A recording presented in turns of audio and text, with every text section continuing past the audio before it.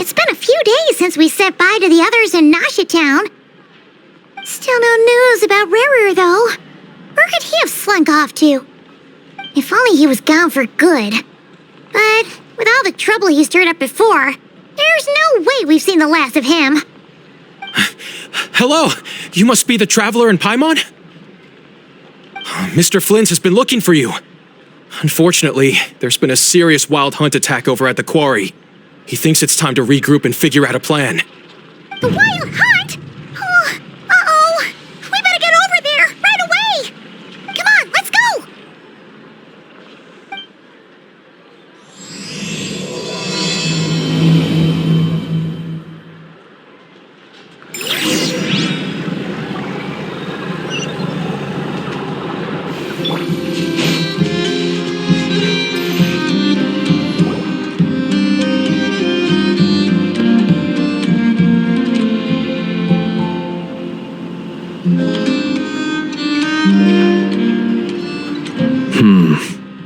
I can barely sense any Kuvaki at all.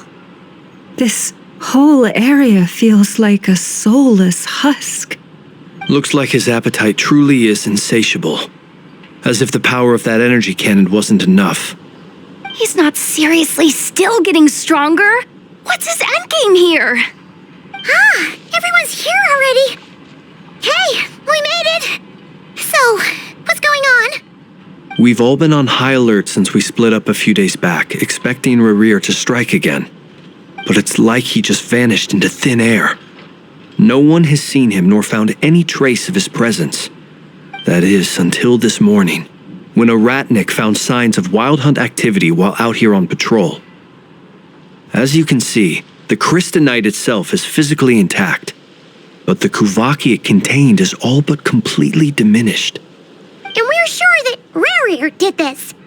Who else? He's the only one who could pull off a stunt like this. Kuvaki loss has reached critical levels. Reikir of Solnari set to maximum threat level. Warning, unless de-escalation measures are taken soon, he will pose a threat beyond our ability to contain. The consequences could be catastrophic.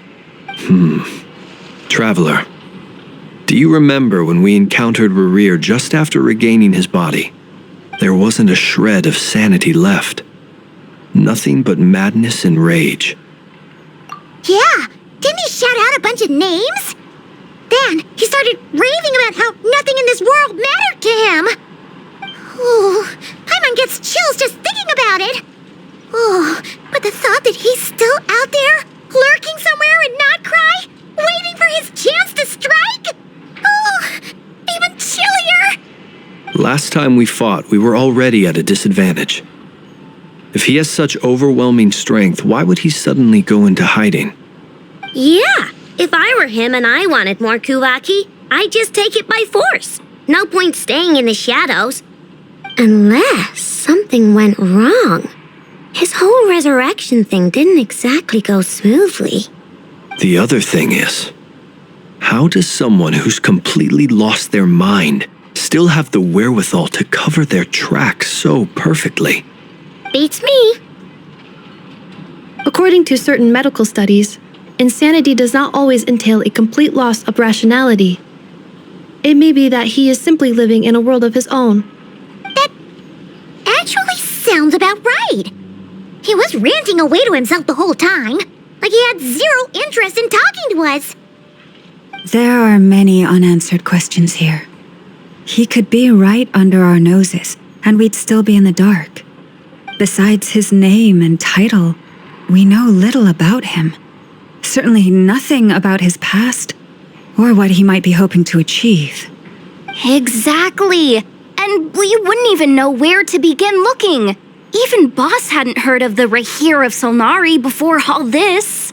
I'd be willing to bet that even if we gathered together every scrap of intel in Nod-Krai, we still wouldn't find more than, 3 useful facts about him. So, if we do nothing, he'll just keep getting stronger. But if we want to investigate him, we have no idea where to look. Last time we had Marionette and her big robo-buddy to help us, and we still barely held our ground. If we had to face him alone... Oh, Paimon's head hurts just thinking about it. What are we supposed to do against a threat this big? Well, I do have a little hunch about his next move. Given that he attacked the quarry, I'd say it's likely he'll target other places rich in Kuvaki. Somewhere like the Eye of Krati, or the Pillar of Embla. One thing's for sure. If we just sit back and let him keep absorbing Kuvaki, we really won't stand a chance against him. A perfectly reasonable hypothesis. However, it is worth noting that these two locations are quite far apart. To investigate them both, we'll need to split up. I agree, we should split up. Right now, Rarir's goal seems to be gathering Kuvaki, not fighting us directly. Once we're done, let's regroup on Hisi Island. Wait, why Hisi Island? If I recall correctly, your largest goddess statue was carved from Kuvaki-rich ore, was it not? That's right. Yes, it could well be a potential target of his. I should head back and start evacuating the pilgrims.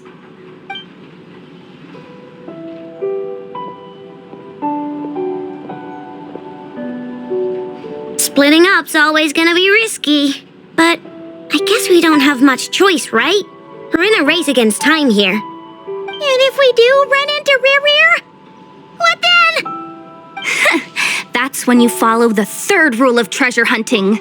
Run like the wind. Didn't you say the third rule was go with the flow? I don't know. Did I? Anyway, whatever. In this situation, go with the flow means go find backup. Agreed. If anyone finds so much as a trace of Rarir, do not pursue him. Get out of the area and alert the rest of us as soon as possible. We need to put safety first. All right, we'd better get moving. Come on, Anefa, let's go.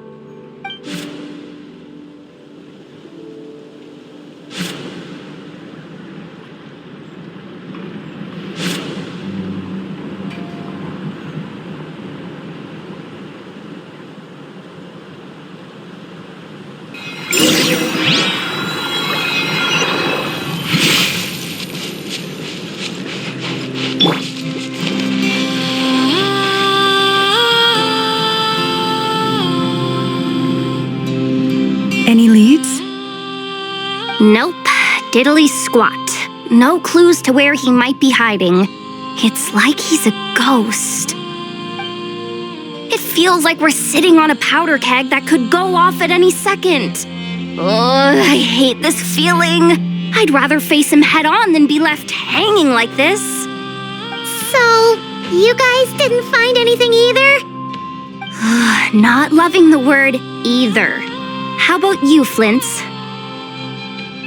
I questioned a few Ratniki and eventually narrowed my investigation down to one suspicious individual. But by the time I got to his place, he was already gone. Almost as if he knew someone was on to him. Either that or he's just extremely cautious and doesn't stay in one place for long. He's been biding his time for a while now. The question is, where or what is his next target? No idea.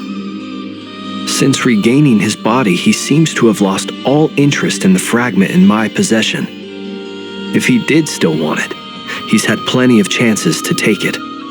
All we can do now is hope that Aino and Anefa turn up some leads. Darn it, Rarir! If you've got the guts, come face me one-on-one! Wait, he's actually here? I didn't mean it, I swear! No, it's coming from Silver Moon Hall. The Lady Kutar might be in danger. Let's get over there, quick!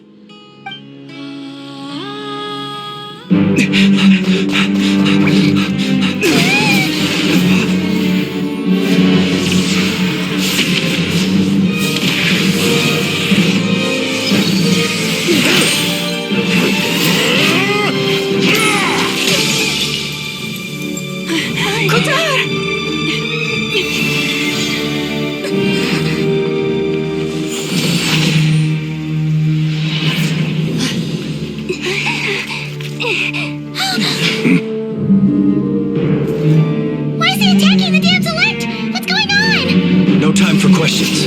Stop him!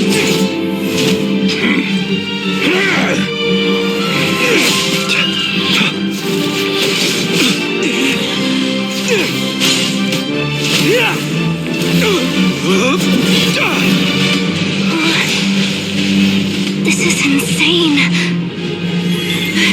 Yehuda, get Kutar out of here! On it.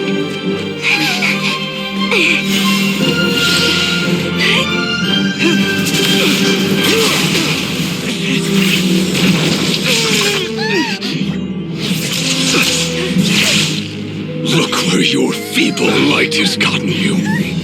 Now you shall plunge into darkness. Felindus, soon I will find a way. Watch out!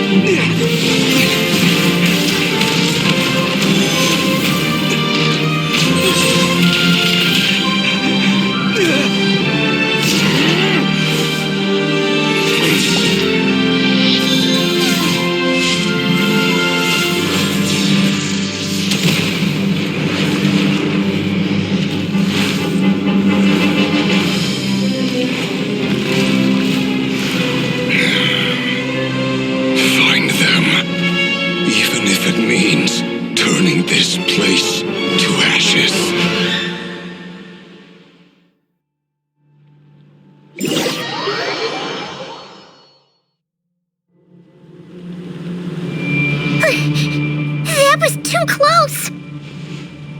We barely made it out of there alive. What's that guy's deal? How'd he get so crazy strong? He's a threat to this entire nation. I doubt his strength could even be measured by conventional standards. I have a question. When me and Anetha showed up, we saw him chasing after this lady like he wanted her dead. What was that all about? We weren't there for the whole thing either. They were already duking it out by the time we arrived. Yeah, we didn't see how it all started. It all escalated so quickly, we had no choice but to step in. Kutar, can you shed any light on the situation? Kutar. Cross-checking database. I see. So you're the one that the Frost Moon Scions refer to as the Moon Goddess? Wait, she's the moon goddess? Oh, no wonder she looks just like all those statues. There are many reasons why people might worship the moon, and just as many why they might despise it. I've never met that person before, but there was no mistaking his deep-seated hostility towards me. Why he holds me in such contempt, I cannot say. But since he hunts the power of the moon, it's no surprise that I am a target. Kutar. There are many potential motives. For instance, you help the traveler escape his grasp. This could be his way of taking revenge. It is also possible that he covets the Kuvaki inside you and seeks to take it for his own. The list goes on. But right now, devising a counter-strategy should be our #1 priority. The likelihood of this location being discovered is close to 100%. A counter strategy? But we don't stand a chance against an enemy like this. Surely our only option is to run. He's not gonna chase us to the end of the world, right? So as long as we can sneak out of Nod-Krai undetected.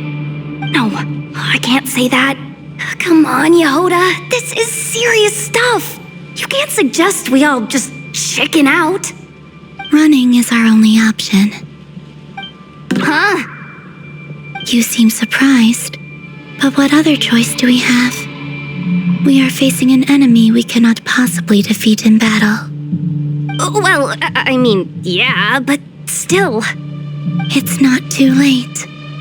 I can distract him, so you'll have plenty of time to make your escape. Wait, what? You're gonna act as bait? Doesn't that make sense? I'm the one he's after. There's no need for you to risk your necks on my behalf. A coyote doesn't stop for bypassers while it's howling at the moon. What is it, Loma? The Frost Moon Scions have already grown accustomed to life without their goddess. My presence here is no longer essential, and this is not my home, so you needn't ask me to stay. We can't just roll over and let him get away with this. That's not our style.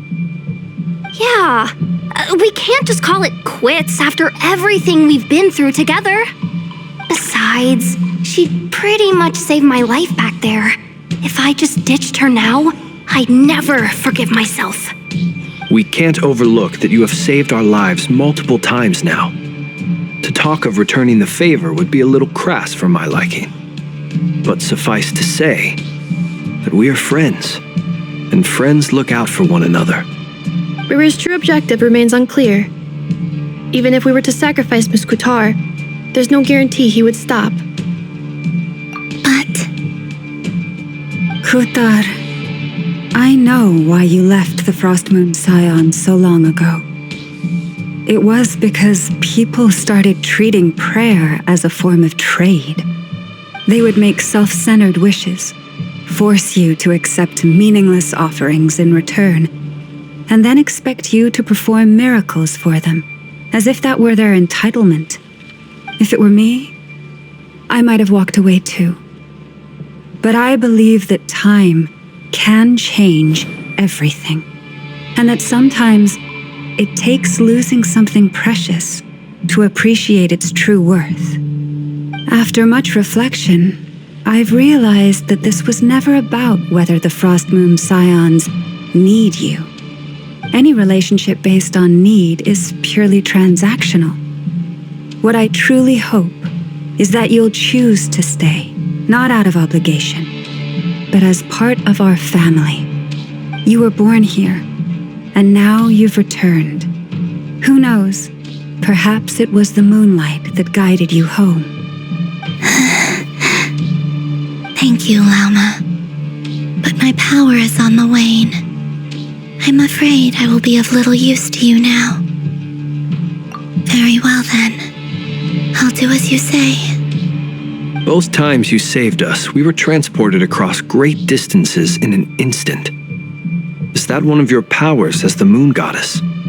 It is, but I find it very draining. I barely managed to pull it off just now, and it will be some time before I'm strong enough to do so again. Rejected by the world, my power is dwindling. Like a lake cut off from its source, slowly shrinking away. Now, it has almost run dry. What do you mean, rejected by the world? The 3 moons belong to the ancient bygone era in which they came into being. From the moment I was born, the world itself has been steadily sapping away at my strength. The 3 moons are not one and the same. As the goddess of the Frost Moon, I cannot wield the powers of the other 2. Yet Moonlight has a way of blending together. Each can reflect the other's glow. So when our fingers touched, I was able to restore my strength by drawing Kuvaki from the eternal moon's marrow. But this method of recovery is painfully slow. If only we could find the... It's the Wild Hunt! Even faster than we expected. We'll have to finish this conversation later. See how those Wild Hunt creatures are running away from us. They're likely just a scouting party, which means Rerir won't be far behind. Then what are we waiting for? Let's get the heck out of here!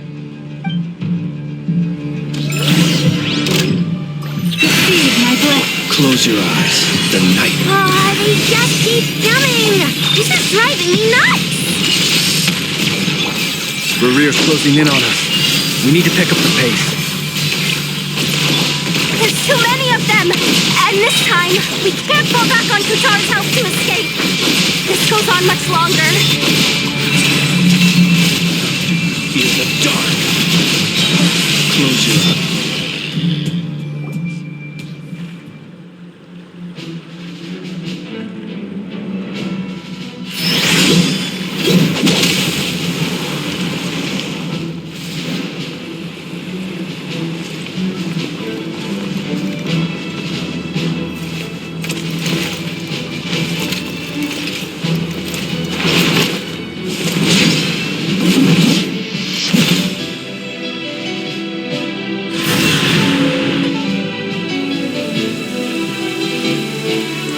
What's the matter? Bit off more than you could chew? Who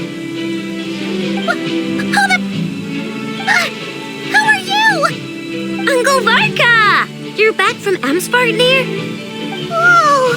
You're Barca? Grand Master of the Knights of Favonius? We could save the intros for later. Right now, let's get you all out of this hellhole. Follow me. I know somewhere you'll be safe. Oh, is that where I think it is? That's the one. Come on, move! There's no time to waste.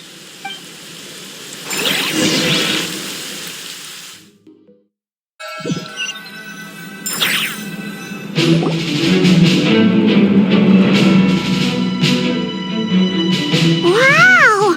Where are we? This is so well hidden. Well, that goes without saying. This is the Knights of Favonius' meeting place in Nod-Krai, and a contact hub for the Northern Intelligence Network, aka the black market of intel. No matter what faction you're with, it's the place to buy and sell information. Their headquarters are in Nod-Krai, but they've got contacts in every nation. As an expeditionary force on foreign soil, working with them has offered us the most effective way of getting our hands on reliable local intel. This is where we meet, so naturally, it's secure. Anyway, where were we? Folks from Nod-Krai should be pretty familiar with me by now, but I believe this is the first time we've met. Allow me to introduce myself. I am Varka, Knight of Boreas, and Grand Master of the Knights of Favonius. We've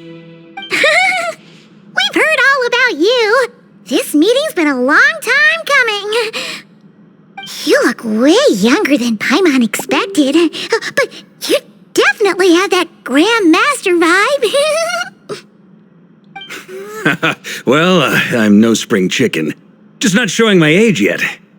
Definitely feeling some of that back pain today, though.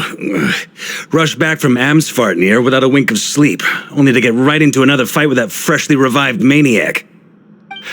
Another? You mean you fought him before? Yep. He wasn't nearly as strong back then, but he was still a formidable foe. I brought some of the knights along to give him a little surprise, but he saw us coming from a mile off.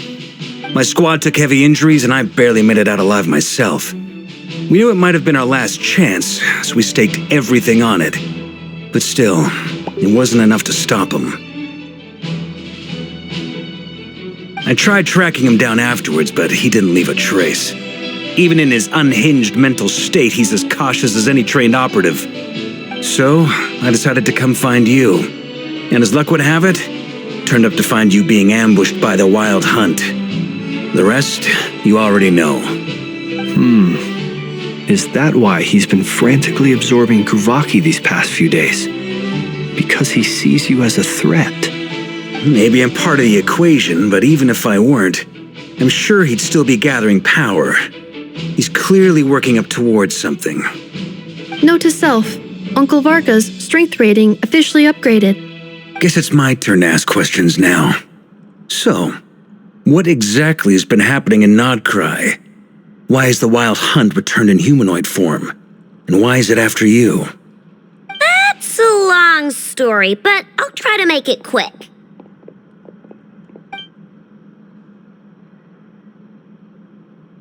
Wow, I had no idea so much had happened. Sounds like you guys have really been through it. So, the Kutar is actually a Fatui Harbinger. And all this Wild Hunt activity in Nod-Krai is the work of the Raker of Solnari, one of the 5 sinners. That's a lot to take in. Need some time to wrap my head around it all. I'm truly sorry, Mr. Varka. You stood with us against the Wild Hunt and did everything you could to stop it from escalating into a full-blown catastrophe. And then, the one time you're away, it all comes to a head and all your hard work gets undone. You've got nothing to apologize for, Miss Moonchanter. You can plan 100 steps ahead and still slip up. That's just life. No one knows what tomorrow holds. You can't predict which way the wind will blow next. And, to be perfectly honest, I can't say I'm surprised. For all the times we've defeated the Wild Hunt in the past, we've never been able to completely wipe it out. Turns out, we were just delaying the inevitable. But now that a new variable has come into play, fate may well take a different course. A new variable? You mean us? Who else? And in a strange way, I think his resurgence might not be an entirely bad thing. The Wild Hunt is like an unrelenting force of nature, but Rerir is an individual with an agenda. He's gotta have a weak spot somewhere. That said, while I was explaining everything just now, some of the points that Mr. Flint's added caught my attention. You mean about our mystery ally? That's right. From what you've said, not only did they lead you straight to some key files, they also shielded Hisi Island from a lethal Kuvaki blast. I don't know who or what could pull something like that off. Heck, even Miss Columbina doesn't have a clue. I hadn't heard the story about those files. Would you mind repeating their titles for me? Wild Hunt Phenomena Log, a Nod-Krai and Ratnik's Field Journal, and Kuvaki Survey Log. Oh. No, still doesn't ring a bell. Another dead end. Guess all we can do now is hope that our mystery ally keeps showing up when we most need them. Still, it's safest to assume they won't be intervening again. From here on out, we'll have to resolve this crisis by ourselves. Your intel also explains something else I've been wondering about. The reason I led my team to Amsfarnir was because we'd had reports about a possible source of the Wild Hunt showing up there. But once we looked into it, it turned out to be a red herring. I don't know who was behind it, but clearly, it served its purpose. I doubt it's by chance that he happened to make his comeback while my attention was diverted. And from everything you told me, it sounds like his scheming began well before his return. So maybe luring me away was all a part of his plan. But is it even possible that he orchestrated all of this by himself? The Moon Maiden and the Raker of Solnari, Nod-Krai of all places. The way everything is unfolding, it can't be a coincidence. So, what do we do now? Got any ideas? Right now, we've got at least 3 things to consider. Let's go through them one by one. First, we need to figure out how to take down Rerir. If we can't beat him in a straight-up fight, the rest won't even matter. To my knowledge, the bulk of Nod-Krai's fighting force is already gathered here. But even with everyone united, we're still no match for Rerir in his current state, let alone with his power still growing. What if there was a way to tap into a new power of our own? How so? Have you thought of something, Columbina? 3 moons once watched over this world. The Eternal Moon was the largest, the Frost Moon was the brightest, and the Iridescent Moon was the most mysterious. They say that back then, the 3 moon goddesses wielded immense power, enough to shape the workings of the world itself. I now bear the Frost Moon's power, and the Eternal Moon's marrow resides within the Traveler. Hold on. Are you suggesting? The Iridescent Moon, the last piece in the puzzle. That's right. If we can find the Iridescent Moon's marrow, I will be able to regain my strength much more quickly. The 3 moons are said to stir the tides and illuminate all things. Perhaps they hold further secrets beyond our understanding. According to my analysis, the solution is feasible. However, it is subject to one major condition. How do we locate the iridescent moon's marrow? I know a way, but we will need to visit the Fatui's Experimental Design Bureau. The Experimental Design Bureau? Are you saying we need to involve Marionette? Yes. I must speak with Sandrone. It's a long way from here to the Experimental Design Bureau.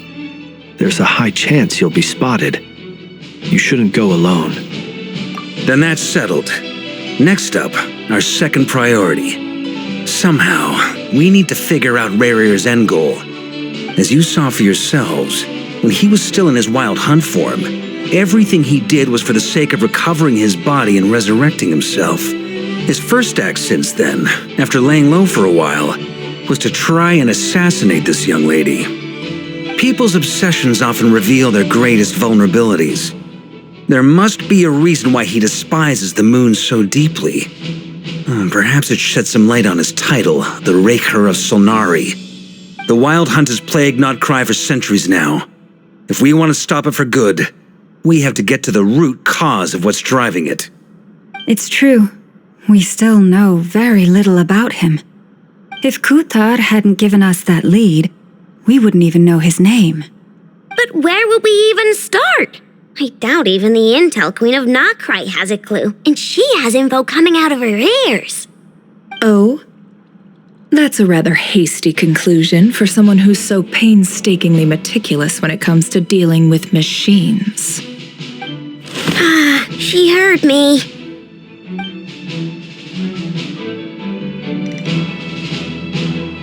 Boss! What are you doing here? I'm now asking myself the same question.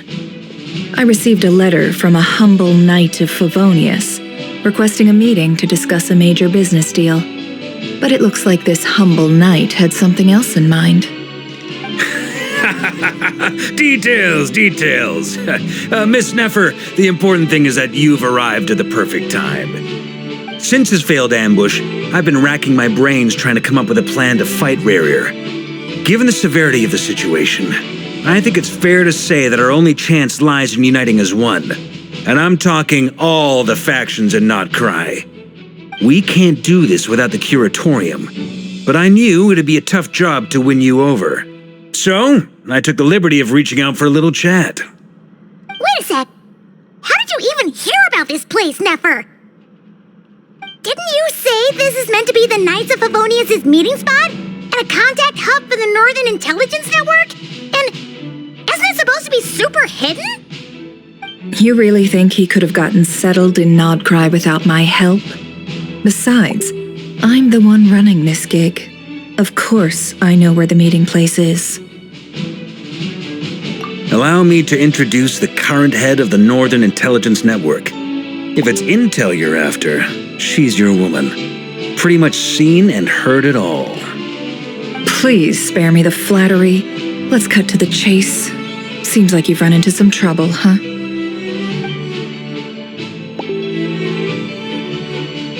Well, this certainly qualifies as an unforeseen crisis.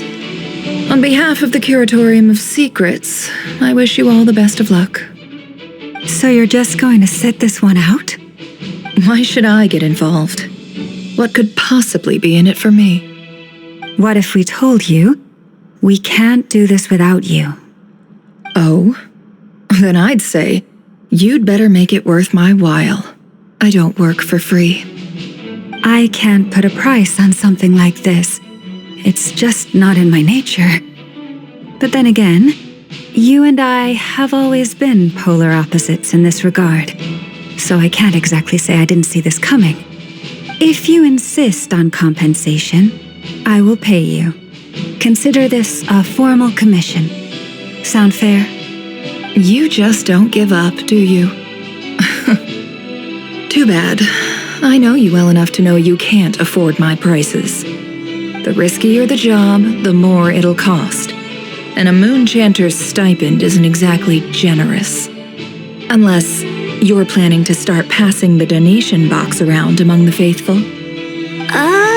Boss, just a thought. If they come up short, maybe you can take the difference out of my next few paychecks. things got really dangerous during the fight with Rerir. If this girl hadn't saved me, I'd be ley line fodder by now. I'd be gone for good, boss. If there's any way we can make this work, I'd really like to help her. Please? I'm begging you. This is why I'm always telling you never accept favors. They are the hardest debts to repay.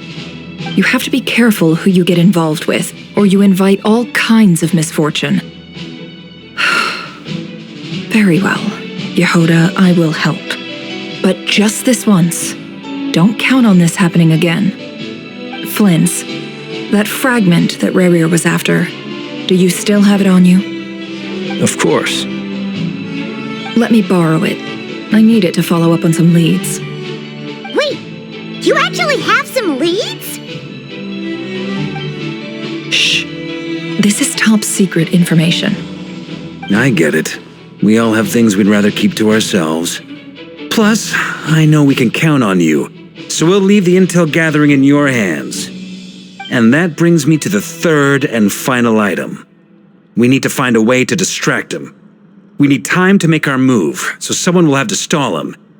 I'm in for this part, no matter what. Anyone coming with? Count me in too. Come off it, you two. Quit playing heroes. I'm way ahead of you here. Nefa did a scan of the Moon Goddess's Kuvaki signature, and we're gonna use it to make some decoys over at the Krumkake craft shop. Anyone who's in, follow me. Once they're ready, we'll deploy the decoys across Nod-Krai. So as long as the rest of you keep moving, he won't catch on to your scent and won't be able to track you down. I like it. Genius idea. No biggie. All right then, we'll split into 3 teams. Once your team has finished their mission, return here and wait for the others. Dismissed!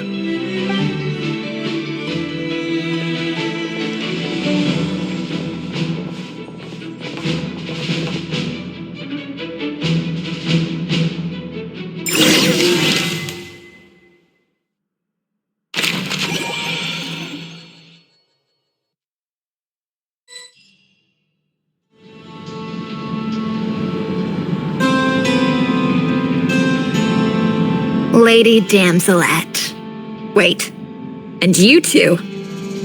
What are you doing at the Kuvaki Experimental Design Bureau? We've been doing our best to mind our own business lately. But if you're just gonna waltz up here like this, you're seriously pressing your luck. Don't blame us for doing what we have to. Huh! You really think that's gonna scare us off? We're not looking for any trouble. I just want to see Zandrone.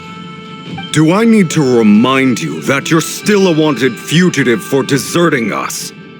Out of consideration for our former ties and the crisis we're all up against, we'll let you leave in one piece.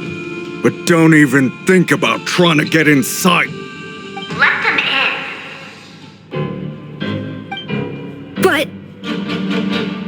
Are you going to make me repeat that? No, my lady. Zandrone seems to be in a good mood. Must be maintenance day.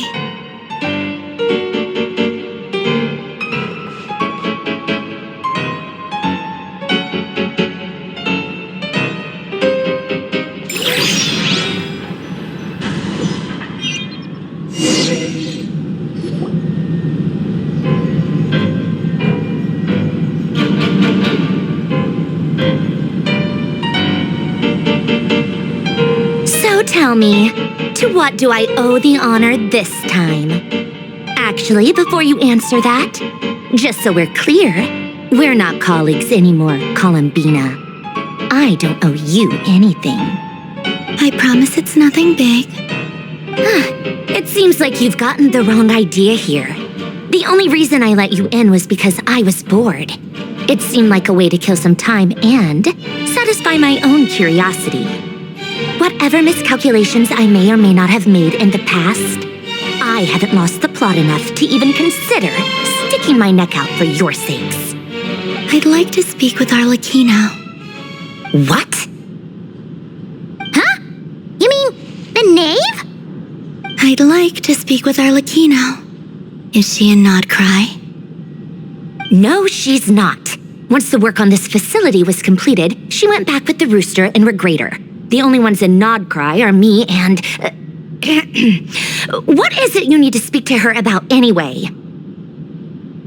Rerir is hunting me.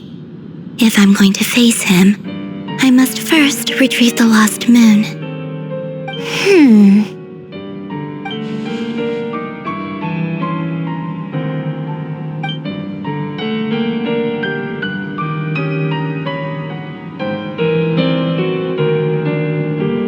Is that a no, then? As if I need reminding. I was this close to settling things with him before someone decided to whisk me away to their weird little garden. Have you held any tea parties lately? Tea parties? Yeah, obviously. You don't seriously think we'd pack it all in just because you aren't here.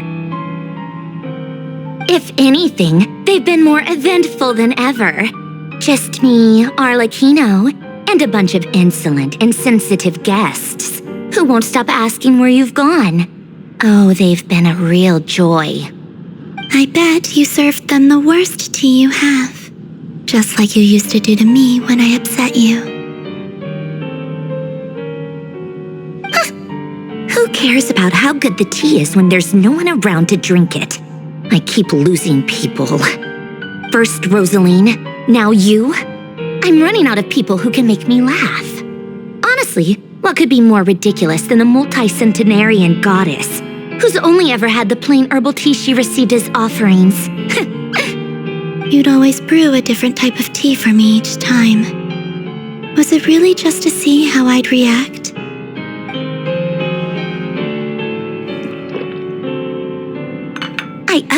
Well, duh. Why else? Watching you squirm was practically my only form of entertainment.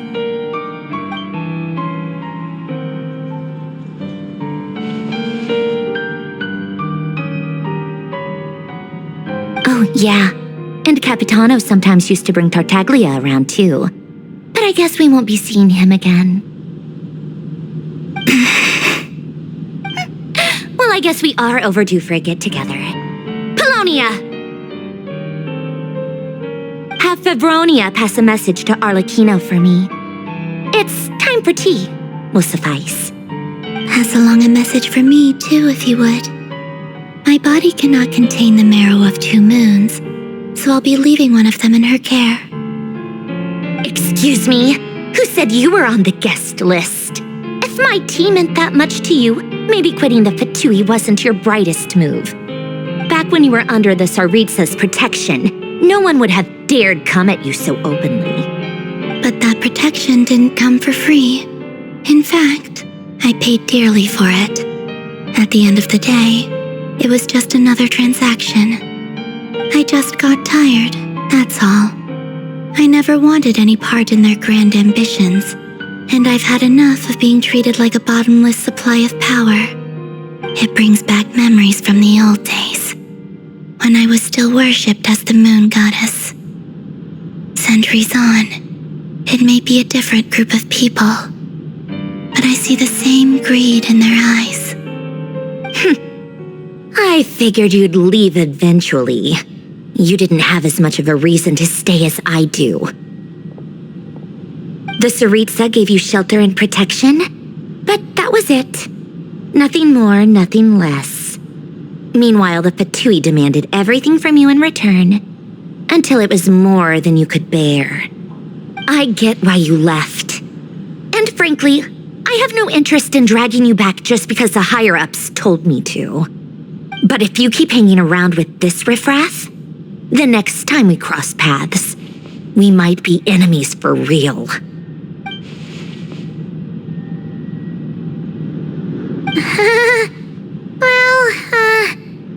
Guess that's our cue to leave? That might be your plan, but it sounds like someone else wants you to stay a little longer. Huh? What do you mean? Listen.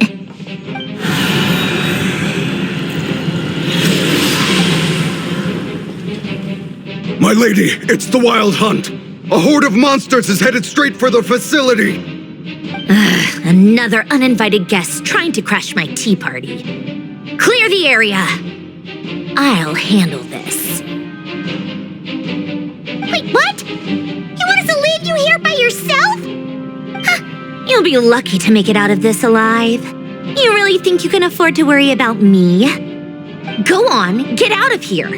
You may have stopped Polonia from crushing him last time, but I've made sure that won't happen again. The entire Experimental Design Bureau is rigged for war. Stay and watch if you want, but it'll be at your own risk. You're not flagged as friendlies in the weapons system. Don't tell me what to do!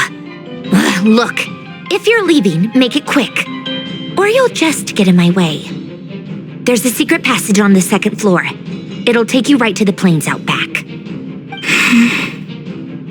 Stare all you want, Columbina.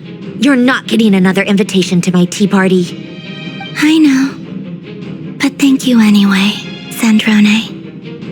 This is exactly why you shouldn't hang around with those people. All their melodrama and sentimental nonsense is rubbing off on you.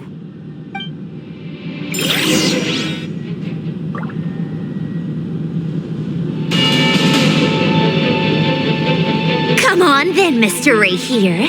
Let's pick up where we left off.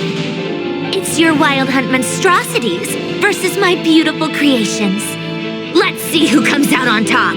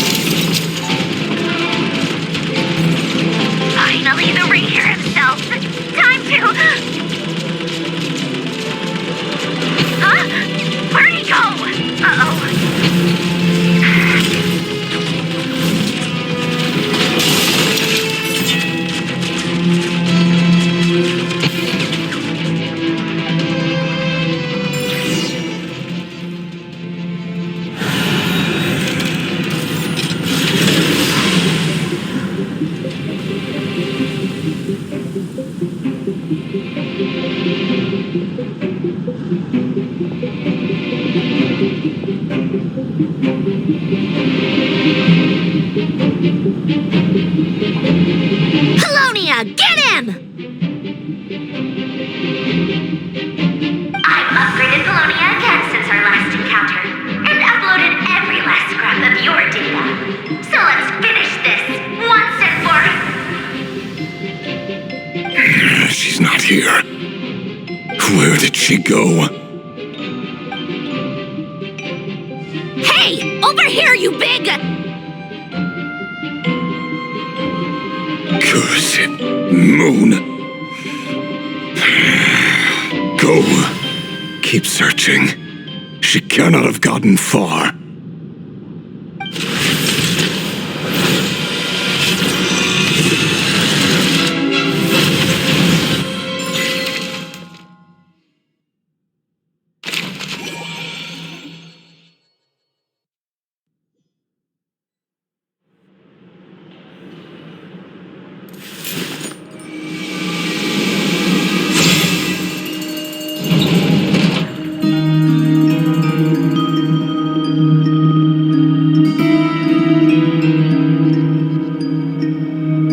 So this is your method for investigating Rarir's past. It almost looks like some kind of ceremony. Good deduction. But it's quite a different affair from what you're used to with the Frostmoon Scions. Whoa! First time I've ever been in here. Boss always said it was off limits, so I pictured some kind of creepy dungeon. But it's actually kinda nice. Oh, I guess this must be Sumero decor? That's where Boss is from. And that nice shopkeeper who sold me my treasure compass.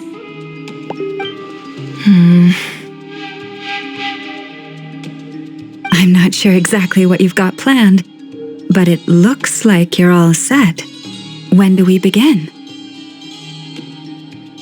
Whenever we wish. But for some reason, I've got a feeling this isn't going to end well. I've never faced Rarir myself, but from what you've told me, his power is beyond anything I could imagine. I, on the other hand, am just an ordinary businesswoman. Our paths should never have crossed, yet here I am, forced to make an enemy of him. If you ask me, you're about as far from ordinary as it gets. So what are you saying? You're getting cold feet? Once I take a job, there's no backing out. Still, I have to ask myself if the power I'm relying on will even work on an opponent of this caliber. And also how to make sure I come out of this alive if things spiral out of control. Death is the one thing we can take for granted. It is the great equalizer, however fortunate or unfortunate we may otherwise be. So it's important to consider how to spend what lifespan we have left. Come on, boss. Lighten up. Quit talking about death. It's bad luck.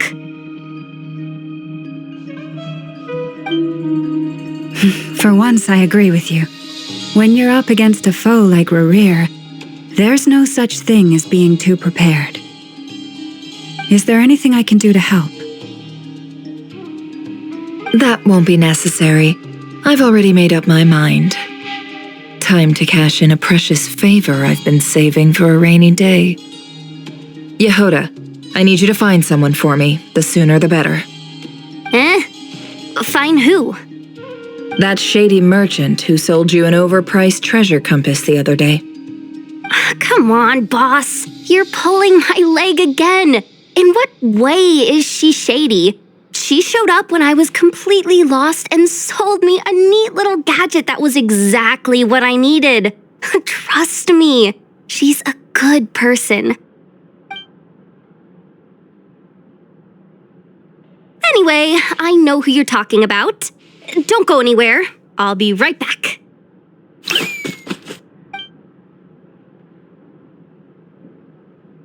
Quit grabbing me. I genuinely can't run any further.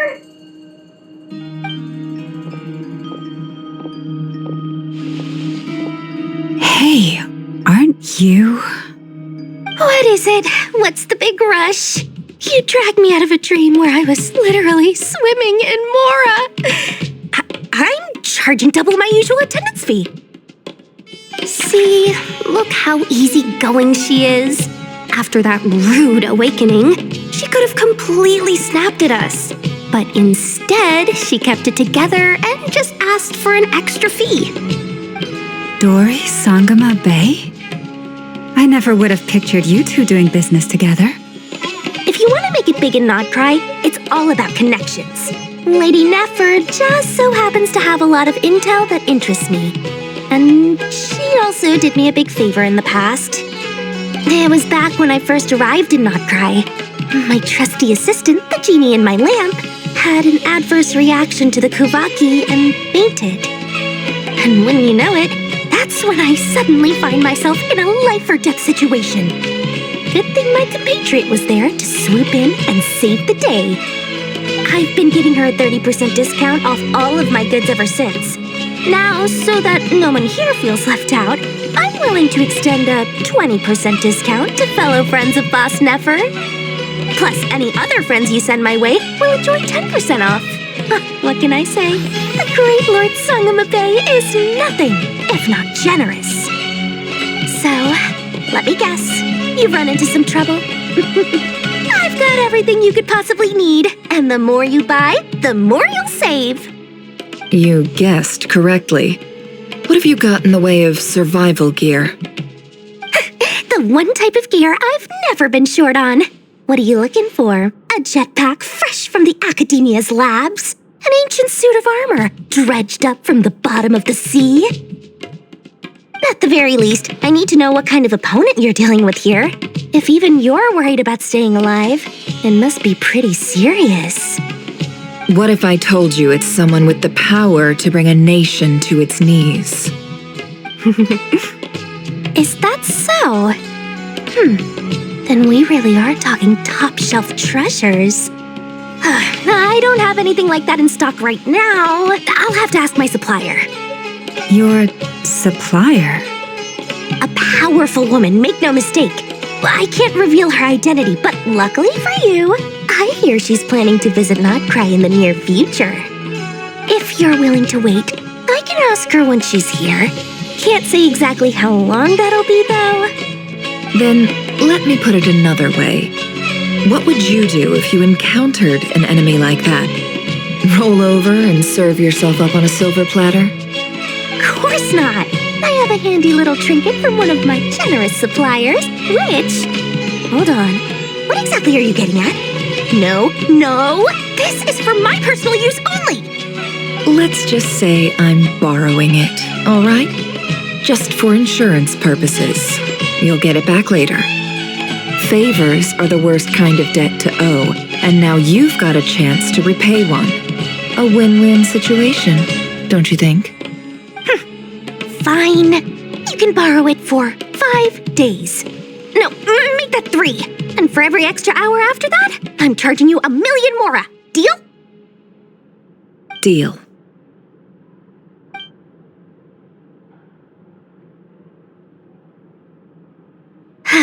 What a way to start the day. Now, was there anything else you wanted? Or can I go back to bed now?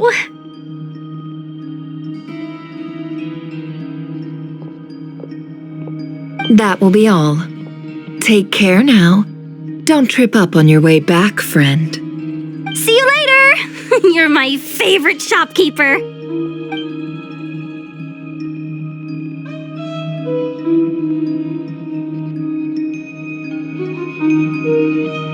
Excellent. Everything is well and truly ready. The ceremony can now begin.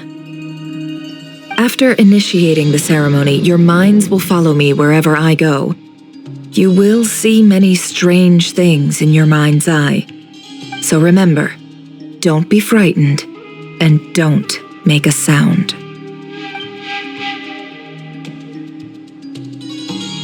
Now then, let us peer into the Raker of Solnari's past.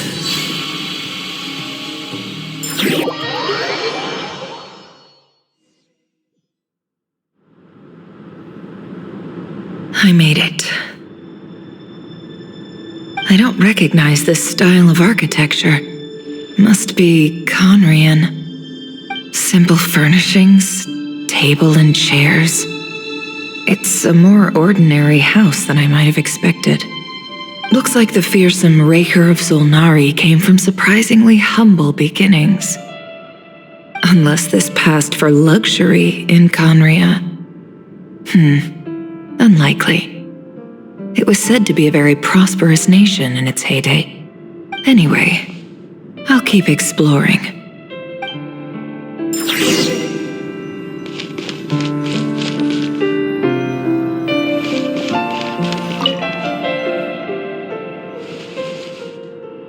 Hi, River. Since you're working extra hours tonight, I thought I'd keep myself busy by checking out that new kebab shop.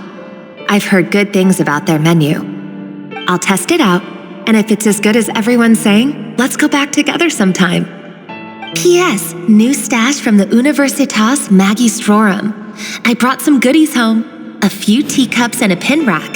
Hope you like them. They didn't sign their name, but they must have been close. Sounds like they were living together.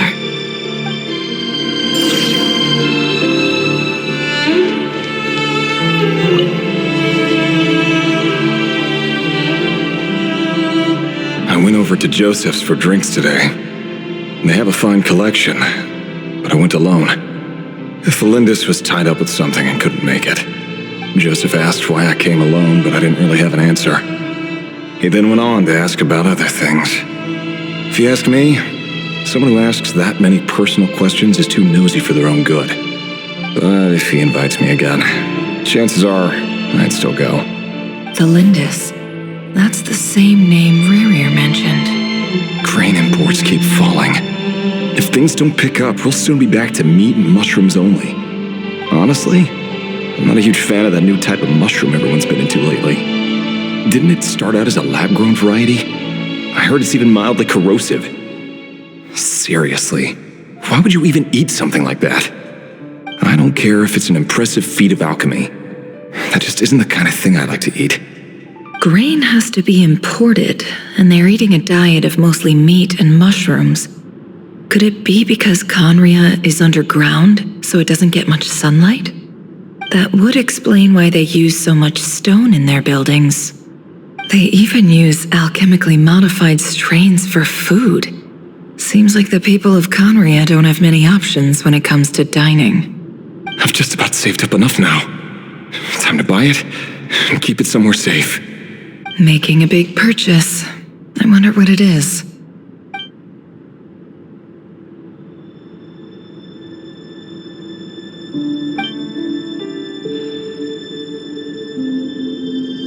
He really is a professional. No wonder he's so good at covering his tracks.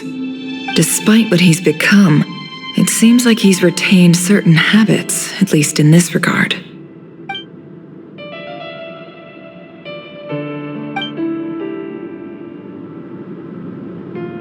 Did Rary rip it out himself?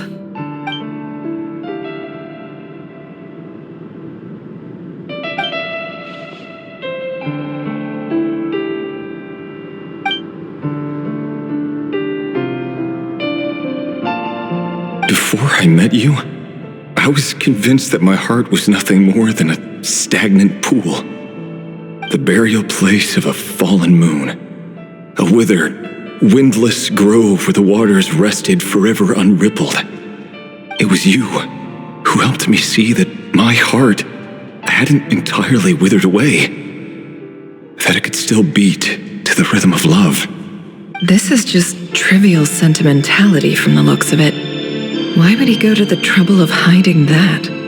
The burial place of a fallen moon.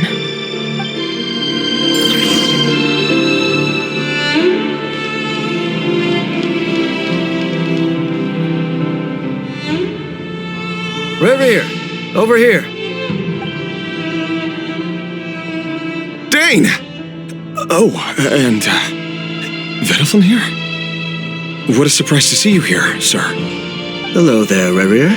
You need not address me so formally outside of court. He doesn't get that much free time, so I invited him over for a drink. Even the court prophet deserves a break every now and then, right? Well, I'm flattered. So, what are we discussing today? Hey, don't look at me. As far as I see it, we don't need an excuse to have a few drinks. Come on, don't give us that. Didn't you say you were about to pop the big question? How's that coming along? Who'd have thought the great Twilight Sword was an even greater gossip? I just didn't expect you to be the first one to settle down and get married, that's all. Yeah. If you told me that a few years ago, I wouldn't have believed you either. So, Are you planning to come clean about your job then? I'm guessing you still haven't told her.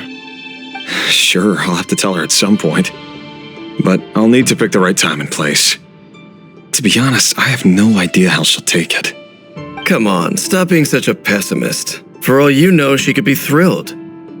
I bet she'll be much more impressed by your actual job than the one she thinks you're doing now. A member of the King's Guard.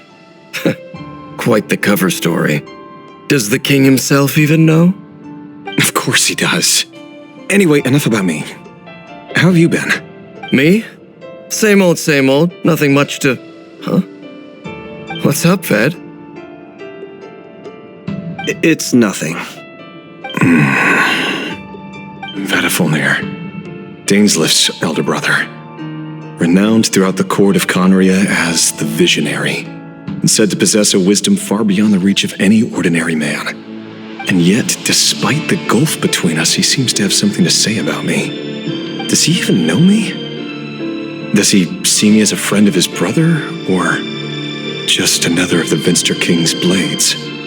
Why did he react so strongly? Was it really to do with what we were talking about? Brown, curly hair and brooding blue eyes. So this is what Rerir looked like back in the day. Perfectly normal. No different from anyone else. As frightening as this monster is in the present, there's something even more unsettling about seeing the human he used to be.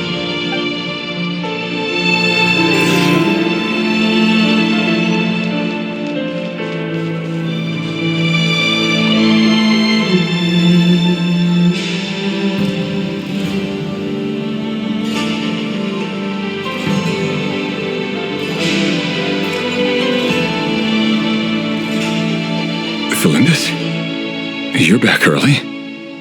Our equipment's being serviced today, so I got off earlier than usual. How's your day been? Aw, why the long face? Is something the matter? Has your boss been giving you a hard time again?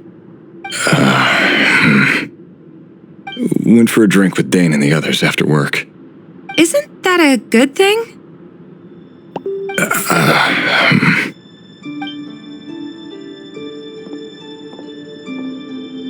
Vedifulnir showed up today, too.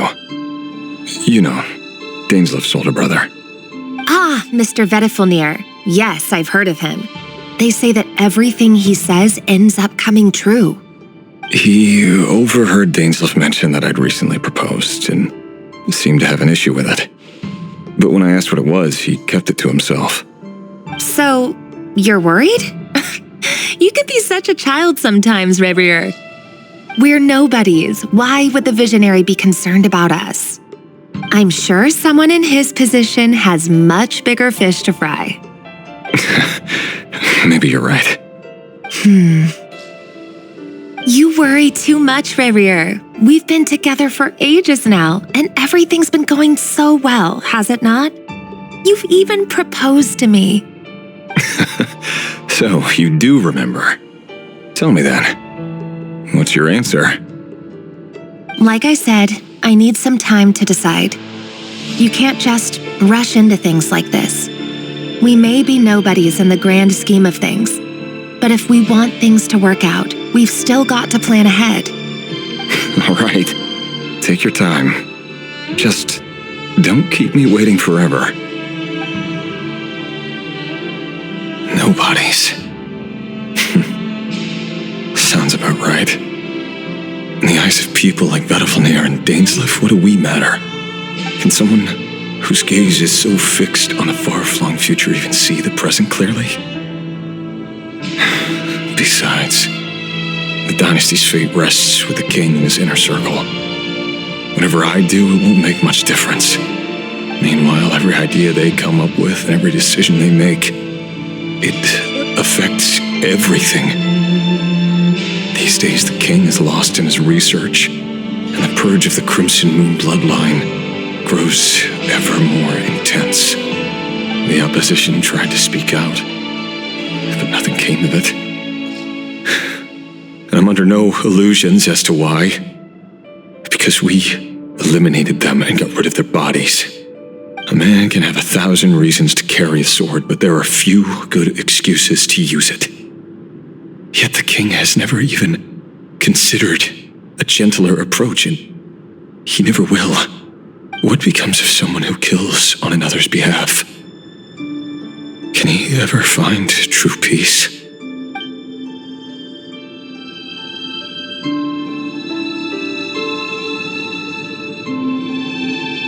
Thelendis,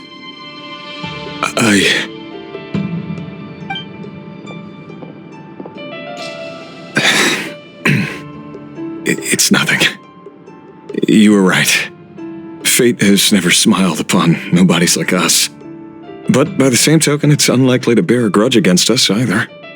There's no reason we can't keep living happily together, cherishing the simple joys of each day as they come. See? You just need to stay positive, Revere. I can feel your warmth, your breath. You're right there, right by my side. Just seeing you makes me happy in a way I can't explain, and that's something that no one could ever take away from me. So smile, my love. Let go of that frown. You're right, Thelendis. I've just been overthinking things. That's better. Getting caught up about things like this will only ruin our evening. Speaking of which, all set for the ball tonight? I need to go get ready. You go ahead. I just have a few things to take care of, then I'll come join you. Even busier than the big shots, huh? Fine, I'll go get started. But don't be late. If you keep me waiting too long, I won't be a happy bunny. Relax. I'll be there. Seriously, though, you drive a hard bargain. You're really gonna leave my proposal hanging and still expect me to take you to the ball? Well, that goes without saying. I already told everyone I'd be coming with a dance partner. Besides, they're two completely different things. Let's take it one thing at a time, all right? All right. White outfit it is. It seems like Rerir was deliberately hiding his ties to the intelligence services by giving the impression that he was just an ordinary member of the Finster King's Guard. He clearly doesn't want his would-be fiancé to know about his other life. Then again, that's hardly surprising. People in the intelligence trade rarely do. Who'd have thought we were in the same line of work? Let's dig a little deeper.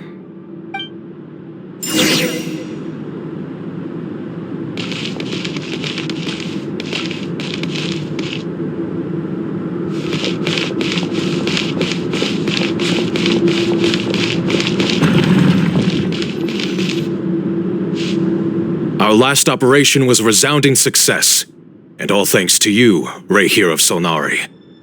In total, we apprehended 32 dregs of the Crimson Moon, and 67 accomplices. After all these years since the dynasty's fall, so many of them still linger on. Indeed, it cannot be denied. Yet it was destiny that the Crimson Moon should be overcome by the eclipse, and that His Majesty, the all-seeing Finster King, now guides our nation on the path to prosperity. Khaenri'ah has no further need for a dead moon. But alas, there will always be those who refuse to see the truth, choosing instead to romanticize the past. That's not entirely true. Much about the Crimson Moon era was worthy of remembrance, and that's exactly why they keep trying to see it restored. Many of its secrets remain unsolved to this day. As it happens, that's precisely the field of study my partner is devoted to. You still haven't told her what you really do for a living. Where would I even start? How do you tell someone that you're one of the king's hand-picked executioners? That your hands are steeped in blood? You didn't choose this life, any more than I did. Orphans like us don't get a say. But I'll sure as heck be the one to pay for it. Speaking of which, we need to be more rigorous in the way we identify direct descendants of the Crimson Moon. Someone, it seems, has strong opinions about my future plans. Most likely my marriage in particular. I have a feeling that we may soon become targets of the Crimson Moon's retribution. Your concerns are not unfounded. They've taken out many of our colleagues these past few years, and for that very reason.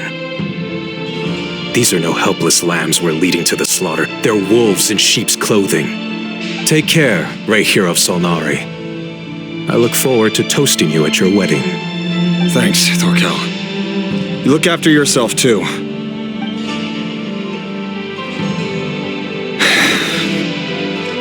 Thelindis, I never wanted to keep this from you. You're the last person I would ever want to lie to. But that's exactly why I can't tell you everything. There are things you shouldn't know. Things you cannot know. The Moonlit dynasties are a thing of the past. Yet even now, with the sun shining high in the sky, there are those who would call forth a dead moon's ghost. Could that be why Vedalfnir held back? Or was it because of some court secret he's not at liberty to share? I have to get a clear answer from him. No matter what happens, I will protect Thelindis. Rerir seems to be very concerned by Vedalfnir's reaction. Vedalfnir and Dainsleif, the Visionary and Twilight Sword. So that's what they were really like. I've investigated this whole area now. There doesn't seem to be any other memories here. Should I try somewhere else? Wait a second. What's this black smoke?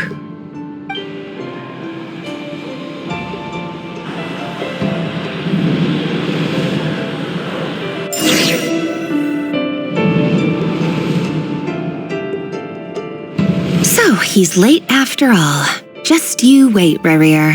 You're in for it. Big time. Are you waiting for someone, ma'am? Could I tempt you into buying some flowers? Oh, sure. Pick me out a pretty bunch if you would. Thank you. But I'm afraid none of them are as pretty as you. For someone so young, you sure have a way with words, don't you? I'm only telling the truth. Look me in the eyes. You'll see I'm not lying. May we have a word in private? Who are you? And what do you want? It doesn't matter who I am. Too many of our kind have fallen lately, so I decided to take the risk of reaching out. Not long ago, the Rey here of Solnari led an assault on one of our strongholds. We suffered many casualties, and many who came to our aid lost their lives as well. Sorry, I don't know why you're telling me this, and I don't want to get involved. Wait, hear me out. This time we finally got a clear look at his face and learned his true identity. His name is Rerir, and he claims to be one of the King's guards. What did you say? A cruel irony, isn't it? The man you're set to marry leads a double life as a brutal executioner. But surely you must have caught a whiff of the blood on his hands. Why are you telling me all of this now? Simple. It's because... How strange. Rerir was nowhere to be seen in that memory. It clearly belonged to Thelindis. Rerir couldn't possibly know what happened if he wasn't even there. Why would her memories appear in his fragment? The ceremony won't last much longer. I think it's time to call it a day.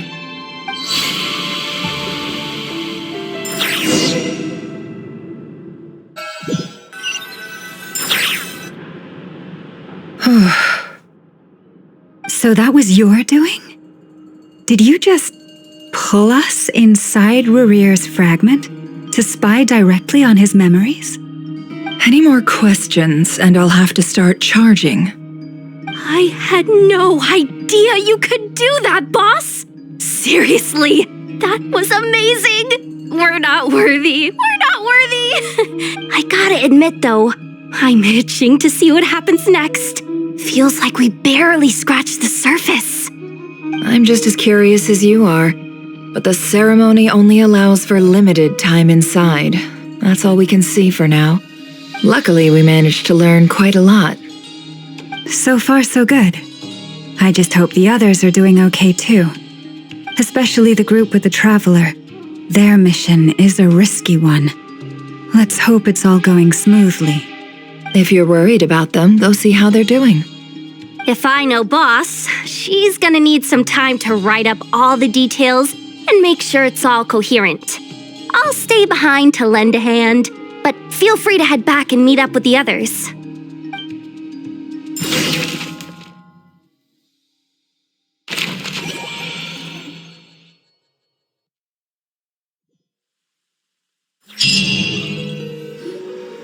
Oh, they've been prowling around for nearly 2 days now.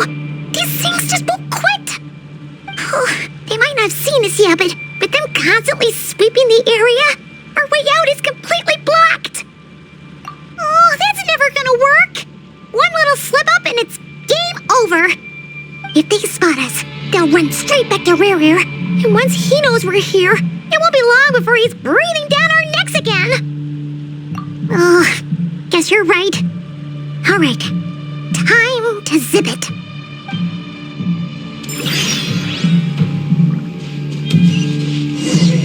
Quick, hide! We almost got spotted!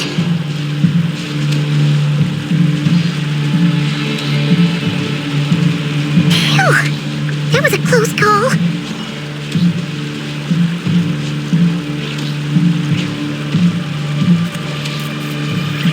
Watch out! He's coming this way!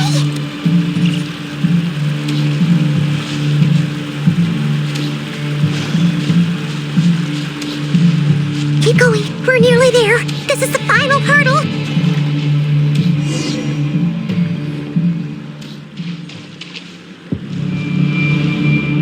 Oh, there's no end to these things.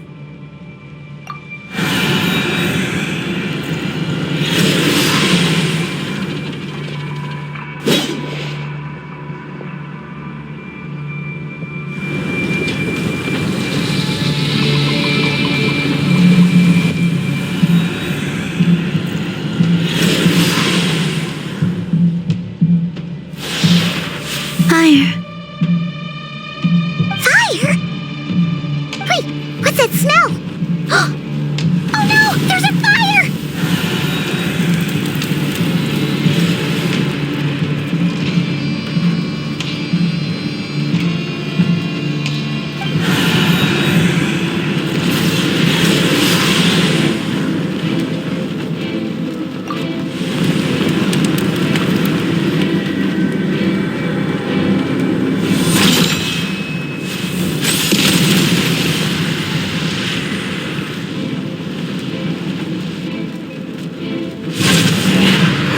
Sandrone was right. You look weak, Columbina. The old you would never have let such lowly creatures bar your way. Word has it that you did something for the Tsaritsa, and that's why you've lost most of your power. Freedom comes at a heavy price, doesn't it? It's Arlecchino! You came! Hello again, Columbina. And greetings, guests of the House of the Hearth. It's been a while, Arlecchino.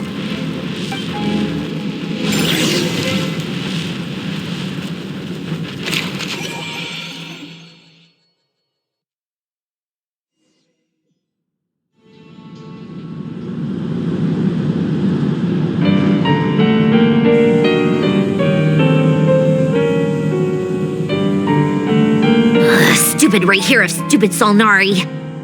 Whatever. I've got all the data I need. Next time we meet, you're finished. He sure doesn't pull his punches. Excuse me, do you need a hand? You can do me a favor by staying out of my way.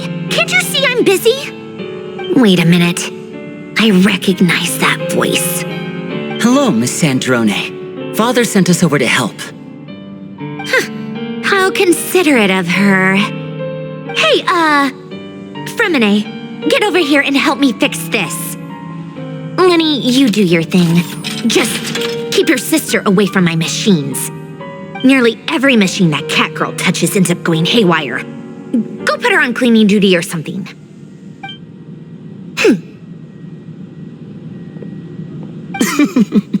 Then let's start downstairs. Fremine, we'll leave this place to you. You've got it. Wait a second. Pretty sure there's still some tea in the cupboard.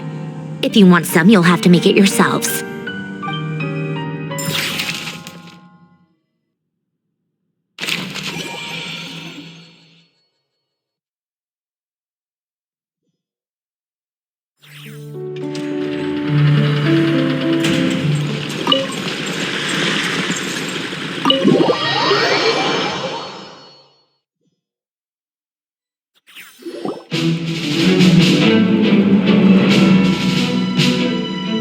It's a relief to see you all made it back in one piece. Huh? Feels like there's quite a few people missing. Where's Flint's and the others? And what about Nefer? I returned ahead of them. Flint is helping Ino and Anefa to set up the decoys and buy some time. As for Miss Nefer... Boss is still wrapping things up on her end. She sent us back to fill you all in on the top secret intel we've been gathering. I see. Then let's get right into it. But first, who do we have here? You brought someone else in to help? Greetings.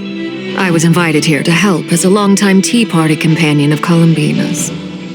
You may call me Arlecchino. Surely it can't be. Those eyes. Oh, where have I seen them before? Wait, of course. In those memories we just saw. The only Arlecchino I know is the fourth of the Fatui Harbingers. So either you share a pretty uncommon name, or you're more than just a Tea Party buddy. You are well informed, Grandmaster. A man from Mondstadt living all the way out here in Nod-Krai, and yet the people and affairs of Snezhnaya seem to hold a special place in your heart. Oh, the feeling's mutual. Sounds like you know all about who I am, too. A Fatui Harbinger. The atmosphere in here just got really tense. Guess we can't just start trusting Fatui Harbingers, even at a time like this. I must admit, though, I'm a little curious. Seeing as the moon goddess no longer belongs to the Fatui, what makes you so willing to put your neck on the line here? Nor does Nod-Krai belong to Mondstadt, Mr. Varka. Yet still, you're fighting for it all the same. Things don't always have to have a tangible payoff. Sometimes, stopping things from spiraling out of control is a higher priority than chasing the spoils of victory. Of course, I can't say there's nothing in it for me at all. But that's between Columbina and myself.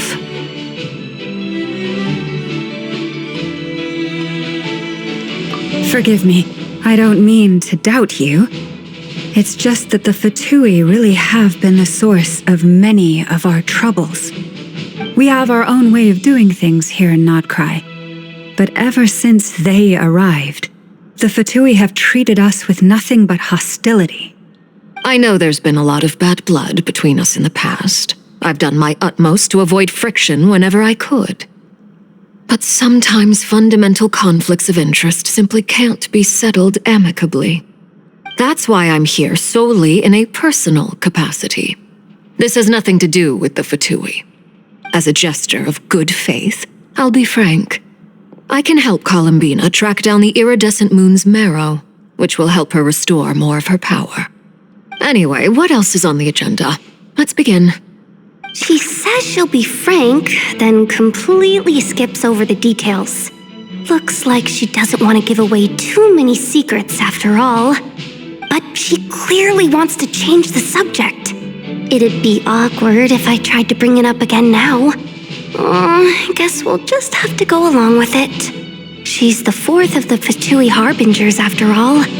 One look and you can tell she's not someone you'd want to mess with.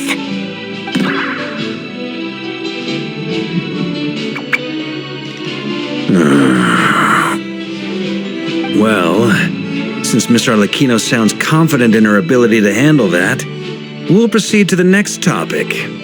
Yehuda, time to share that top secret intel. All right, listen up, everyone. First, we now know that Rerir was originally a Conrian secret agent whose primary mission was to hunt down and assassinate the so-called Dregs of the Crimson Moon. The Dregs of the Crimson Moon? the memories, there was a lot of talk about the Crimson Moon and Eclipse, and a whole bunch of other stuff from the time of Conria.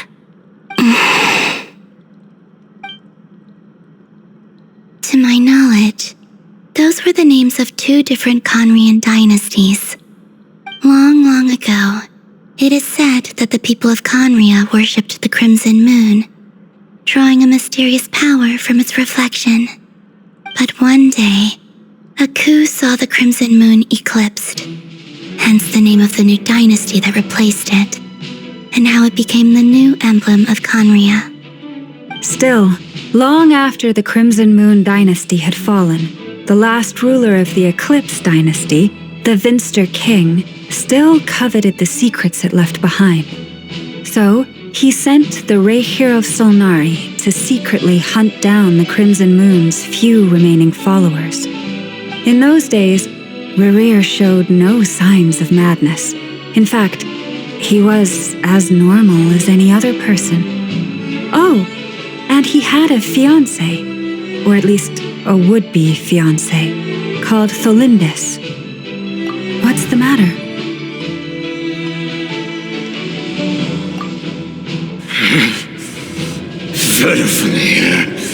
Verify, Granddaughter! Tholindis!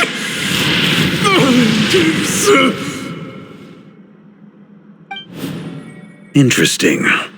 Anything else? What about this would-be fiancé of his? Do we know anything about her? Well, she was a researcher at the Universitas Magistrorum, but it felt like she was hiding some kind of secret. Oh, and one more thing. For some reason, Rerir's fragment also contains some of Tholindis' memories, though only a very small portion. Well, no shortage of potential leads, I'll give you that. In any case, it sounds like we can conclude that while Tholindis was still around, Rerir appeared to be lucid and quite normal. Tholindis, it seems, must have been the one thing in this world that he couldn't let go of. Tell me, though, were these pure-blood Conrians we're talking about here? Why do you need to know that? Hold on. If she was a pure-blood Conrian... Oh yeah! Just like how it was with the captain! If we could somehow find her, do you think there's any chance Rerir might regain some of his sanity? It's possible, but it would take a miracle. We can't pin all our hopes on that. That merchant who Nefer knows, Dori Sangama Bay. Maybe we could hire her to look into it. All right, then. Let's keep working in our separate teams. Traveler, Paimon, Kutar, and Miss Arlecchino will go look for the iridescent moon's marrow. As for the others... On the way over here, I noticed that the wild hunt monsters had grown even more frenzied in their search for Kutar. At this rate, the people living here will be in grave danger too. So I'm thinking of gathering together some of our followers to go wipe them out. I'll head back to the curatorium and meet up with the boss.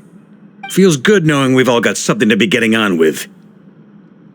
Given that the Wild Hunt has been a lot more active lately, the Lightkeepers have likely begun their own operations too. If that is the case, someone will need to pass the news on to Flint's. I'll hold the fort for now, then discuss our next move with Flint's, Aino, and Anefa when they get back. All right then. Well, the clock's ticking. If that's everything, we'll be on our way. We'd better get moving too. We'll try to buy you as much time as we can. Relax, just do your thing. Now, I decided to call in some backup since things are getting so hairy. Our reinforcements should be here any minute now. Stay safe, everyone. Dismissed.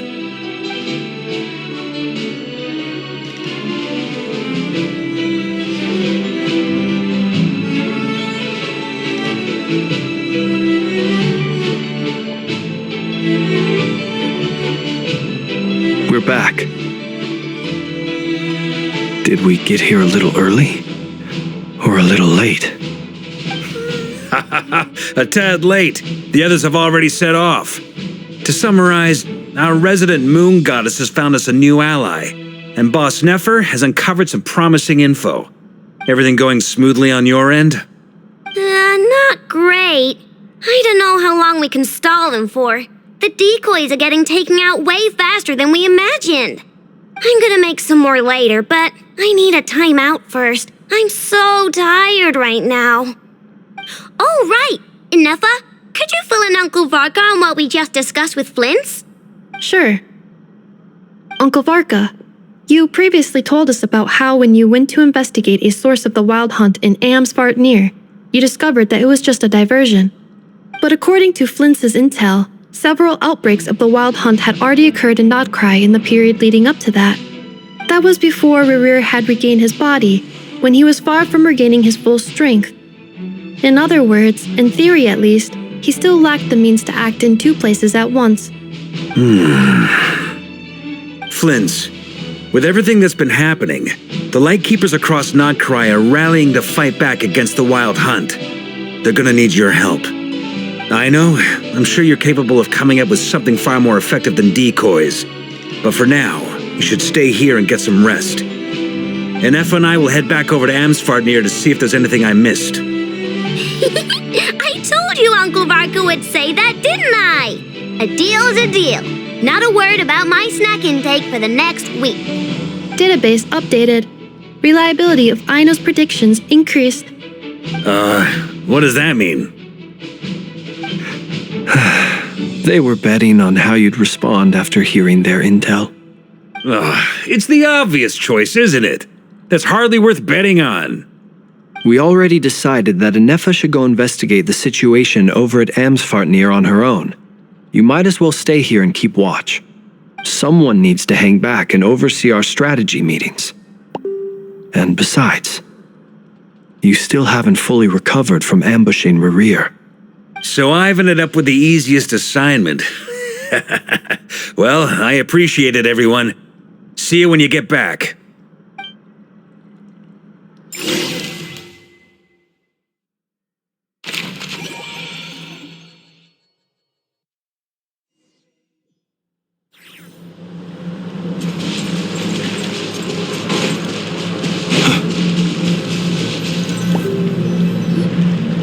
Here, this will serve as a good spot to cross over. Arlecchino, hold up a second. Since you brought us all this way, would you mind telling us what you've got planned? We still haven't got the slightest idea what's going on here. And if even Columbina doesn't know where the iridescent moon's marrow is, how do you? Simple. Because I am an inheritor of the royal bloodline of the Crimson Moon, and one of the last surviving embers of the Two Worlds' flames. Huh? Are you serious? As in, you're a descendant of that Crimson Moon dynasty we were just talking about? The one from ancient Conria? Your surprise is understandable. I was also taken aback when I first learned of it. But the more I thought about it, the more I realized the signs had been there all along. When I was young, I discovered I could wield a very special kind of fire. It coursed like blood through my veins and smoldered away inside my nerves.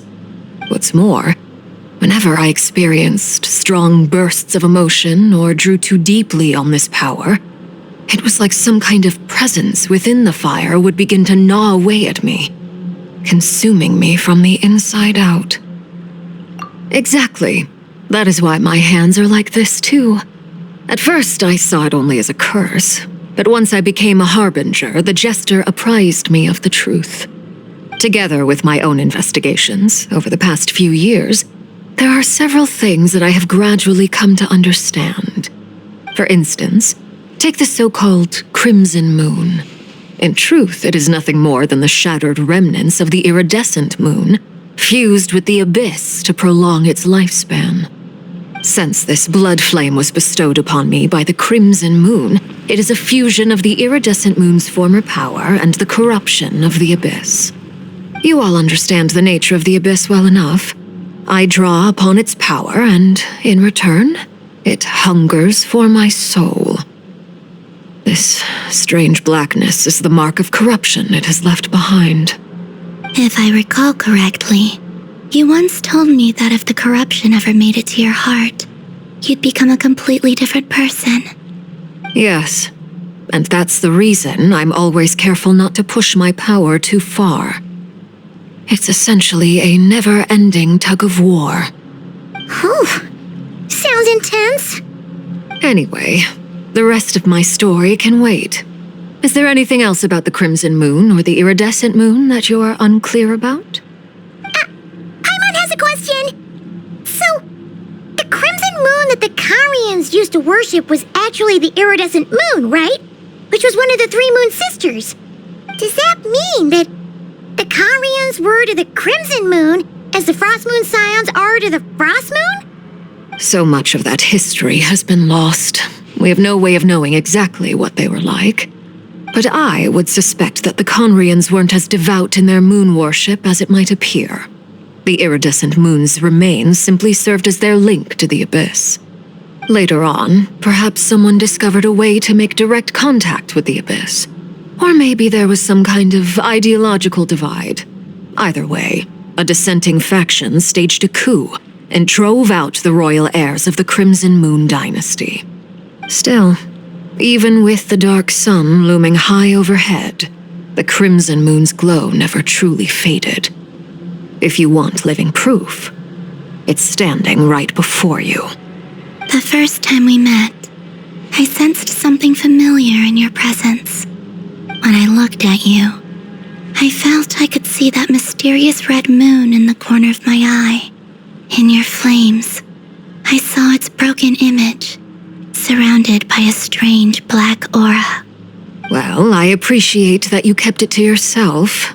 Much about the Crimson Moon is still a mystery, and I'd prefer not to end up as the object of an insane research project. Anyway, time is against us here, so if there's any other questions, they'll have to wait. I just want to make sure I've got one thing straight. In her letter, Sandrone mentioned that since you are unable to contain the iridescent moon's marrow yourself, you intend to leave it in my custody, correct? That's right. For now, it's the only way I can pay you back for your help. The iridescent moon is already part of who you are, so with its marrow in your possession, you'll be even more powerful than before. Deal. Then let's get started. Get what started? What does this place have to do with the Crimson Moon? When I first became a Harbinger, the Jester gave me a book called Paranhari, also known as Leobranto Innamorato.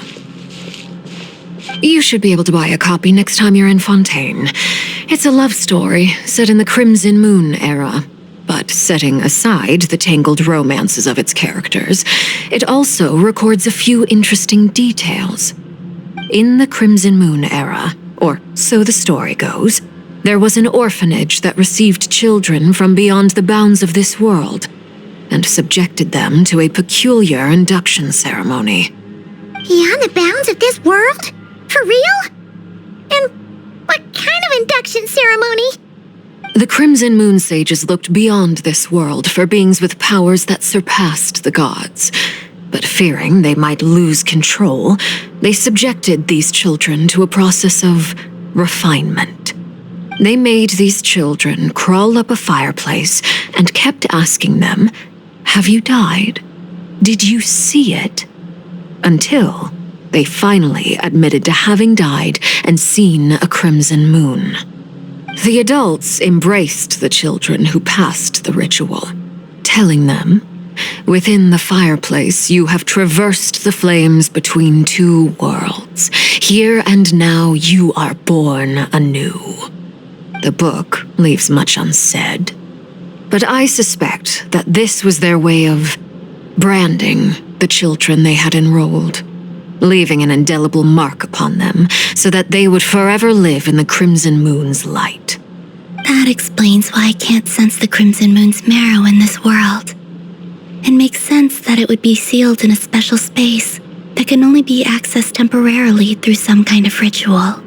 But there's no fireplace here. Do you see a chimney anywhere? Oh, are we supposed to build it ourselves? Okay, fine. Paimon will go find some bricks. That won't be necessary. The fireplace is purely symbolic. The key to the ritual is crossing the flames between two worlds. In other words, the flames that burn within me. Those burned away by such flames leave behind a kind of ghostly afterimage in the world. In the days of Conria, people believed they could be used to bridge the gap between the two worlds of life and death. In short, I can open a passage to that space for you. That's the easy part. The catch is I'll need to stay on this side to keep the passage open, so I won't be able to come with you. Once you're inside, you'll have to find your own way. Very well. Then I'll open it up. Traveler, spare me a little more moonlight if you would. I may need it.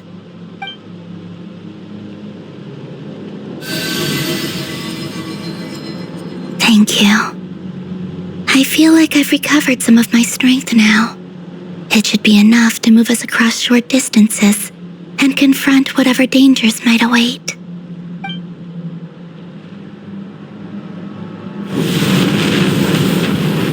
Mistress of the seven hues of ages past, great mother of the present, crimson-clad sovereign of the two realms, by fire severed, by fire renewed, I offer myself now and beseech your descent.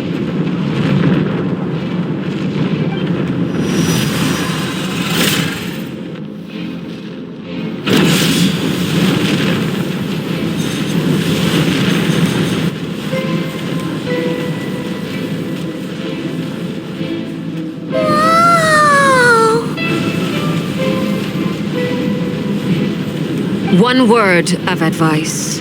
As you're crossing over, no matter what voices you hear, do not answer. Got it! I sense a sinister gloom inside, but also the familiar light of the moon. I feel that I am about to meet an old friend who has changed beyond all recognition. All right, let's go.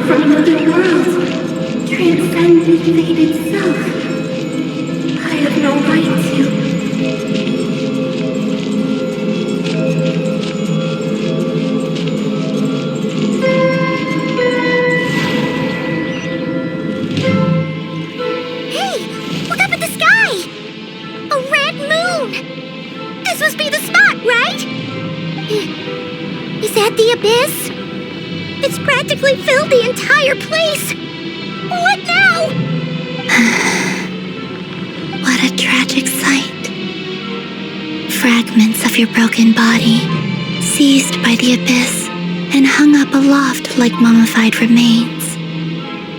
Iridescent moon. Was this truly what you wished for? Careful! There's something spooky about this place. Feels like something is lurking in the fog. Haimon's right behind you. Whatever you do, don't run off without her.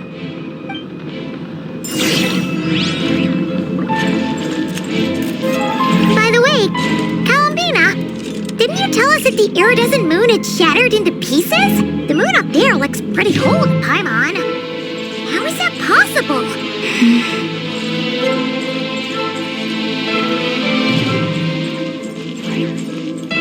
Just like I thought. It was only a facade.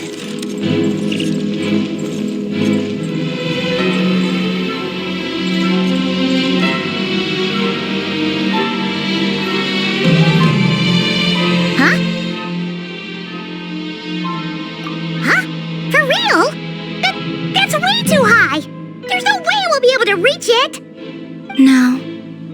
I'm not sensing anything up there. It's coming from under the mountain. Let's see. Ah! There's some kind of weird shadow over the water. Wait, see that? Looks like a mechanism of some sort. Let's check it out.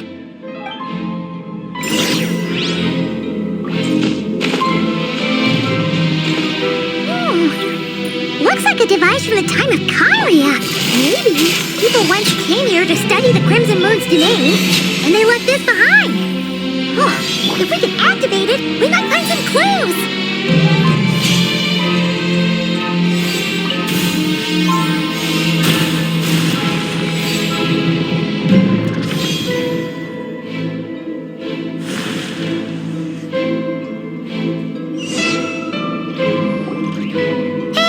Look at that! Now that the mechanism's running, the shadow in the water looks different. Do you think these mechanisms might be the key to unlocking the secret? Let's try to find more of them! Thelindis, we'll leave the rest of the research in your hands. We'll be heading back now. I hope this isn't ruining date night. Ugh. Mind your own business. Just leave me some snacks on the table. Thelindis? Is that Rere's girlfriend? How come we're hearing her voice here? Oh yeah! So, do you think she was studying this strange space all along? The Abyss has made this space extremely unstable. Maybe that's why some of the things she said and did were preserved here. Like echoes. Or after images. Whenever I see this view, it takes me back to a poem from my childhood. Waning moon, oh lifeless damsel, weeping on the mountain crest. Mourning still in wistful tone, her fragile soul now laid to rest. For me, of all people, to be here investigating the mysteries of the Crimson Moon space. Is it a coincidence or something more?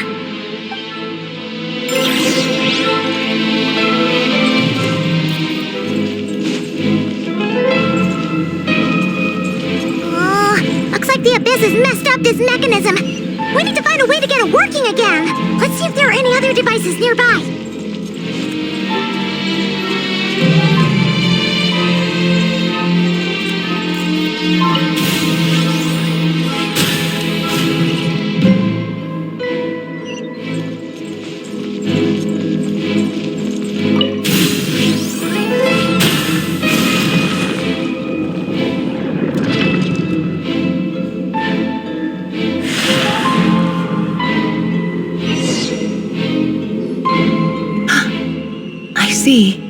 So the moon marrow, or rather the power of the 3 moons, is the key to unlocking.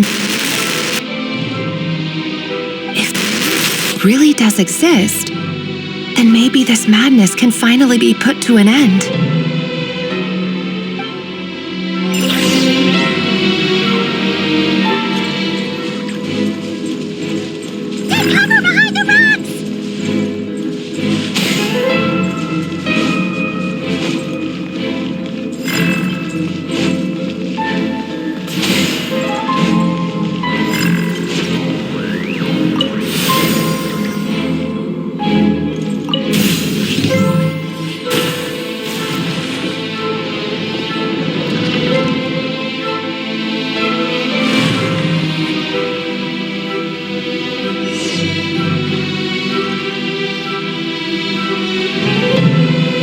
The Abyss inhibitors in place, I should be able to access the chamber with the moon marrow.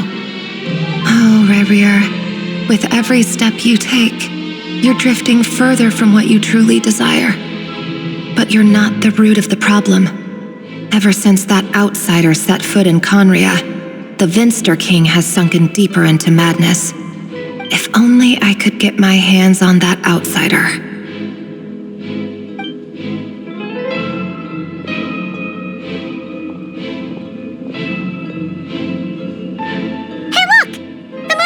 Is back to normal. Thelindis' voice mentioned a chamber with the moon marrow. Do you think maybe it's hidden in the moon's reflection? It must be, for within it, I sense the fragile aura of a dying soul. Then there's no time to lose! Let's go!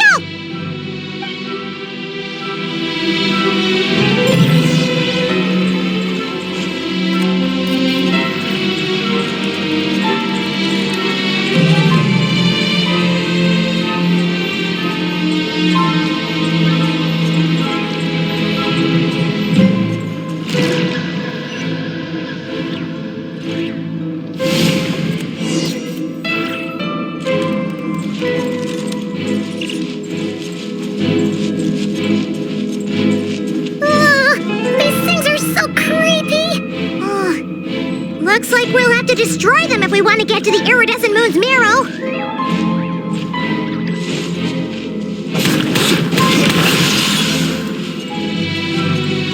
That must be the iridescent moon's marrow.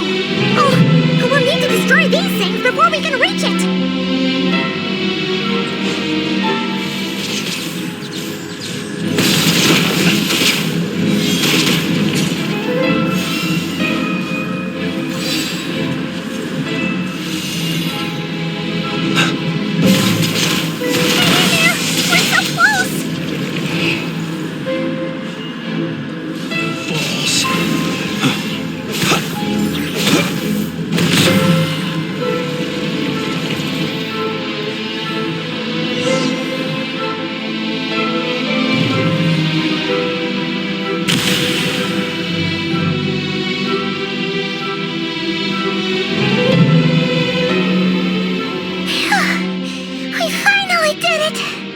The iridescent moon's marrow, still burning away like an undying flame, yet now contaminated by the abyss.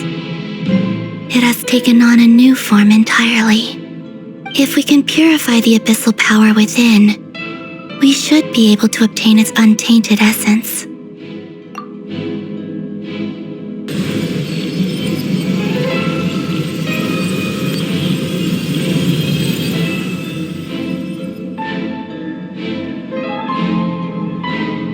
It's so cold.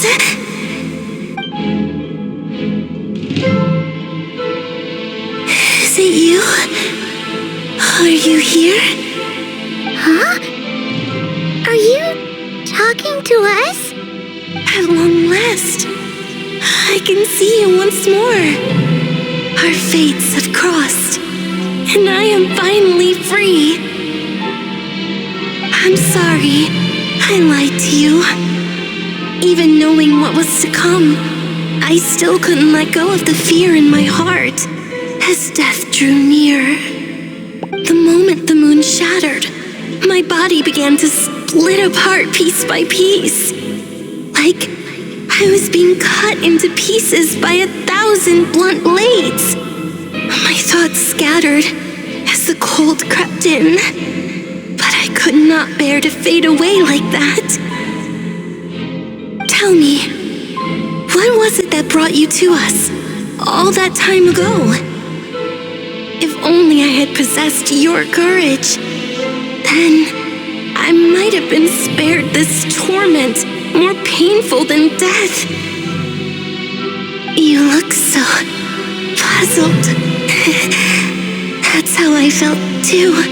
When I first saw you. But trust me when I say that everything happens for a reason. Farewell, Hypo.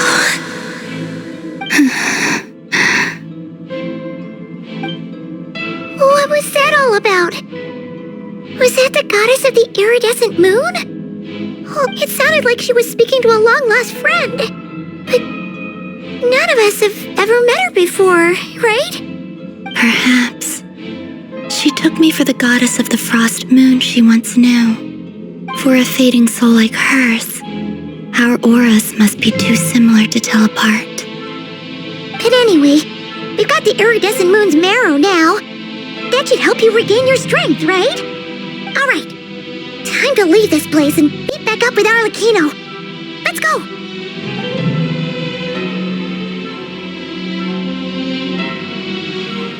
That's odd.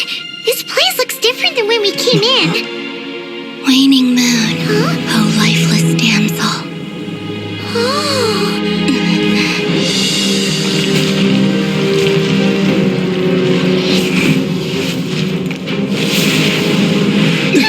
Hurry! The place is collapsing! It wants to trap us here. Who's it? The Abyss? Now we've taken the moon marrow.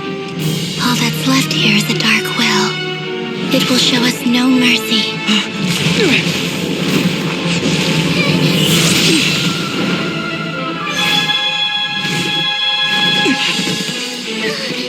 Give it back! The Crimson Moons! My marrow! My heart!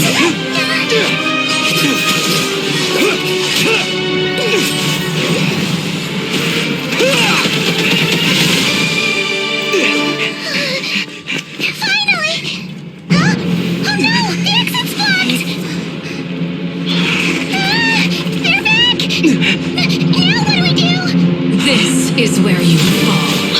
Witness my rise. What are you waiting for?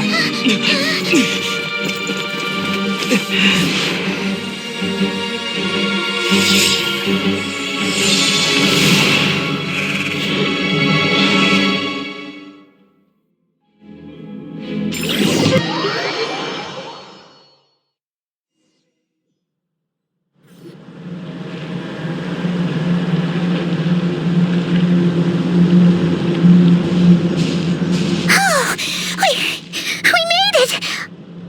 Was that you, Arlecchino? Did you save us? Wait, your hands! They're... Oh, this? Don't worry. It's a small price to pay. The Abyss wanted to trap you inside, and I defied its will by bringing you out. No wonder it's a little angry. No. I have paid the price, albeit a small one, and it cannot be undone. My hands have already fused with the Abyss. Purification would simply destroy whatever's left of them. But surely... Oh, we're so sorry, Arlecchino. Paimon can't believe you'd make a sacrifice like this for us. As much as I'd like to call it a favor, the truth is I was simply holding up my end of the deal. Well, Columbina. Yes, you did your part. And as promised, I will leave the iridescent moon's marrow in your care. From this day forth, may the two worlds' flames burn ever more brightly.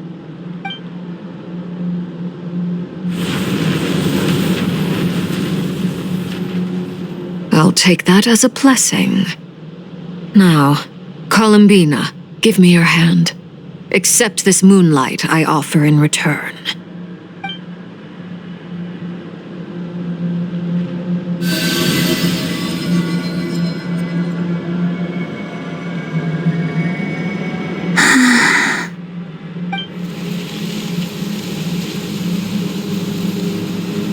Feeling stronger?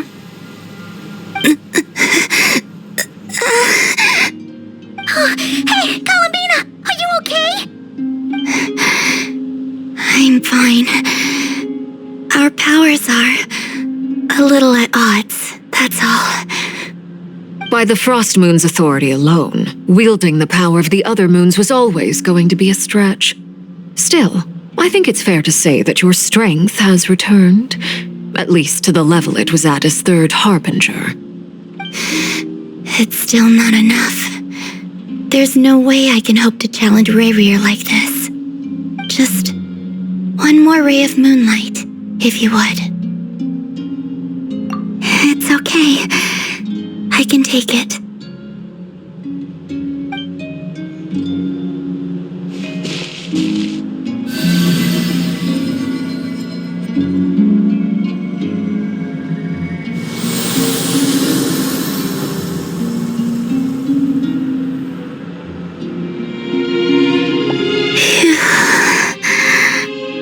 How about now?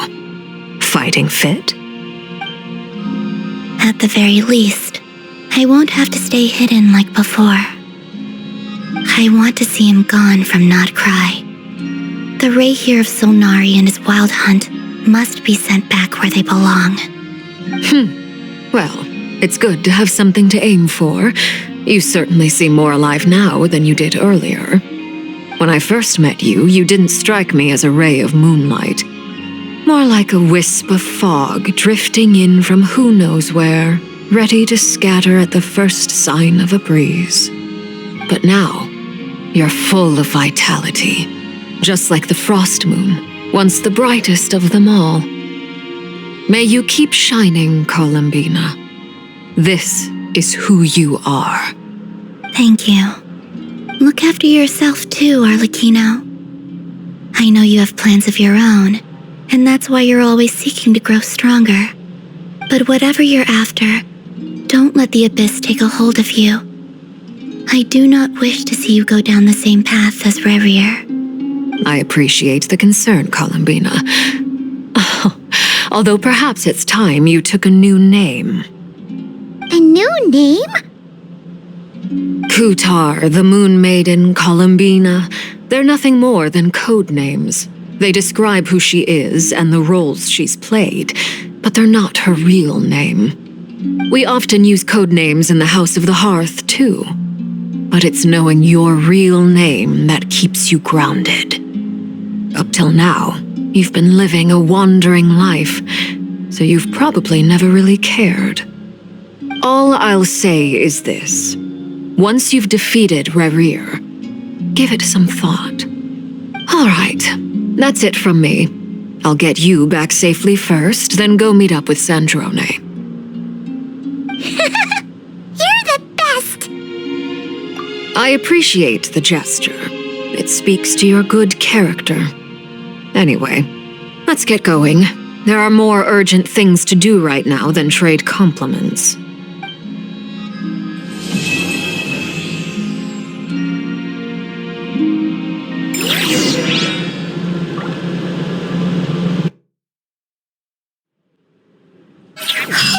It was a close call, but we got the iridescent moon's marrow and restored Columbina's strength, and that's all that matters. In other words, mission accomplished.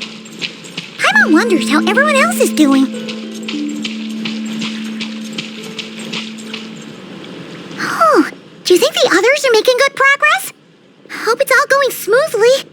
Oh, hey look! They made it back as well! Flintz! Llama! How did it all go? All is well, thank you. Nefer and Yehoda had to stay at the curatorium to wrap things up, so they won't be joining us for now. I ran into Miss Nefa and Miss Aino on the way back. Their work is still in progress, so I suspect they won't be back for a while either. You seem rather cheerful today, Mr. Flintz. I certainly am. I achieved what I set out to do and came away with more than I bargained for. Fighting alone can get quite tedious, but I had the good fortune to run into a pair of brave young warriors. We meet again. How have you been? Albedo! What are you doing here? Thankfully, tracking you down turned out to be a lot simpler than we envisaged.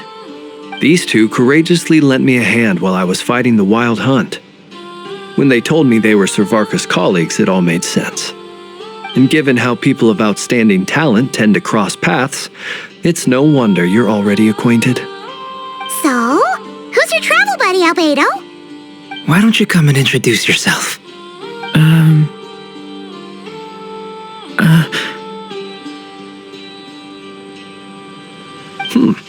A gentleman of few words, I see, and a rather stern countenance. I presumed you were acquainted with him. Is that not the case? It's nice to meet you again. We've technically met before. Wait a sec! You're Minnie Durin! That's right. It's me. I'm glad to see you again. By the way, he says it's okay if you drop the mini. Yeah, I'm not as mini as I used to be. Interesting, isn't it? The first step towards blending into human society appears to be reflecting on whether one's name really reflects who they are. Wow! You look so different! compliment. In a good way, of course. It's great to see you looking so healthy. Thank you, Paimon. And although you're as mini as ever, I understand that diminutives don't always convey endearment. I'll be sure to simply call you Paimon as a sign of my great respect for you. Wow, you're such a smooth talker now. Paimon could get used to this. From now on, you may refer to her as your esteemed guide, Paimon. Personally, I think our little Paimon is the perfect size. When people call her Little Paimon, it's just because she's so adorable that they can't help themselves. If that's not a sign of endearment, what is? You're absolutely right, Miss Lauma. My brother still has a long road ahead of him when it comes to understanding human relationships. Anyway, speaking of long journeys, didn't Columbina, leave with you? How come she isn't back yet? She's been catching up with old friends. Wouldn't be surprised if she stopped for a cup of tea or 10 on the way back. Uh-oh. People are talking about me. Hope it's nothing negative. Judging from your expressions, I'm guessing it all went well? It's getting crowded here. I'll go grab some chairs. No need. This is a job for an alchemist. I'll whip some up momentarily. Thank you for your hospitality, ladies and gentlemen, but I was merely escorting my friends back. I'll be meeting Sandrone shortly, as we still have some things to discuss. It's been a pleasure, everyone. But this is where I'll say goodbye. We really appreciate your help. Oh, come on. Spare the formalities. I'm just glad I could help out some true friends. I understand. Well, bye for now, Harlequino. Oh, this place is hopping. It's probably a good thing one of us left. Otherwise, we might not fit all these people in. Are you saying we're about to run out of chairs? As a matter of fact, I am. Come on in and see for yourself.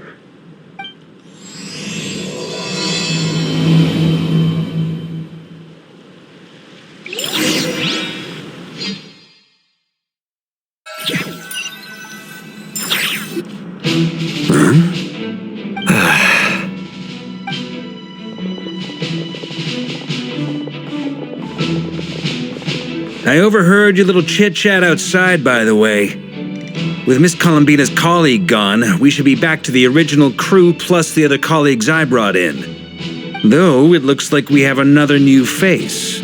Someone else managed to rope in a colleague, too? Frankly, you and Paimon are the only people I know here. This here is Deansliff, colleague of Tibet's greatest guide, Paimon, and greatest adventurer, the Traveler. Well, not exactly colleagues, more sort of friends. When someone else jumps in to do the announcing, you know you're speaking to someone important. Let's hear what he has to say. Note to self. Once Paimon knows your name, the rest of the world will soon follow. When he comes looking for us, it's usually something important. Paimon's guessing you've heard about the Wild Hunt, then. From the looks of it, you're about to hold a meeting. If I were to say that the Wild Hunt is our mutual enemy, would that earn me a seat at the table? As the saying goes, the enemy of my enemy is my friend. Mr. Dainsliff, there's a seat with your name on it. Though, I can't promise the same for everyone else. Hey, Albedo, think you can rustle up a couple more chairs? After all this time apart, Grandmaster Varka's first order is to rustle up a couple more chairs. I've missed this. Is he being sarcastic? Hey, he's your brother. Why are you asking us? I've still got a lot to learn about the nuances of human conversation. Trying to decipher Albedo's way of speaking has been like jumping in at the deep end. Oh, good point. Paimon gets you now. Don't sweat it.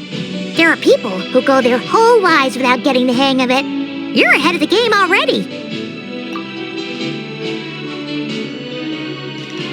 I wonder what's taking Nefer so long. Perhaps you should go and check in with her. If anyone can hurry her along, it's you.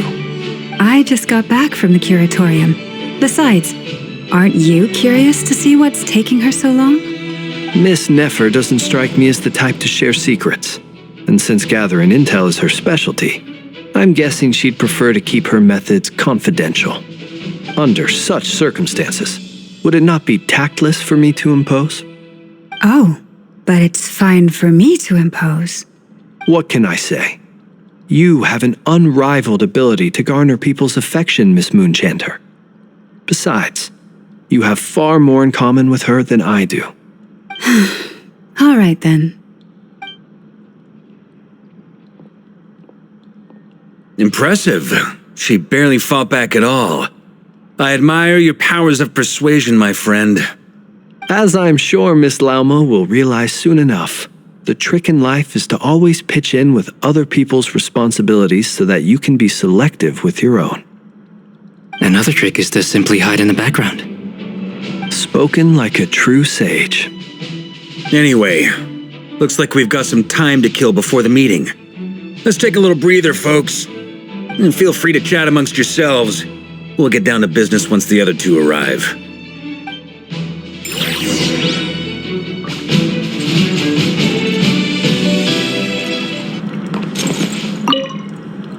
You're both awfully quiet. Why don't I start us off with an icebreaker? Much obliged. Have either of you ever had your portrait painted? If not, I'd be glad to help. That sounds like a lovely idea. You know how to paint, then? I dabble occasionally. He's an excellent painter. Tables, chairs, people, dragons, you name it. He'll paint it for you. I'm flattered. If I ever get the chance, I'd like to give it a try myself. I'll bear that in mind. Anyway, how about you, Durin? What sort of portrait would you prefer? Oh, I'd be fine with anything. Whatever style feels best to you. Very well. Then I'll play it by ear. You can replicate any style I want? I can try. If you show me a sample, I'll do my best to match it. Thank you. In that case, I'll dig up some reference material for you.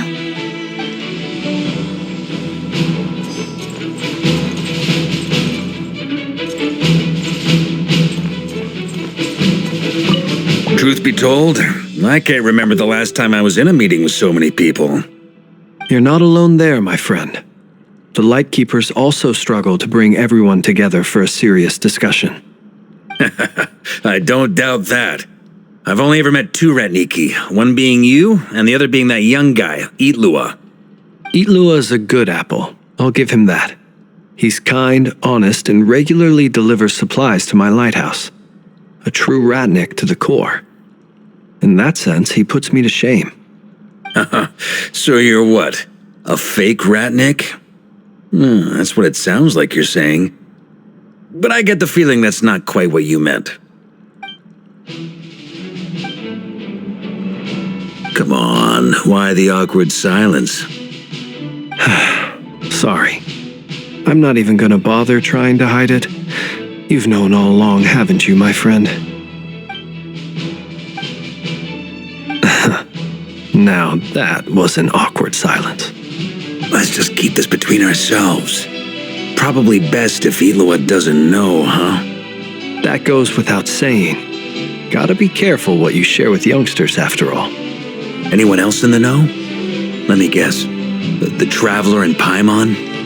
It's dangerous being too sharp for one's own good, you know. Then, in the name of the Animo Archon Barbados himself, I swear your secret's safe with me. When we went for drinks, you said that you and Barbados were practically best buds. In the light of that claim, do you really expect me to take your oath seriously? Of course. Just as long as you don't go spreading around the fact that I'm close with Barbados, all right? Fair enough, then. Nothing like a bit of mutual leverage to seal the bonds of friendship.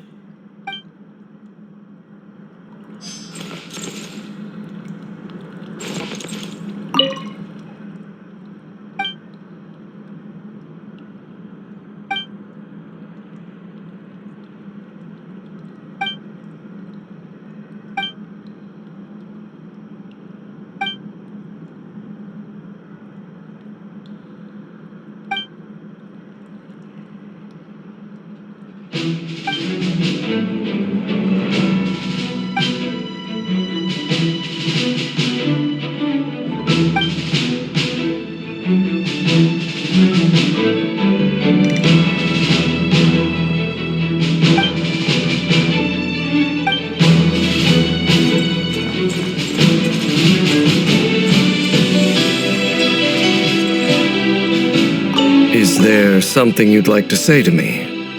Yeah! For starters, why'd you just show up here without even giving us a heads up? If you think back to our previous interactions, you may recall that that's hardly out of character for me. You do have a point there. Oh yeah! You'll need to find somewhere to stay the night too, right? Want to tag along with us? You never know. We might get a group discount. Sure, let's do that. Great! Paimon will handle it! And in return, we can get Dainslift to be our very own personal bodyguard. If that's what you had in mind, you should have said so sooner. I'd be happy to help. Oh, okay then.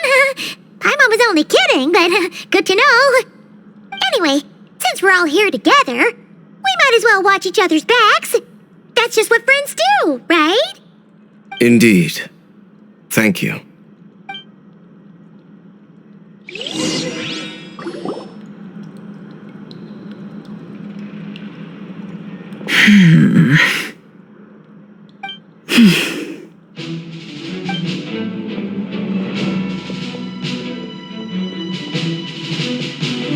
Ah, Miss Nefer, you made it after all. But what about Yehoda? I'm here to give you an update on how things are going on our end. Once this is over, I'll be heading straight back to continue my work. I left Yehoda back at the curatorium to watch over things while I'm gone. So much for just this once.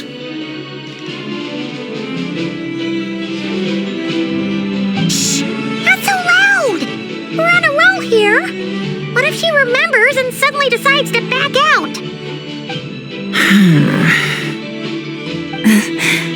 Did you say something, Mr. Varka? Huh? I didn't say anything. Right, Flint's? Must have been a frog. They get so noisy around here at nighttime. It's like they're putting on a concert in the background. Anyway, before we begin, there's a few introductions to make.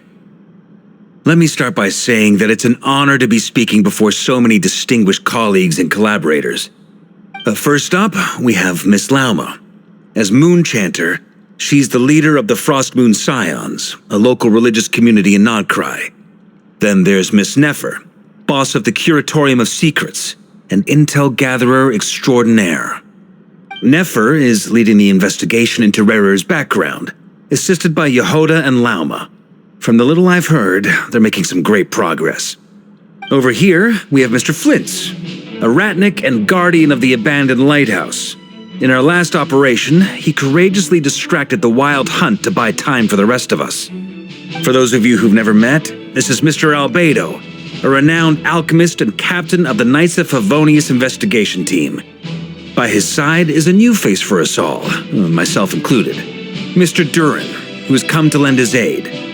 Next up, we have the Moon Maiden and former Fatui Harbinger, Miss Columbina.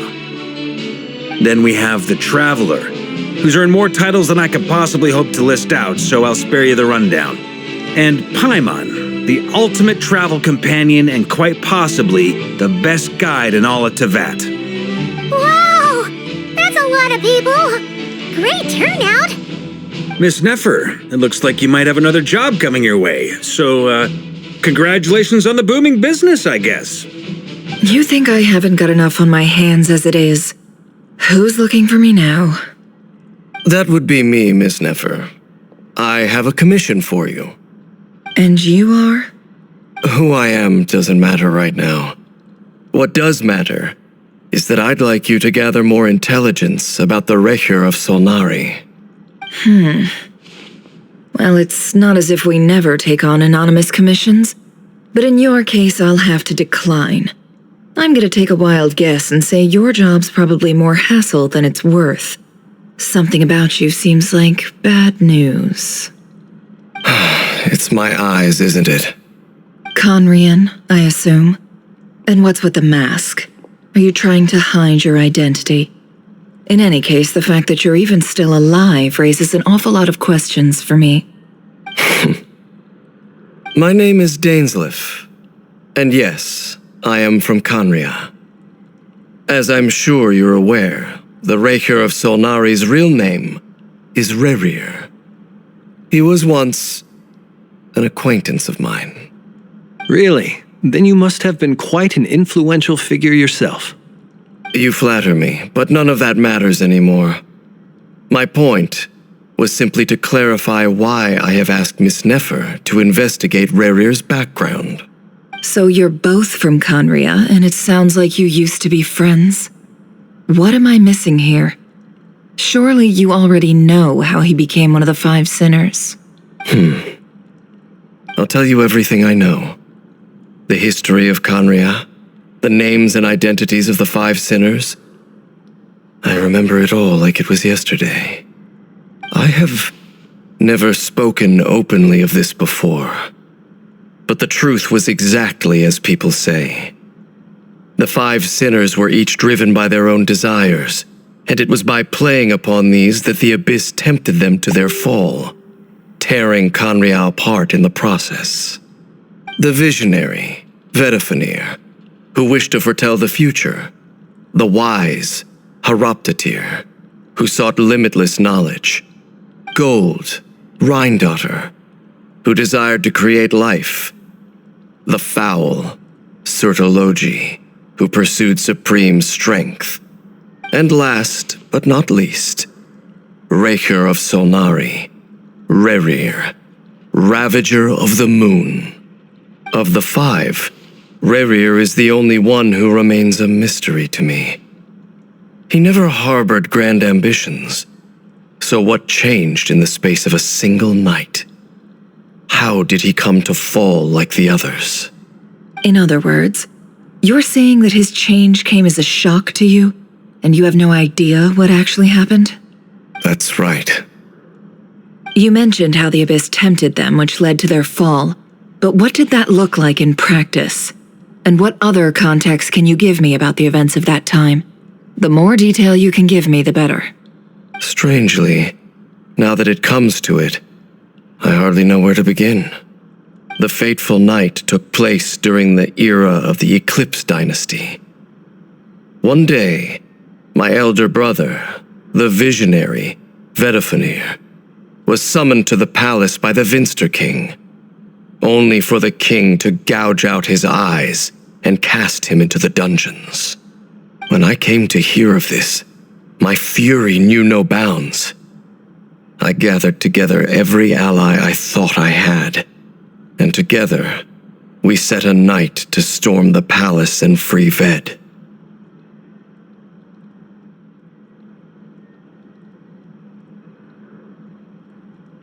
Centuries on, the memories of that night still haunt me like a never-ending nightmare.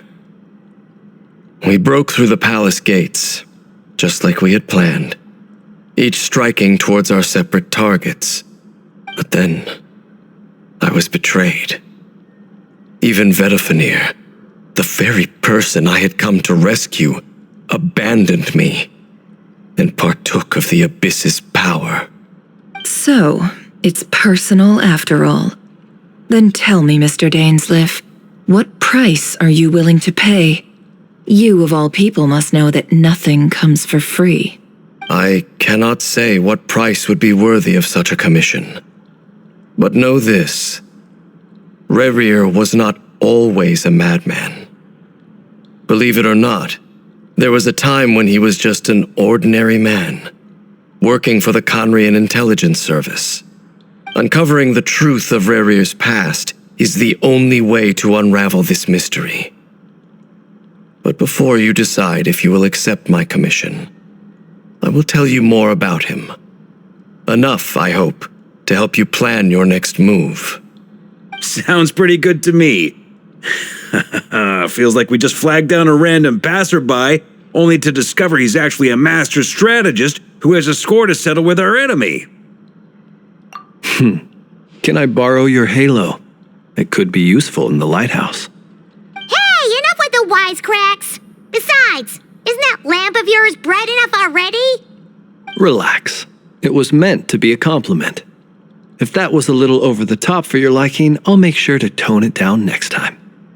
I'll give your proposal some serious thought, Mr. Dainsleif. Let's speak in private once the meeting is over. Before that, there's a few things I'd like to share.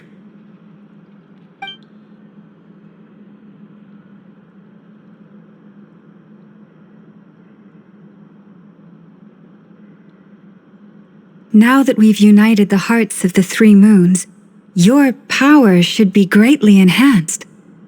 But it seems like that hasn't happened yet. I believe it will take a little longer. You've done so much for me, so I want to be completely honest with you all. Even though I'm doing a lot better now, the truth is, my recovery will likely be an ongoing process.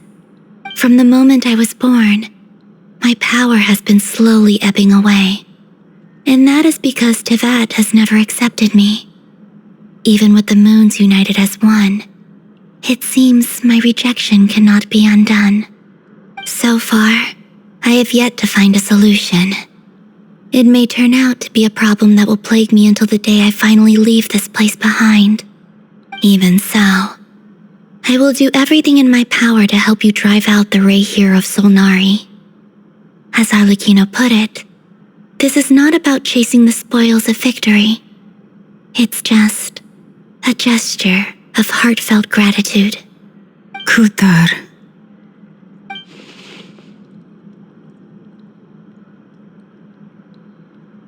Defeating the Rahier of Solnari will be no easy task. While my strength slowly recovers, we'll also need to gather more intel. Naturally. We should take all the help we can get if we hope to defeat him. We've considered several viable plans now, but our choice hinges on the answers to a few key questions. Is it even possible to kill Rahier? What experiences shaped the person or monster he became? And what's he really after? Given Albedo's expertise in alchemy, I think we should leave him to try and answer the first of these questions. Understood. As for the other two, I'm afraid we'll have to count on you again, Miss Nefer. Believe me when I say it's not my wish to burden you. But right now, relying on your skills is our only option. So you're placing all your hopes on me, huh? We can't thank you enough for agreeing to help us. Honestly, I can hardly believe how lucky we are. You sure have a talent for changing your tune, Miss Moonchanter. Timid like Yehoda one moment, then flinches insincere flattery the next. Ladies, please. I must object to your portrayal of me. That's all. Feel free to keep bickering. Just pretend I'm not here. I almost don't want to leave this room. I'm curious to see how this plays out. I have faith in you, Miss Nefer. Something tells me you'll stand by us until the very end. Oh? And what makes you so sure of that? What if I suddenly decide that my compensation is insufficient? This isn't about the money. I can sense that you've got a deep-seated distaste for Rahier. And knowing you, that alone is motive enough. Look at them getting along so well. Like two peas in a pod. And I'm the one they accuse of insincere flattery. There is no justice. Miss Lauma, you have to understand something. Unlike you, I don't actually enjoy having everyone's hopes on my shoulders. Is that right? Well, maybe the fact that I'm willing to put my hopes in other people says more about me than you. But the fact is, I also trust you. And that's because I know that you're someone we can count on. Anyway, we've got our plan, so let's get moving. Mr. Dainsleif, let's talk.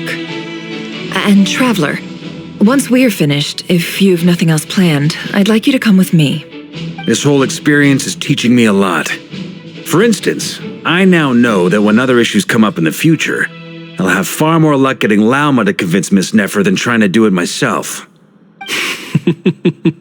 Hate to say it, friend, but that's one of the funniest things I've heard in a while. Why? You think I've got it wrong? quite the opposite. But what makes it so hilarious is how long it's taken you to realize.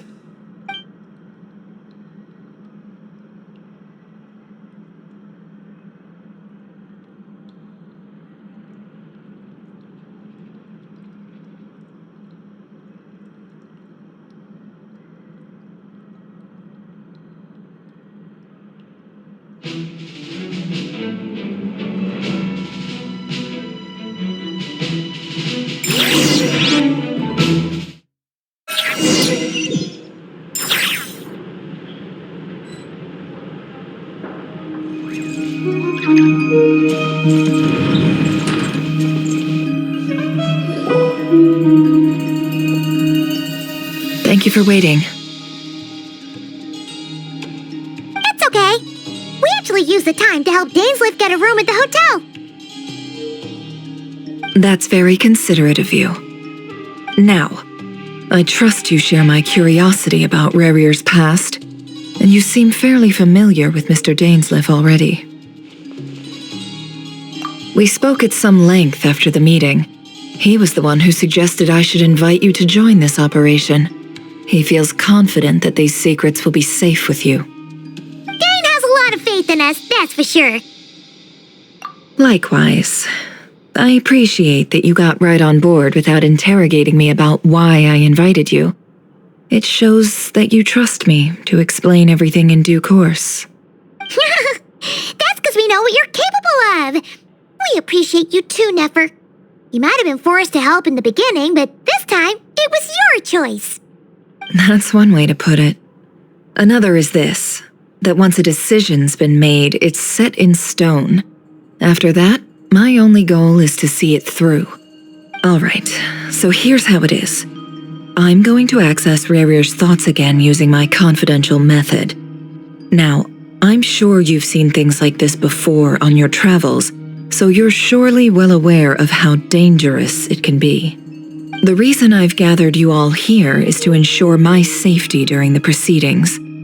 I plan for us to enter the fragment of his consciousness together, and once inside, I will focus on searching for information. Think of this as a diving expedition into someone's brain.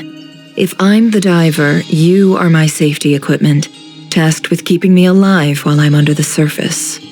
Once the ceremony begins, we will all be spying on privileged information. But in the interests of safety, you must remain absolutely silent at all times. We will discuss our observations after the ceremony has concluded. Lastly, any individuals of a weaker constitution are advised not to partake in the ceremony. In any case, Paimon has her own job to do, which requires staying in the room but not joining the ceremony.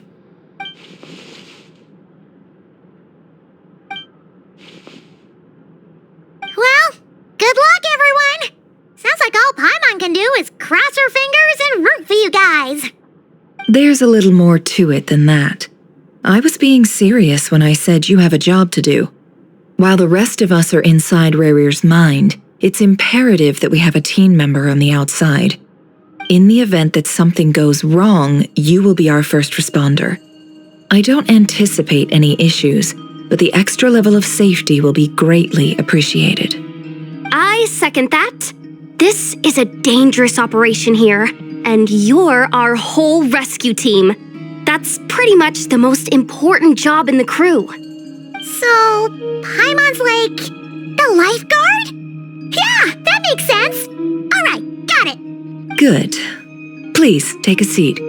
We'll get started momentarily.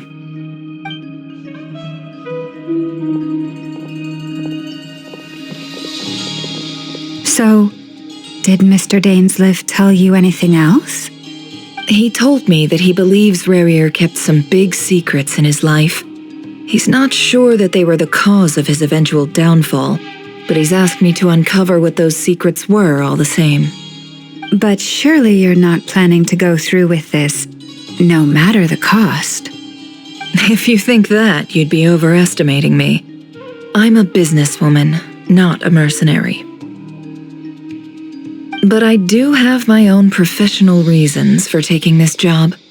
You think I'd turn down the opportunity to get a first-hand glimpse into Conrian history? No chance. Well, as long as you don't let morbid curiosity get in the way of safety concerns, we're good. We'll do whatever we can to help you. You're such a killjoy.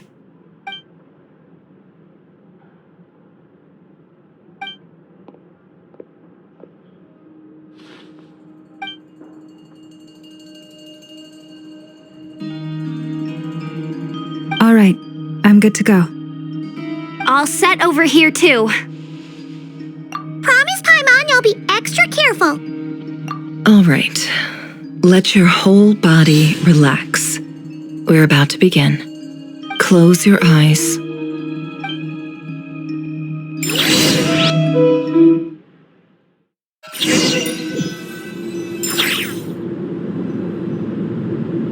Phew. Could this be his office? Pretty standard setup. Bookshelves, paperwork, files. According to Dainsliff, Rerir used to be an intelligence operative. Chances are there's plenty of top-secret intel stashed away in this room. Is this where you keep your secrets, Rerir? Can't say I'm not looking forward to this.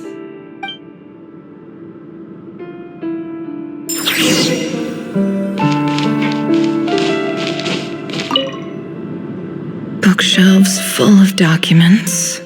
Looks like these are all files, packed with the personal details of individual Conrians. The Crimson Moon dynasty preceded the eclipse.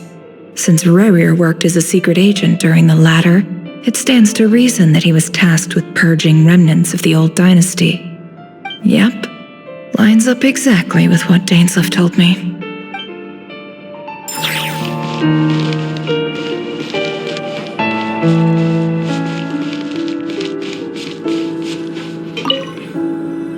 A file tucked inside a folder. The title reads, Dear Breakfast Shop Owner. It's a list of names, but at this stage I have no idea who any of them even are.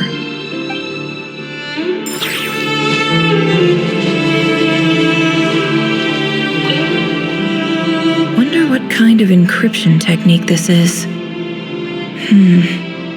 Seems like it has to be inserted into that camouflage device nearby.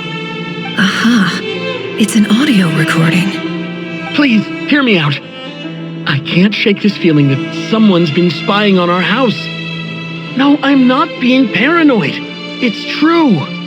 I saw someone dressed in all black. It was a couple of days back, but that was on another street, not near my house. I swear, I know what I saw. There's a note in the margin. Surveillance of the Runfarther residence has concluded. We apprehended the target and filed the mission report last night. Could the voice in the recording belong to one of Rerir's targets?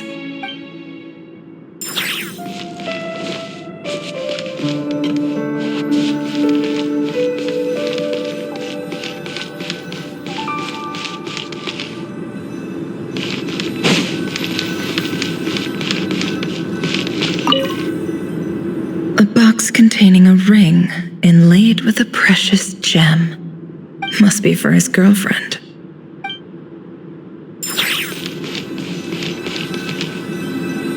He looks even gloomier than last time. I wonder what's changed.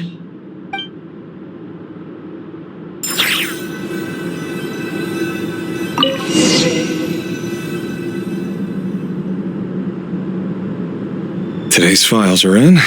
Time to wade through them just like usual. Male, 51. Occupation, cook. Confirmed Crimson Moon descendant. Has maintained frequent contact with other descendants over the past year. Poses a threat to the dynasty. Neutralized.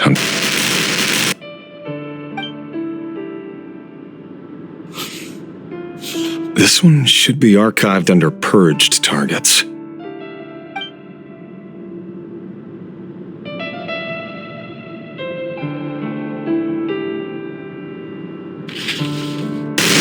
Female, 23. Occupation, office clerk. Confirmed Crimson Moon descendant. Has maintained frequent contact with other descendants over the past year. Poses a threat to the dynasty. Neutralized on...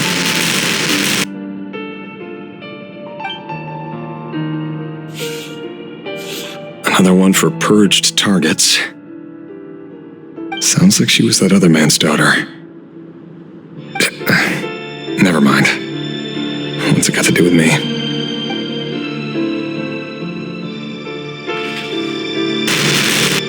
Male, 40. Occupation, teacher. Confirmed Crimson Moon descendant. Has been observed making contact with other descendants during the past year. Poses a threat to the dynasty. Neutralized on...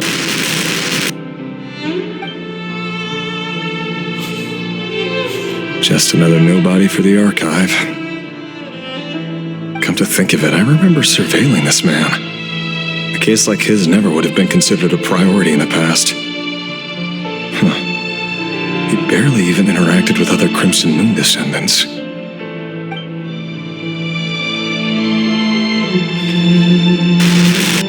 Female, 16. Occupation, none.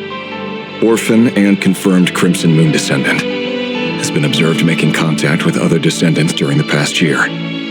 Poses a threat to the dynasty. Neutralized on...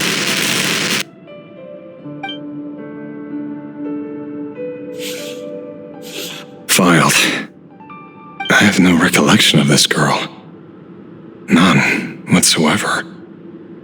She doesn't seem to be anyone important, but then again, how many of them really are?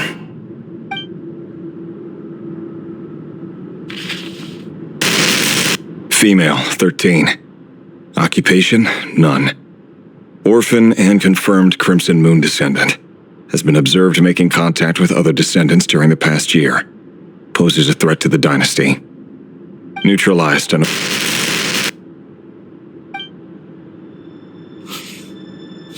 Filed.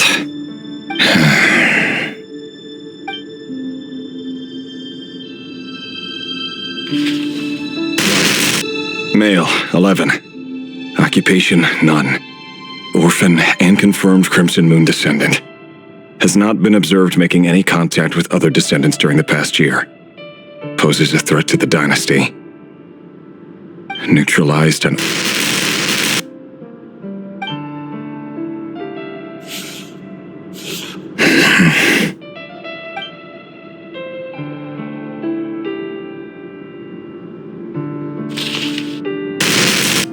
Male, 6. Occupation, none. Orphan and confirmed Crimson Moon descendant. Poses a threat to the dynasty.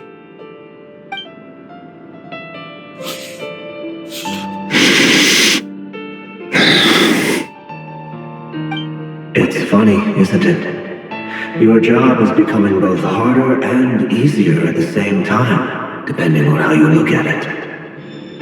Sooner or later, the Crimson Moon descendants will be completely wiped out. But as their numbers dwindle, they become harder and harder to track down. That's not how it is. Fortunately, however, most of the able-bodied adults have already been taken care of. The remaining weaklings will be increasingly easy to deal with. No! No. My job is to ensure the survival of the Eclipse Dynasty. And the only way to do that is by eliminating any and all potential threats. It's a perfectly legitimate... Every single one of my colleagues can attest to my fairness. And if my friends were aware of the facts, I know they'd back me up too. Assuming, of course, that they were aware of all the facts.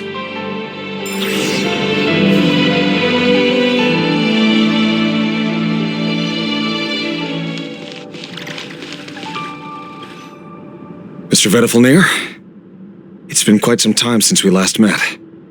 Rerir, I trust you're here because you have something important to discuss.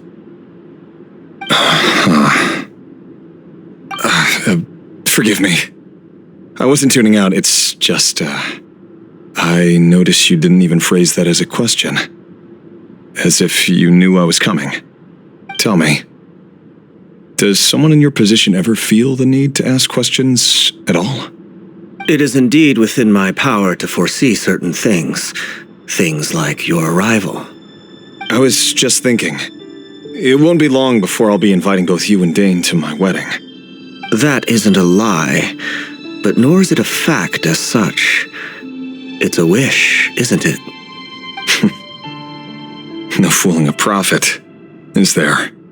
Ever since that day we met for drinks, I knew it was only a matter of time before you came looking for me.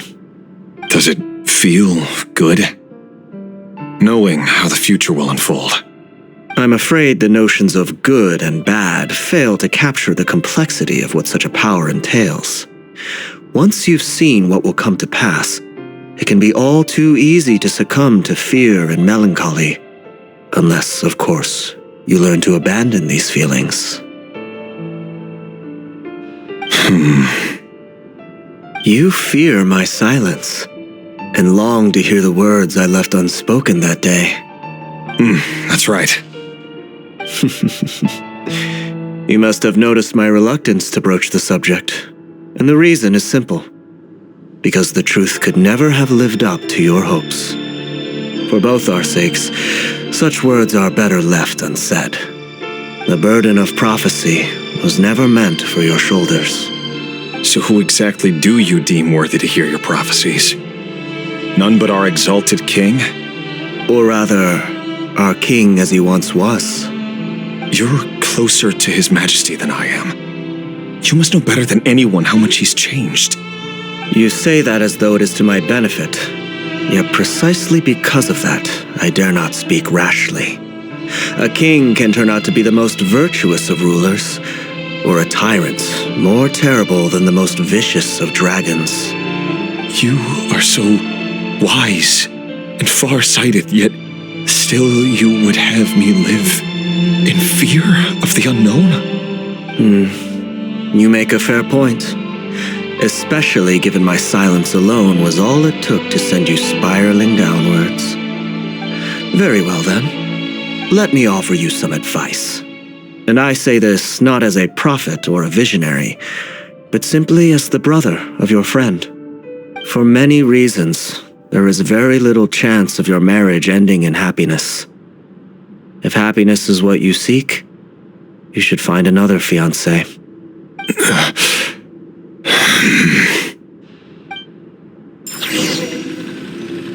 Hold on. There's that same black fog again. Could this memory belong to Thelindis? Guess I better tread carefully.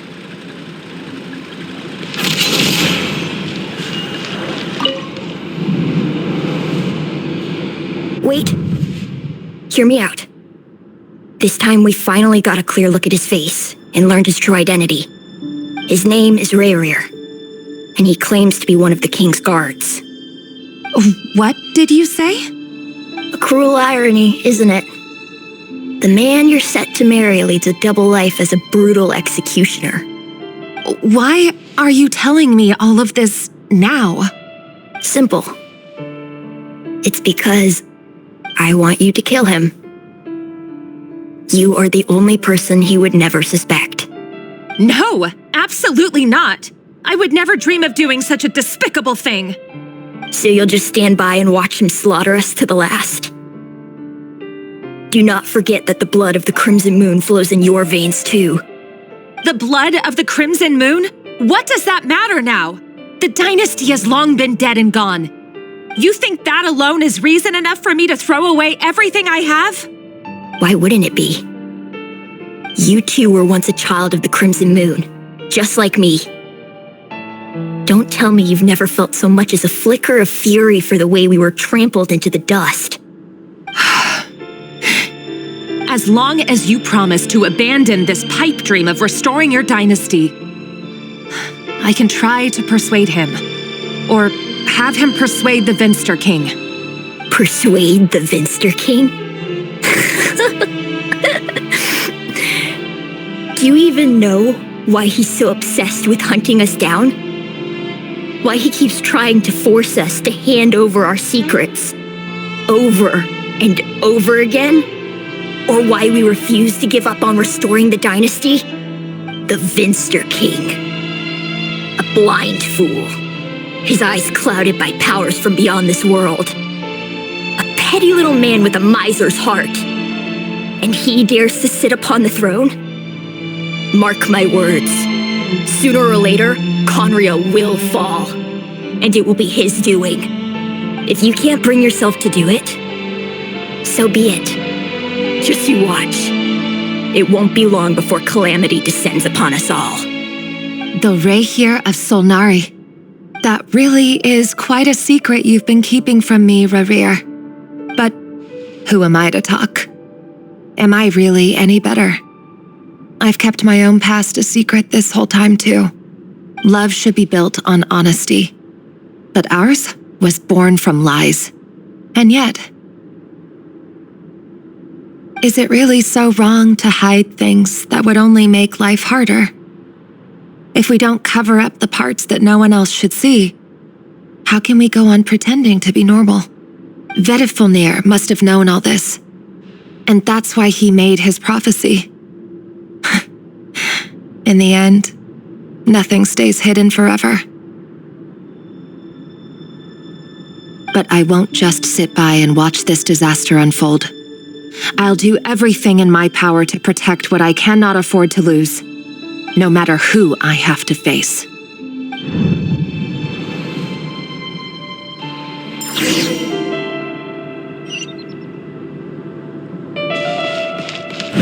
Huh? Was that Rerir who just walked past the window? Doesn't it give you the chills that he still takes the same road to work every day, as if nothing ever happened? Those people at the deli. Enough already.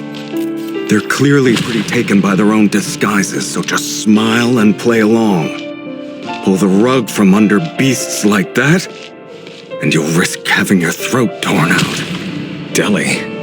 Oh. They're talking about those people from the opposition. Right. I'd almost forgotten they used to run a deli. People of no consequence always vanish so easily. And no one even remembers them.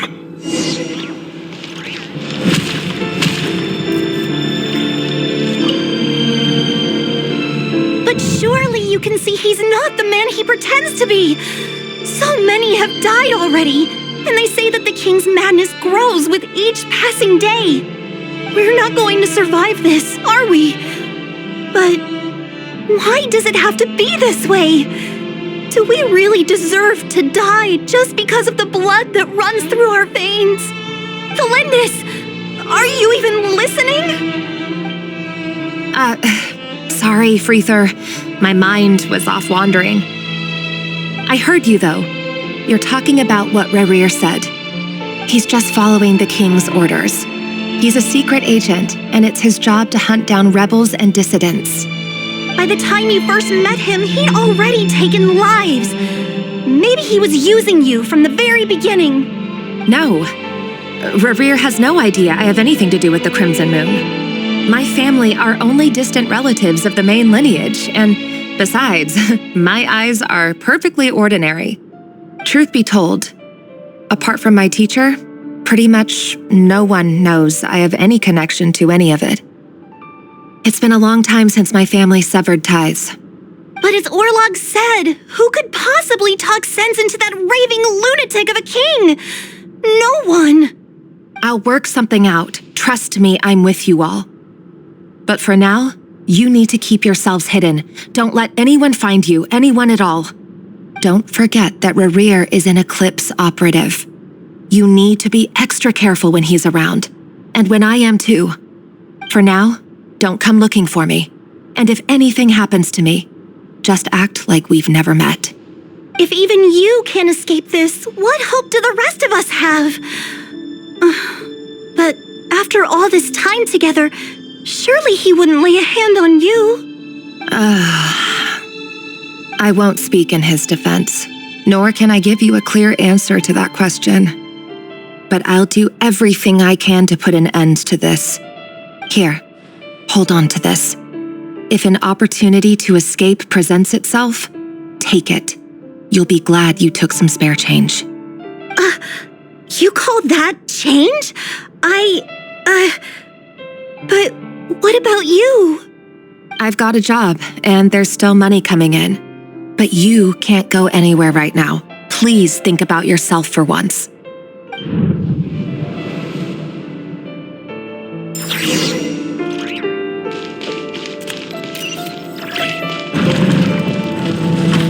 Another day, another round of assassination training. The training ground is just beyond this hidden passageway. When you kill a person, doesn't it bother you when you end up covered in their blood? Why would it? Aren't we all just walking blood bags? But not everyone is accustomed to hunting down others like prey. You've been a hunter for so long now, you seem to have forgotten that most people don't just go around killing one another.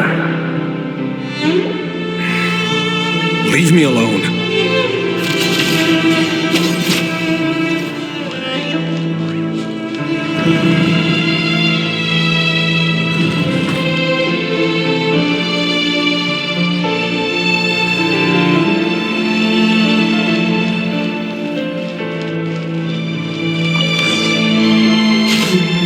Make sure you have a firm grip on the handle. Then choose your angle well. Keep your movements light and brisk. And pray won't sense a thing. I know that. I'll bet no one will ever died a quiet death at your hands. I work clean. No traces.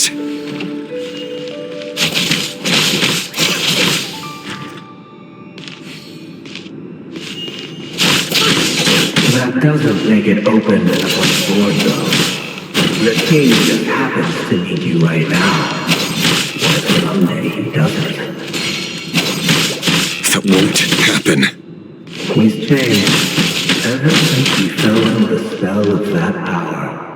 In the beginning, he only had you taking a handful of Elegy. But now... The ones I've dealt with have always been guilty. And I've carried out my work flawlessly.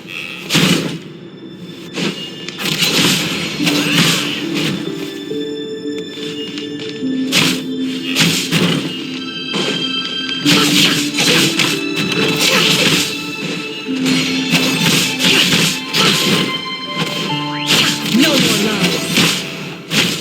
You know why Olympus didn't accept your proposal, don't you? Was it because he didn't trust you? Or something else? Enough!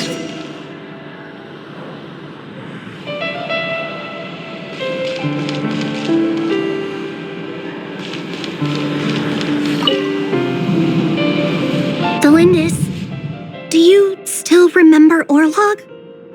Orlog? The boy who was pretending to sell flowers. You spoke for quite a while, didn't you? Yes, we did. What about him? He was arrested 2 days ago. Chances are he's already dead. He... I just don't get it! After everything he's done, why do you still stand by him? Or does it mean nothing to you that people keep dying? No, that's not... Just hear me out. I need to go now, Delindis. They're looking for us. You take care too. If you ever need a place to hide, come find us.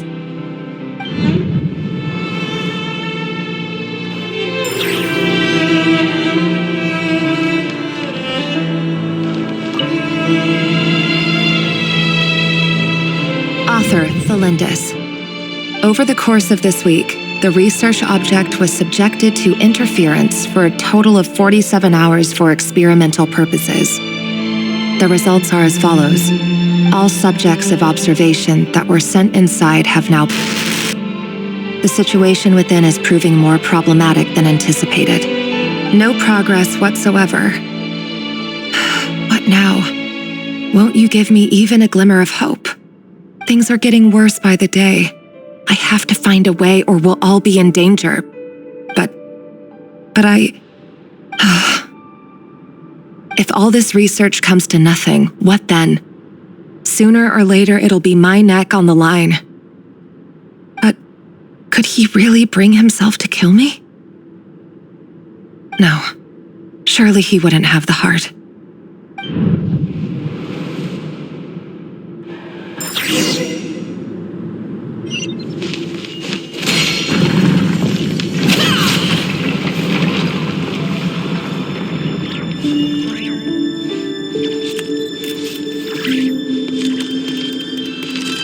Why won't you just let us go?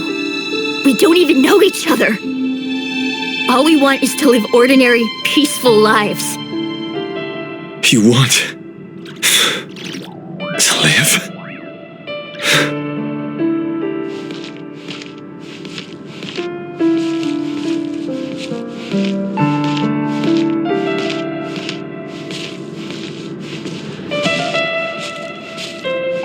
Yes. I just want to go on living. Is that really such an unforgivable crime?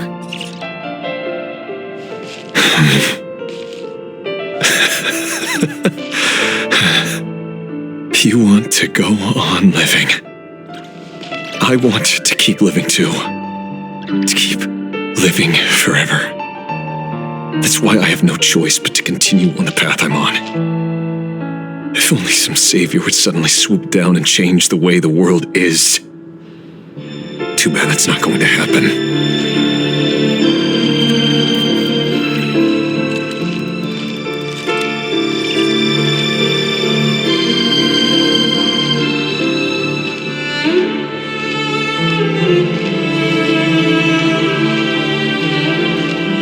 Imagine that. If there really were such a person, you and I wouldn't be standing here like this, would we?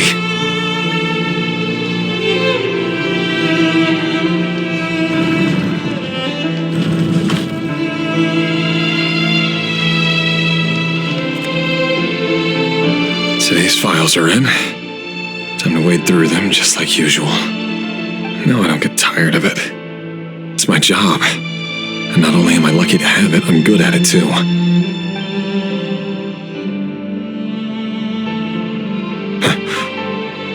Wait. That's... Felindis?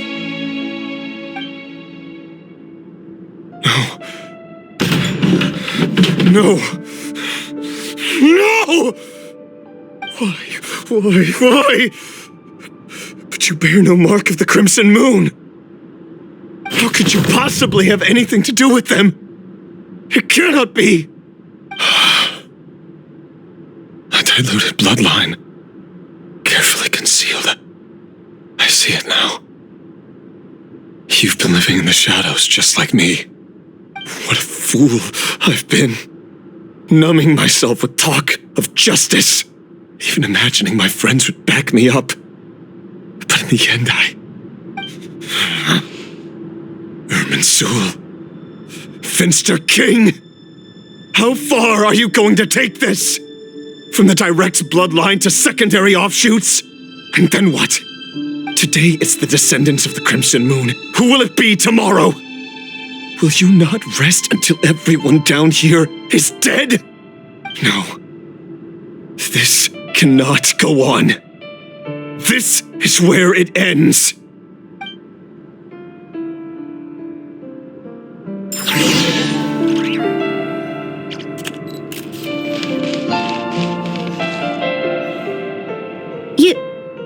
You're really letting me go? I am. As long as you can guarantee that no one will find you. Don't worry, I'll be extra careful. No one will know I was here. But what about you? Me? If you let me go, you won't be able to complete your mission, will you? Good point. In that case, maybe you should stay. No, please! I just want to see the outside world again. To... Go on living? Yes. I know you're a man of your word. So please, just let me go. If I let you leave, what will become of me? Just kidding. Go, now. But remember, don't let anyone know you were caught. We'll be seeing each other again very soon if you do.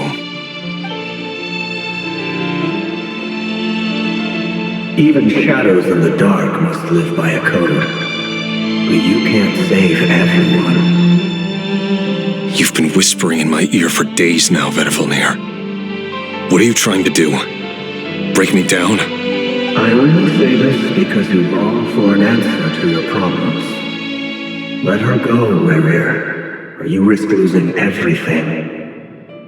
I will not abandon Thalindis. Then you'll need a little more vigilance and a lot more power. The world is changing, Rerir. Keep your eyes peeled for your moment of opportunity. That voice used to be so unclear, but now I know exactly whose it is. It's Vedifilnir. He won't tell me how to actually resolve any of this, but he keeps trying to manipulate me like a puppet. What's his game here? Tell me then. What will this moment of opportunity look like? And no answer. He's like a ghost. Always disturbing me when I'm on edge, but never answering when I need him most. So, the Eclipse Dynasty was purging, well, massacring the descendants of the Crimson Moon. And it seems like it was all connected to the Vinster King's research. The King's obsession with abyssal power left the future of Conria hanging in the balance. No wonder every aspect of Rerir's life was so unstable. And it looks like this Thalindis, Rerir's would-be fiancé, herself belonged to a sub-branch of the Crimson Moon Dynasty's descendants. It almost defies belief that a couple like them could hide the truth from each other for so long. If the Vinster King hadn't intervened in such a drastic way, they might have gone on deceiving each other for the rest of their lives. And why does Vedifilnir, Dainslif's older brother, keep talking in Rerir's head? This guy kept more secrets than I ever imagined. The human mind is like a vast desert of shifting sands. When you follow the flow of someone's memories, you only ever see the parts they're willing to let surface. Time for something a bit more creative. We've been inside Rerir's mind this whole time, building up a picture of his psyche. There's already enough clues on the board to start reading between the lines and mapping out the rest. Now, we can finally begin to put the pieces together. Sure, it'll only be a reconstruction, part simulation, part reasoning, but it's usually pretty accurate. Once we've built up a cognitive profile, we just need to cross-check the logic behind his actions. And then we'll be able to take a sneak peek at whatever it is that Rerir has really been hiding.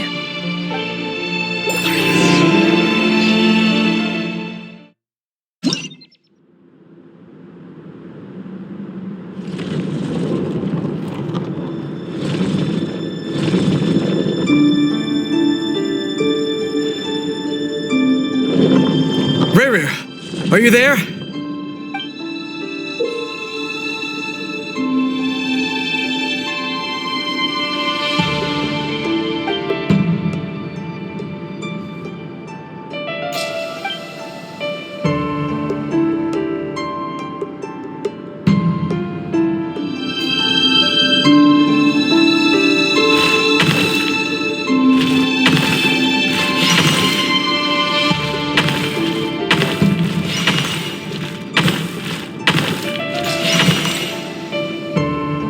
Rerir!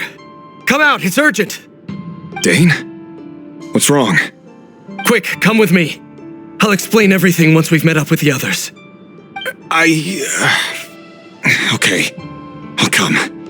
But the Lindis is still over at the Universitas. I'll need to leave her a note. All right then, but make it quick. I've never seen Dane so worked up before. Whatever this is, it must be big trouble.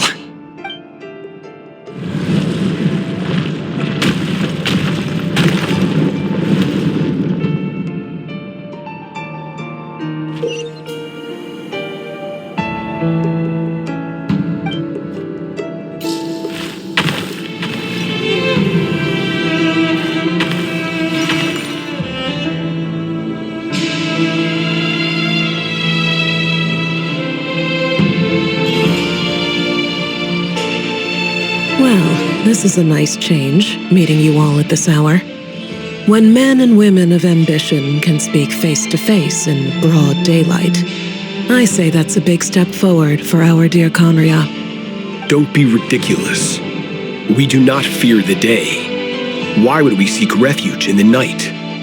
You might ask your blade that same question. I'm told it prefers the cover of darkness. The word on the street is that Sir Elegy only strikes when he has an unfair advantage. But that is patently false. I see you're missing an arm and a leg. Surely only a fair fight could explain that. If this is your way of offering me replacement limbs, believe me, I'll take them. Oh, we can certainly discuss that. With bioalchemy, anything is possible. Assuming I have your full support in my research. Lunatic. Robtatir, what brings you here? Why, Dainsleif, of course. He invited me. Please, cast aside your apprehensions, Miss Rhine-daughter. Whatever the rumors may say, I am but a humble servant of the king, and I can assure you he affords me no greater convenience than he does you. Well, the Universitas Magistrorum won't stop fawning over you, so at least some of the rumors must be true. You're clearly doing well for yourself, so drop the humble servant act. It endears you to no one. You're president of the Universitas Magistrorum, the chief royal mage known as the Wise by royal appointment, and by far the most favored among the 4 pillars of Conria. Vice President Veet doesn't even try to hide his envy when he sees you. My success is the product of hard work and good luck. It's as simple as that. Were the king not such an extremist, I hardly think I would have received a senior post at my age. Of course, no job is without its gripes. Serving a king like ours can be a challenging task, as I'm sure you can imagine. And as for Efterveet, in missing out on the presidency, he's dodged a mountain of stress. Like everything else in life, it comes with pros and cons. You're all here. I apologize for the short notice, but it was an emergency.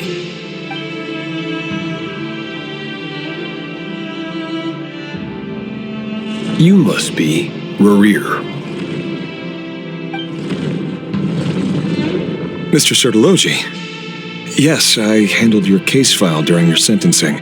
Nothing personal, of course. I'm pleasantly surprised that you remember me. You're clearly a person of substance if you've been invited here. But Dainsleif, you'd better have a very good reason for convening this little gathering. It's my brother, Vedalfenir. After he spoke at the court this morning, the king was so infuriated by his words that he had him blinded in both eyes and thrown in prison. Vedalfenir in prison? Strange. I thought the king trusted him and Horoptatir more than anyone else in the world. Does this mean the king's circle of trust just got even smaller? It has nothing to do with trust. It's about what the king wants, which is as clear as day to anyone paying attention. I simply appease him, because it's in the best interests of the Universitas Magistrorum. And also because you're slimy. Vedalfenir, perhaps less so. But still, a visionless visionary? It rather inclines me to think that qualifications are not what get you ahead in Conria. Do you honestly think this is an important discussion to be having right now? Dane, what are you planning to do? Rescue Vedalfenir, I assume. Correct. It will mean storming the palace by force. Tonight. I need all of you on my side.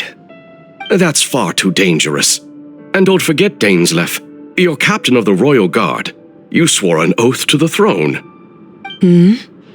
You've been planning this for a while, haven't you? I have no desire to commit treason. But whatever critique the king may have of Vedalfenir, disfiguring your most loyal subject for putting the best interests of his court and nation first, this is not the conduct of a wise ruler. My blade will force the king to see the error of his ways. So, Vedafilnir's prophecy enraged the king. I'm sure it wasn't what he wanted to hear, but if he won't take counsel even from the visionary, that is deeply troubling news. The extent of His Majesty's madness is now all too clear. The question is, how does a man like me get out of this situation unscathed? You have noble ambitions, Dane, but I'm afraid they don't do much for a guy like me. I'm not interested in saving the world. All I want is a letter of pardon. A letter of pardon? For whom? Thelindis? The chances of the Vinster King issuing a pardon for anyone connected to the Crimson Moon seem vanishingly slim.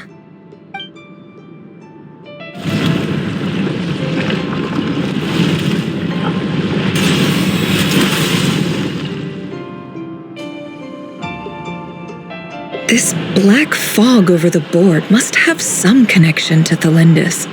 But why is it taking this form? Does it have something to do with Rarir's past? Another mystery I'll need to unravel.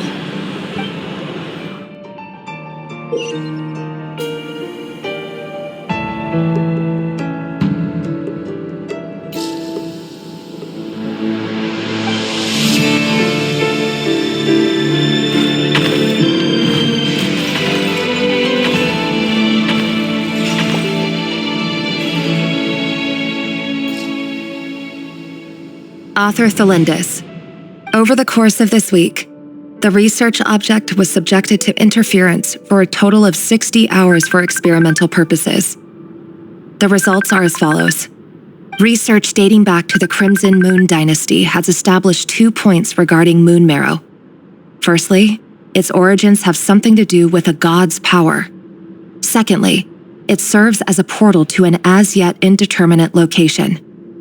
Moon marrow can thus be defined as a spatial gateway. However, there are a number of hurdles to overcome before we can answer the question of where it leads to. To start with, opening the gateway requires a specific power source, which the relevant literature indicates. An enormous amount of power is then required to keep the gate open. Currently, the total power output of our instruments remains in the single digits. To make matters worse, I am now the only staff member remaining in the Moon Marrow lab. The Universitas Magistrorum recently decided to move most of its personnel into abyssal energy research, which has stymied all Crimson Moon-related projects. This is not a wise move. I have always maintained that placing all our hopes in a single source of power is risky, especially one as poorly understood as this. As well as making ourselves overly reliant on a single resource, we are neglecting other promising technologies.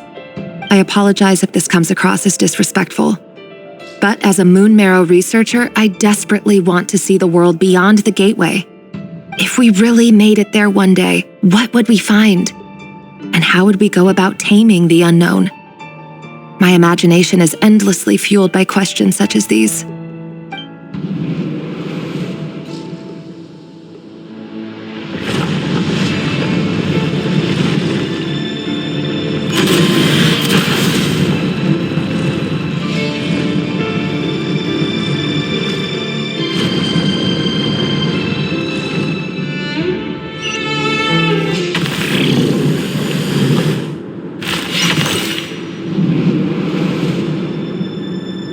This is for you. I heard you're gonna leave the city with your parents. Thelindis, did you hear about what happened? I've heard nothing. Rarir got back very late last Friday, and he was acting a little unusual, but he slept pretty well, so I'm guessing whatever he did was a good deed.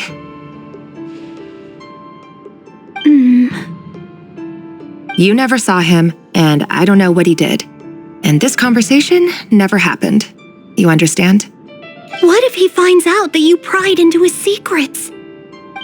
Don't be silly. I don't know what secrets he does or doesn't have. All I know is he's just a normal guy who happens to run some errands for the king. Are you scared of him? I don't know. The Rarir I know doesn't match the person you all describe. Logically, I should be scared of him. And yet, I don't want to lose him. But enough about that. You should get going, and be careful with the package I gave you. Keep it secret. Keep it safe. What's in it? A piece of the moon. All you need to know is that as long as you keep it safe, then in the future, everyone will be able to see a red moon. A red moon? You mean our moon? That's right. Our moon. Promise me you'll look after it. I promise, Thelindis. The Crimson Moon bloodline will never die out. Its light, the color of blood, will become like a fire that flows in our veins, no matter how long it takes.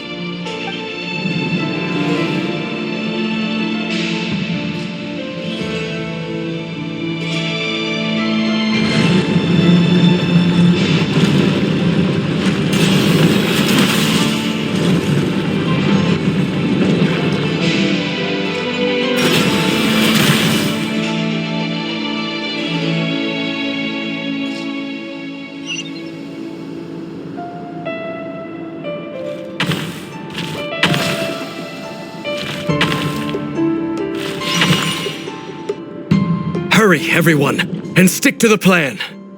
Sir Dainsleif, what are you? Is this treason? You know what happens to those who betray the throne. Please, don't do this! It is the king himself who has betrayed the throne. He has betrayed all of Conria. If you have any love left for justice in your heart, you should join me. It's showtime. Dane and his group will handle the troops in the palace. Then Hraptatir and Rheindotter will disarm the security measures. My job is to enter the prison and rescue Vedifulnir. Stay safe. Wish me luck. Look after my brother. Draw your blade. It is time for justice to prevail.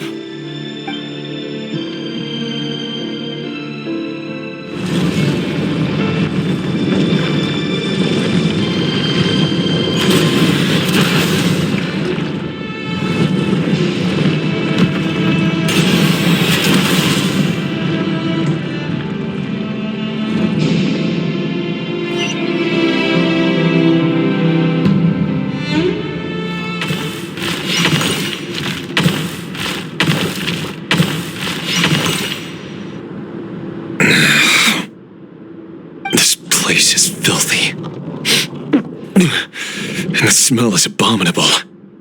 Clearly, the king doesn't allow his prisoners a single shred of dignity. This is dire. Found you. Hello, Mr. Vedifulnir. It's you. Surprised? Oh, wait. I guess surprise isn't an emotion that prophets feel very often. I certainly felt some surprise in the moment when I was blinded. Surprise at the king's sheer ignorance. Surprise at just how unfairly this world responds to words of earnest remonstration. I'm curious. What did you prophesize this time? It wasn't a prophecy. It was a word of warning. Someone had to say it. The king has forsaken all reason in pursuit of his obsessions. I simply told him that if he continues on this path, Conria will surely fall. But he didn't listen. Worse still, he stabbed you in both eyes and locked you away. Dane asked for my help. The court is in complete chaos now, but I'm sure you predicted that. Everything is transpiring as I foresaw, yet I am powerless to change it. Fate is an immutable force. I can but lament as the inevitable unfolds. I do wonder whether giving a man the power to see the future is nothing more for him than slowly crush his spirit.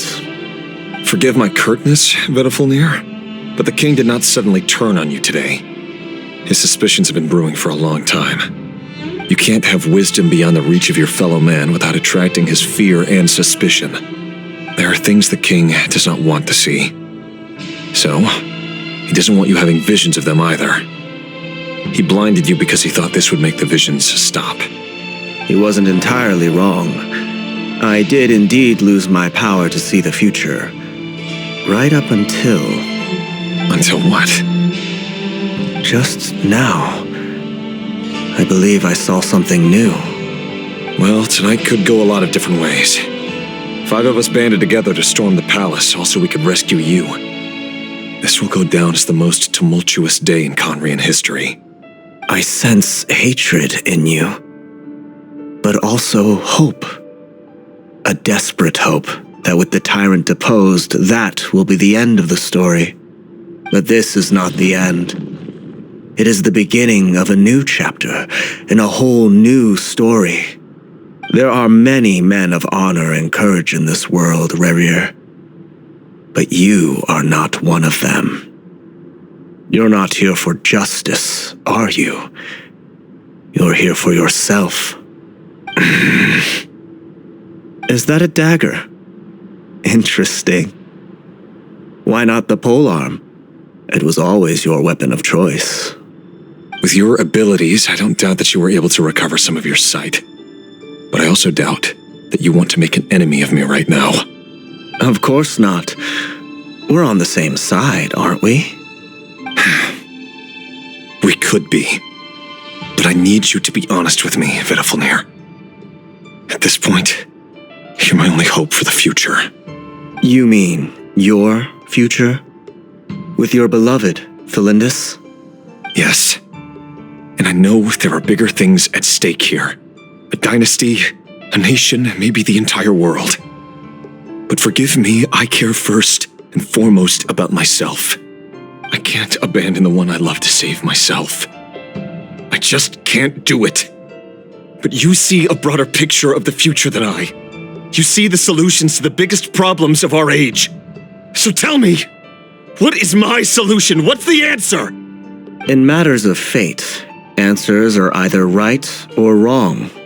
What will be and what will not. Maybe you are willing to pay a certain price in the pursuit of happiness, but unfortunately, fate does not negotiate. That is the cruelest thing about fate. It is unmoved by your sacrifices. That can't be true. I know it's your voice that I keep hearing in my head, urging me to see how the world is changing, to seek more power, so I can protect the things I love. You show me disaster, but you won't show me how to avoid it? Why? Why are you doing all this? My voice. In your head.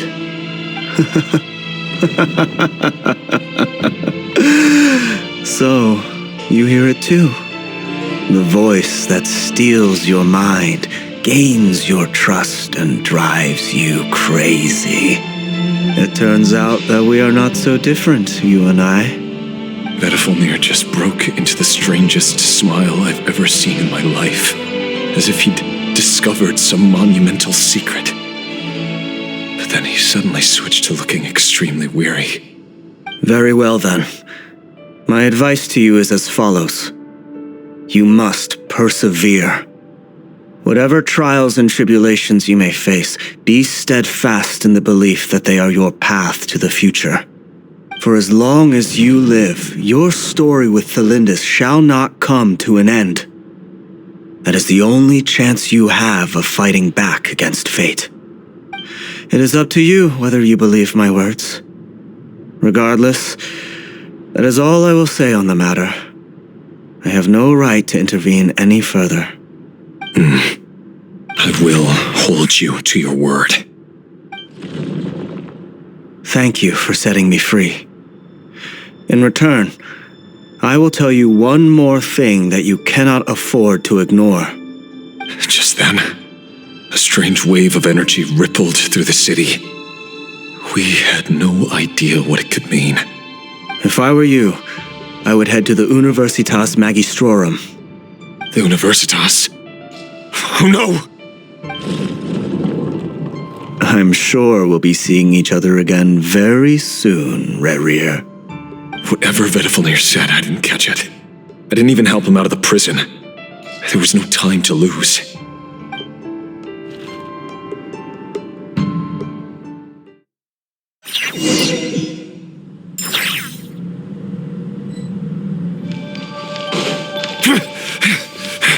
Monsters? Just this Rhine-Daughter's doing? Or the Universitas Magistrorum? Out of my way!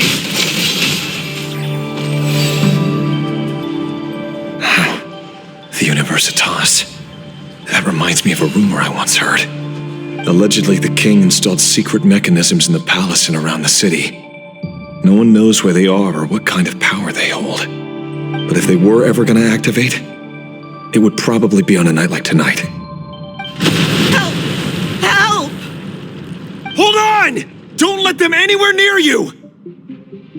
Save me! I can't! Ah! That sounded like an explosion. So the rumor is true? The king really went through with it. What other means does the king have at his disposal? They must run on power from the Abyss. And given it's a major center of Abyss research, anyone over at the Universitas will be in grave danger. I have to hurry!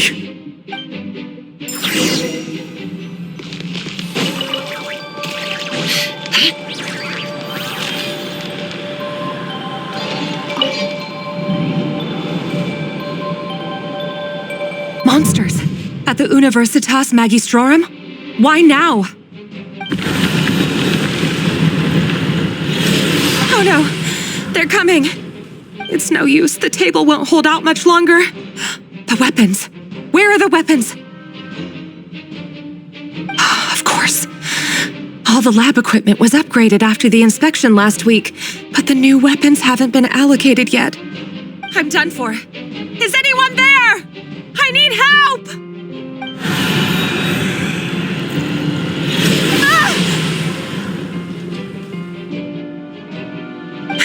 Stay back! Please stay back! Please!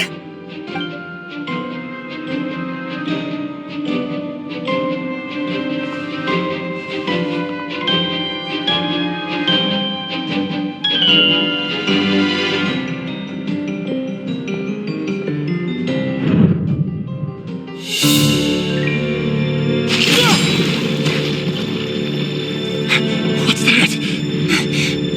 Rear. So the rumors about your work are true. What? No! Listen, something happened at the palace tonight. We have to leave! You don't need to lie to me anymore. What do you mean? I know why you're worried, and I will respect the decision you've made. But it's okay, because I found a solution. I know how to end all this. You can have it back. The normal life you so desire. But until then, I'm afraid our wedding will have to wait.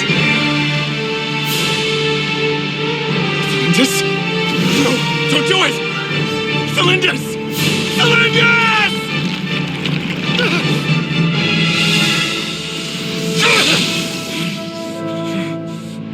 I told you, Rerir. Let her go. You will find someone better. No, I won't do it! I have to save her! By what means exactly? A lowly pawn. You lack the power and the strength of will. Do you know a way? Tell me! Come to the palace. Join us.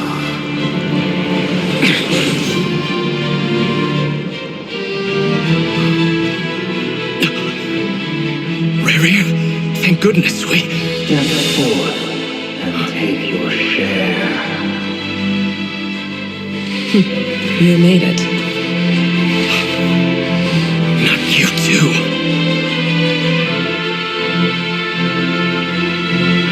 Hatred or grief, despair, desire. We all have our own.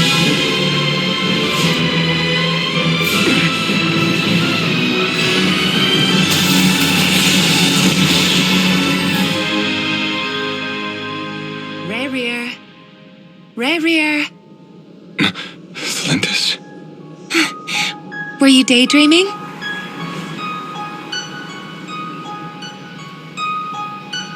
You still remember, Rerir? That question you asked me a couple of weeks ago? Oh. You mean the proposal? Yeah. I'm wondering, where do you think would be a good place to discuss it? Maybe in the garden? Or were you thinking a fancy restaurant? It's your choice.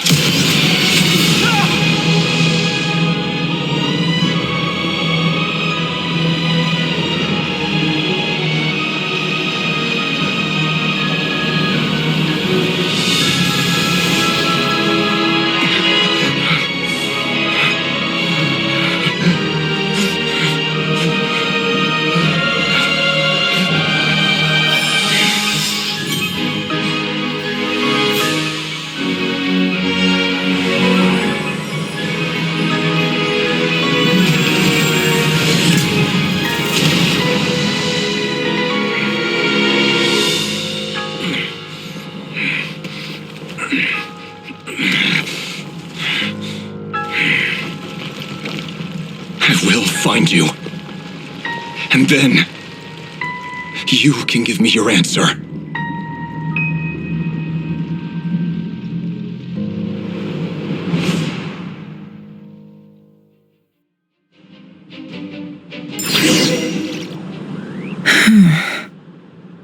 So that's how the Raker of Solnari was born. A monster created by circumstance is a monster all the same. Viewing other people's thoughts for too long can get uncomfortable. Right now, I'm feeling a strong sense of loathing.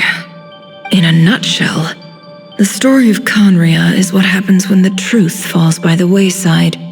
Everyone tells little white lies, and before long, you have a huge pack of lies that destroys everything. Whew. Time to get back.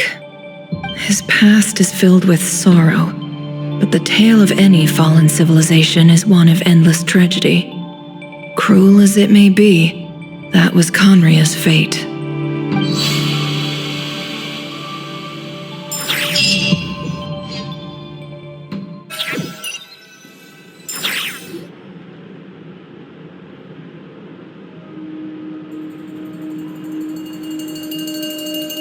Everyone, I'm back. Can I get a standing ovation? Never! How are you holding up? Feeling okay? She's fine. Boss is a pro. Yes, I'm fine. You will have seen the events of Rarir's life through my thoughts. It's now clear that he is just a regular nobody, driven by personal tragedy, as he said himself. I mostly agree. There's only so much we can know about him from his memories alone, but they did give us a clear glimpse into his life in Conria. However, I would not consider Rarir to be a nobody. He was deeply involved in the events of that era. Yet, when the catastrophe of a generation strikes, nobody is safe. Sounds to me like you're speaking in riddles again. Is this you urging me not to abandon the people of Nod-Krai in their hour of need? That's not what I meant. Although I do hope you choose to remain a part of the plan. Without you, the mission ahead will be all but impossible. Then try to remember that I respond better to the carrot than the stick. And I don't appreciate being bossed around. Now, as for you, Missy, you were excellent. You stuck to the rules of the ceremony and kept your mouth shut the entire time. Bravo. Cool. So, can you fill me in on the deets now? Most of what I saw went right over my head. Patience. You'll hear the whole story, don't you worry. But let's meet up with the others first. It will save me narrating it twice. Yehoda? Yes, boss. Let me get that door for ya. That's more like it. For a moment there, I was worried you'd forgotten about the first clause of your employment contract. Forgive my curiosity, but what does the first clause say? It says I gotta do the annoying stuff that boss is too lazy to do for herself. Like opening the door, pouring the tea, yada yada. Is that right? If something is in the contract, it's because she willingly agreed to it. Rest assured that the curatorium abides by the very strictest of labor policies. You don't seriously think I'm cruel enough to treat her like my slave? In any case, I've hardly shied away from my share of the work today. Hope I don't catch Flintz and Varka lounging about in their chairs, enjoying a leisurely cup of tea. There's nothing I dislike more than other people enjoying themselves while I'm hard at work.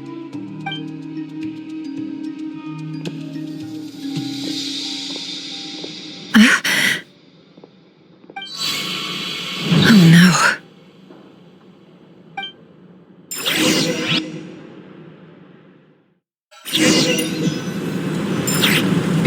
Sorry to disturb you, but we seem to have run into some trouble. Evidently so. Don't worry, I'm not about to leave you to fend for yourselves. I'm not that kind of boss. And it would go against the curatorium's labor policy. I'm sorry? What did you hear me say? I wasn't talking about labor policy. Wait.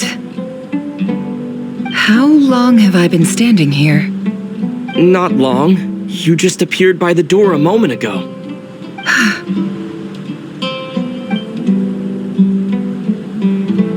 Boss, what's wrong? You look like you've seen a ghost. We've been tricked. We never left at all. Somehow I hallucinated that whole scene back inside the office. Hallucinated? But how? How indeed. This place should heed my will alone. All thoughts and actions that occur in here are just a result of pawns moving across the chessboard in a carefully calculated manner. And nobody has access to this chess set but me. So you control everything in here? More or less. But yes, it's a special technique of mine. Has anything like this ever happened before? Only once. It was the first time I used the chess set. Is there any similarity between what happened then and what's happening now? I suppose my thoughts are a little turbulent, which was also the case my first time. Is there anything I can do to help? The first clause of your contract clearly states that I only need your help with things that I'm too lazy to do myself. Meaning you're not feeling lazy right now? Meaning this is not something Yehoda can help with. The chess set is a personal treasure that I alone understand. I must be the one to find our way out of here. Boss, it's fine. Really. Let me do something useful. Oh, listen to you. Whatever would I do without you, Yehoda? What? Really? Yes, really. Where would I ever find another employee as obedient and servile as you? God forbid anything ever happens to you. Okay. Well, anyway, I was thinking of fetching some water. There's gotta be a source around here somewhere. I suggest everyone finds someplace comfortable to take a rest. We gotta conserve our energy. Even though all this chess malarkey doesn't exist in a physical sense, mentally speaking, it's all real. And so is our tiredness and fatigue. You don't want to dismiss mental fatigue.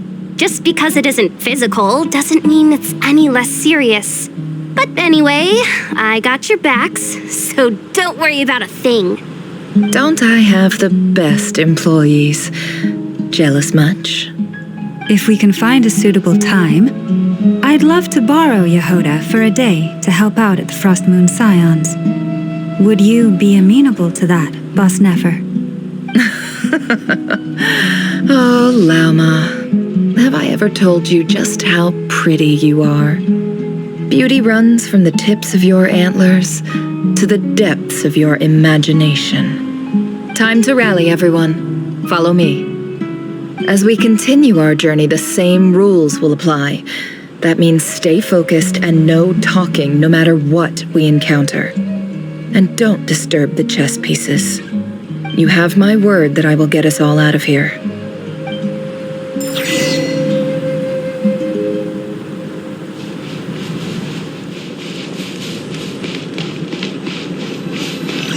face looks familiar. That's not a good sign. There's someone up ahead. Time for a little chat. I wasn't expecting visitors at this hour. Wait, is that? Oh, it's him. There you are! Sinue's been looking for you all day. I think he has some news for you. Oh yeah? What were you doing just now, Uncle Retinue? Hiding away some more loose change?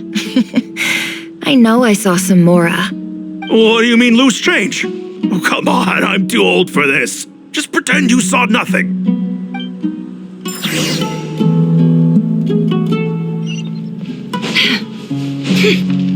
Hey, kid. Mind telling me what Sinuhe's been up to recently? I'm trying to get in his good books and I need a way in. Get in his good books? Why? What do you want with my dad, Uncle Apepe? I've written a new song. I was hoping to showcase it at the next festival, but I'll need his approval. A new song, huh? I'd love to stay and listen, but unfortunately, Uncle Retinue says my dad's looking for me. Well, there's plenty of time and I'm not going anywhere. See that pile of stones? I'll be sitting there warming up my vocal cords. Come find me when you're done. Pile of stones. Got it.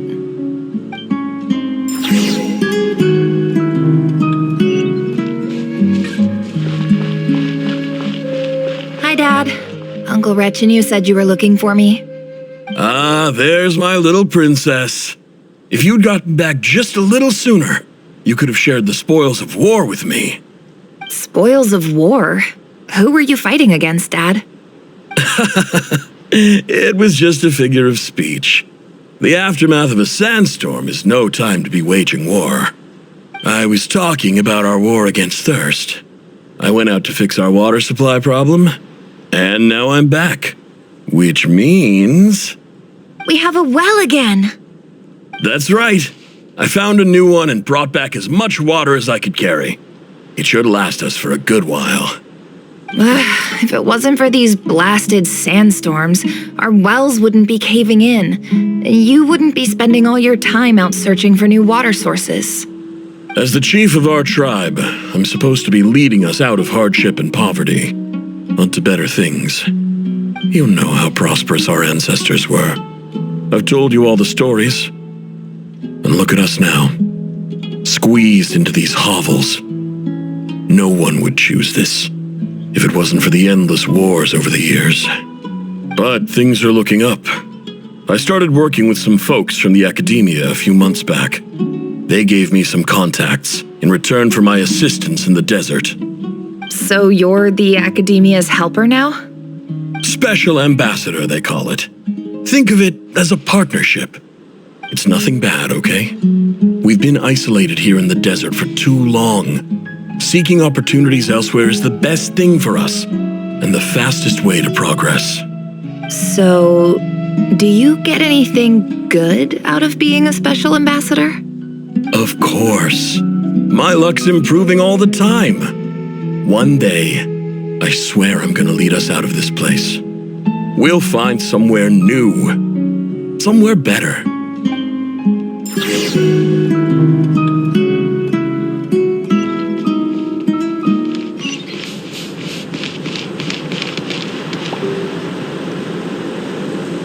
That's our well, and you know it. You stole from us. Well, you've gone from chief to thief, and now you have to face the consequences. Did you really think you could take our water without permission and get away with it? You're either brave, stupid, or both. And that special ambassador act? Yeah, nice try. We spoke to the academia. They said it was all news to them. You're a liar and a cheat.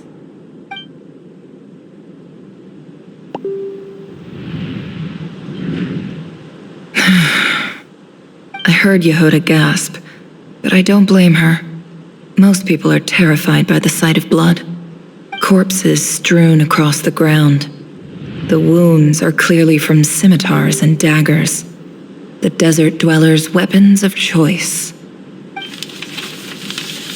There's a handwritten note on the ground. Let's see what it says. Halil, this is Sinuhe, chief of the Shimti tribe. Surely you remember me. I was the one who helped you and your colleagues avoid the quicksand in the desert. This is my second time writing to you. I assume my last letter must have gotten lost in the mail, as I didn't receive a reply. I hope this one makes it to you safely. I'm writing to you because I need some help. That sandstorm the other day completely blocked up our well, forcing me to look for another water source in Iab and Unut territory. It was a matter of survival. Praise the gods. The well of the Iab tribe was intact. It was my last resort. I drew what water I could and left, but not without being spotted. I fear they will retaliate. You told me to write to you if I ever needed help. You said you'd be my ally in the academia. I urgently need you to formally recognize my title of Special Ambassador and send some of your people to assist me for a few days. It's the only way I can convince them that this was the Academia's decision and prevent them from retaliating. This is an emergency. Please send help as soon as possible. Looks like this letter never got sent. The writer died a grisly death, and the letter was trampled into the ground. It's badly defaced. Some parts are barely legible. What a ridiculous lie the surviving Shimti tell. Their whole village was butchered over a sip of water.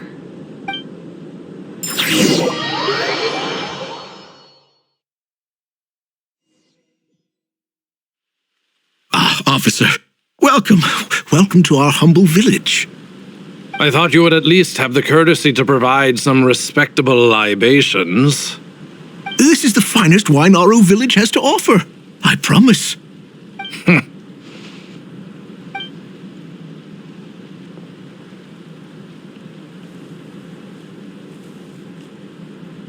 The Academia has agreed to reserve a single space for a candidate from your village. But I remain skeptical of this entire endeavor. I highly doubt anyone in this desert possesses serious academic potential. Please, have faith. If not in us, then in our God. The child we found shows great promise. I beg you, take her away from this place. Give her a chance. Don't let her talent go to waste. I don't recognize her. New arrival? She showed up here a few days ago and we took her in. She's a really bright kid. Please help. I'm begging you. So, where are you from? Nowhere special. Just a sand dune. What about the rest of your family? How many of you are there? Just the one. It's only you? Correct. So, no brothers, no sisters, no mother or father? Any who have slept on a bed of sand, I call my brothers and my sisters. Apart from that, I have no family. All right. Get over here. Sign your name on the form.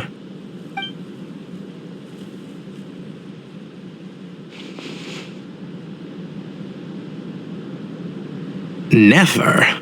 You're rather fair-skinned for a desert dweller.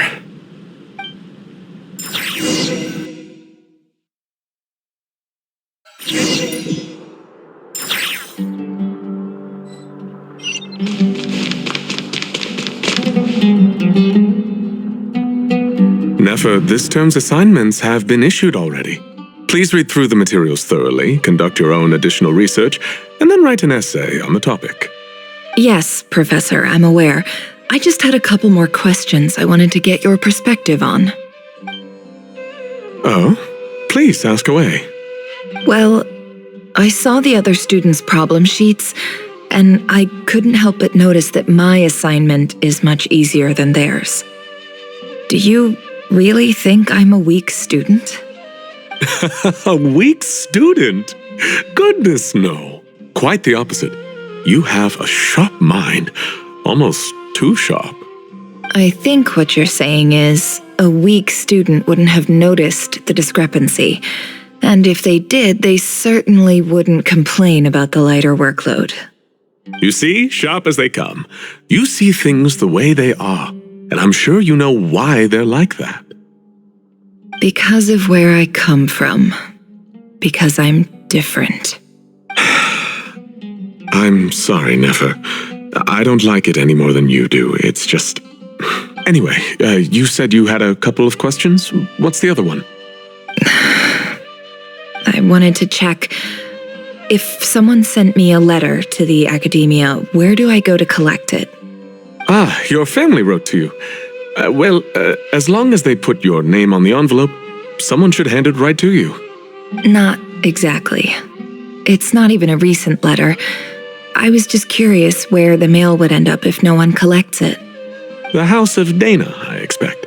I know there's a box for unclaimed mail somewhere in there, probably sitting on a shelf. Whatever you're looking for, that'd be the place to start. Okay, got it. Thank you, Professor. Oh, don't mention it. Honestly, I feel like I failed you. I'm supposed to be your teacher, but I haven't taught you anything. Hey, don't say that. You're a great teacher, and you do your best for all your students. But the rules are the rules. You're not allowed to teach students like me. It's not just the academia either. The whole world bends over backwards for the successful and leaves the losers to suffer and die. Oh, my dear child. Don't tell me you've given up on life already. I haven't. I just think that if you want to make it in this world, you have to find a way to become successful.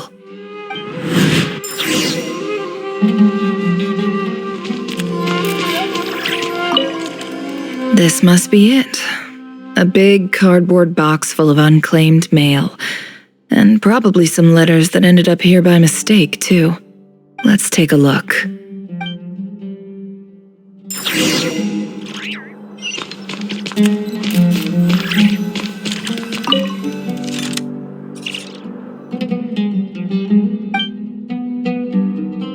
A dilapidation survey from Port Ormos.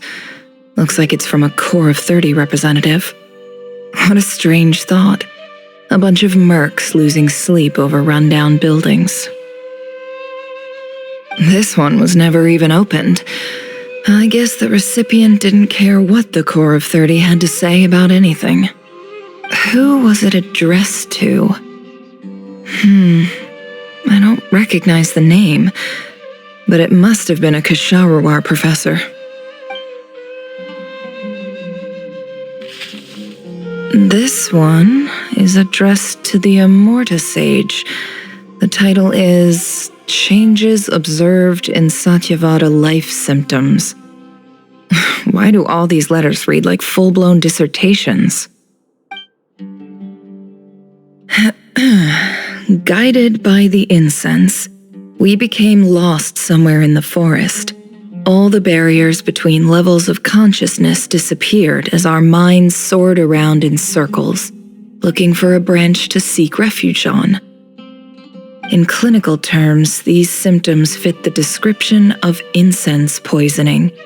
The Immorta Darshan strictly prohibits the use of hallucinogenic substances, but I believe there are still people getting away with it. For example, my neighbor who always breaks out into song and dance after using incense. This seems like something the academia would want to know about.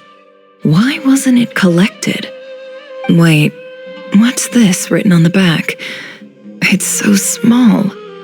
The note says, "The sender authored this letter while under the influence of mushrooms.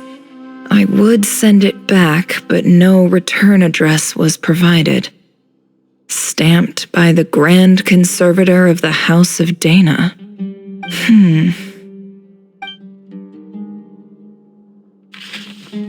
This next one is addressed to Grand Sage Azar. A few words of protest regarding recent changes in Sumeru's educational policy. In recent years, the academia has taken on a small number of students from the desert region, as per the policy to this effect. However, it appears to me that these students have not, in fact, been provided with educational opportunities that are, in any meaningful sense, equal to those enjoyed by their peers. As well as receiving dumbed-down assignments and perfunctory tutoring, they do not even have full access to the Akasha system. Education is the fundamental purpose of this institution, which should go without saying in a nation whose founding virtues are knowledge and wisdom. I ask you, is the lip service we pay to the policy of education for desert students truly the standard of pedagogy to which the academia aspires? As Grand Sage, policy decisions are your prerogative. But do not forget your roots. You and I were once students too, as was everyone else in this institution. I do hope you will give some serious attention to this matter. I encourage you to discuss issues like this with myself and others, and listen to some alternative opinions. Great letter. Shame it didn't get to where it needed to go. And the sender is... Huh? Sage Cyrus of Spantamad. I didn't realize anyone else even knew how bad students like me have it in this place. So this is where letters from the Sage of Spantamad end up? Nice one, Grand Sage. Really enlightened leadership. Whatever. This isn't what I came here for. Moving on. I'm not exactly holding out hope that a letter sent from the desert would even make it here. But if it did, where else would it end up if not in this box? I can't believe how much discarded mail there is. Must have been years since someone last went through it all. And this is just one box. The whole house of Dana is boxes on shelves. I don't believe for 1 second that any human being has sat down and read through all the documents in this place. Who has that much free time on their hands? Wait, could this be it?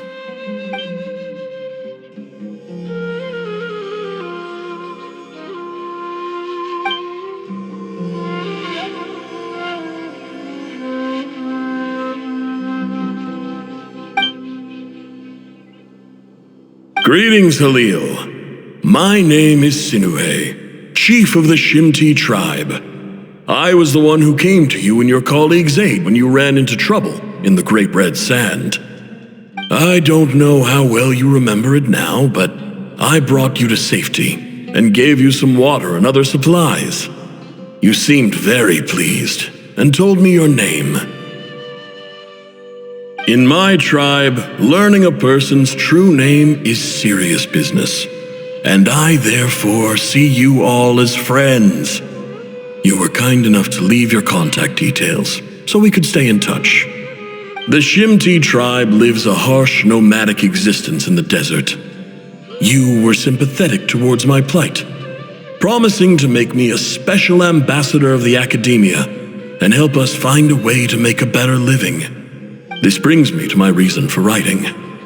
Our tribe has fallen on particularly hard times, and I would like to ask for your assistance. There was a terrible sandstorm a few days ago, which blocked up the well in our land. To ensure my people's survival, I had no choice but to venture into Eob and Unut territory in search of an alternate water source. The Eob and Unut are descended from the Thamudians, while we trace our ancestry to Tulatula. We worship the Lord of Flowers and have had relatively good relations with our fellow tribes up until now. I found a well belonging to the Eob tribe. They declined to help us, but I really had no other option, so I took some water to keep me and my tribe alive. My actions are certain to incur their wrath. When we met, you assured me that you would be my ally in the academia. I would like to take you up on that offer, because I really need your help. I wonder if you could send an academia representative to meet with me. That aside, the last time you were here, You mentioned that the Academia had started accepting students from the desert, and I told you a little about my daughter, Nefer.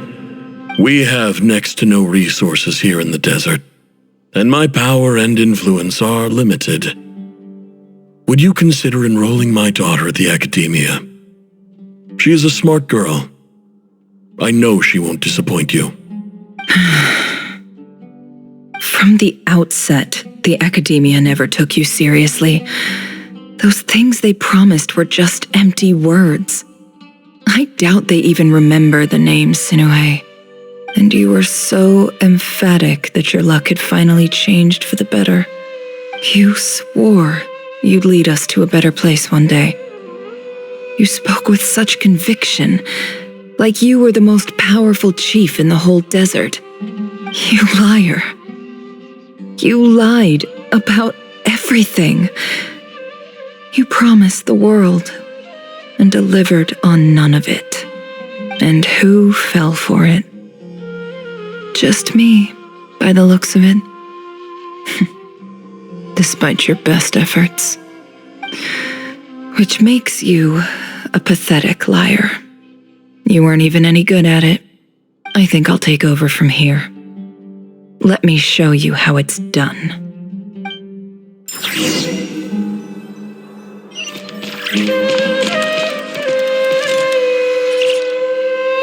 I just came to say goodbye. Thanks for everything you've done for me in my time here. Nefer? You packed your bags. Where are you going? I'm quitting. Something's come up in my hometown. Gonna head back and deal with it. Huh? But this was a hard-won opportunity for you. You know that better than I do.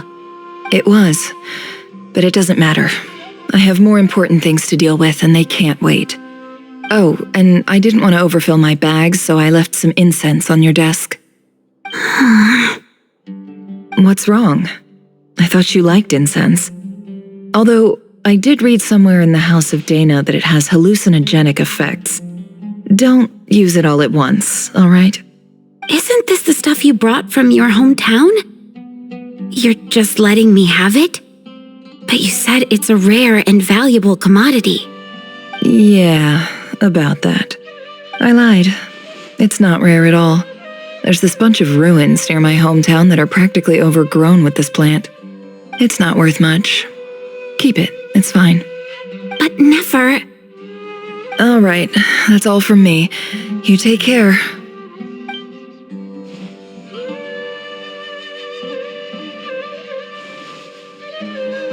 Don't forget me, okay? I mean, we're more than just classmates, right? We're friends. Yeah, I'll remember you. I lied again. That incense is worth a fortune, and it's a rare find even in those ruins. And as for remembering her, I have far too much to do when I get back. No time to reminisce. I'll be lucky if I even make it through this alive. But either way, I expect I'll forget you pretty quickly.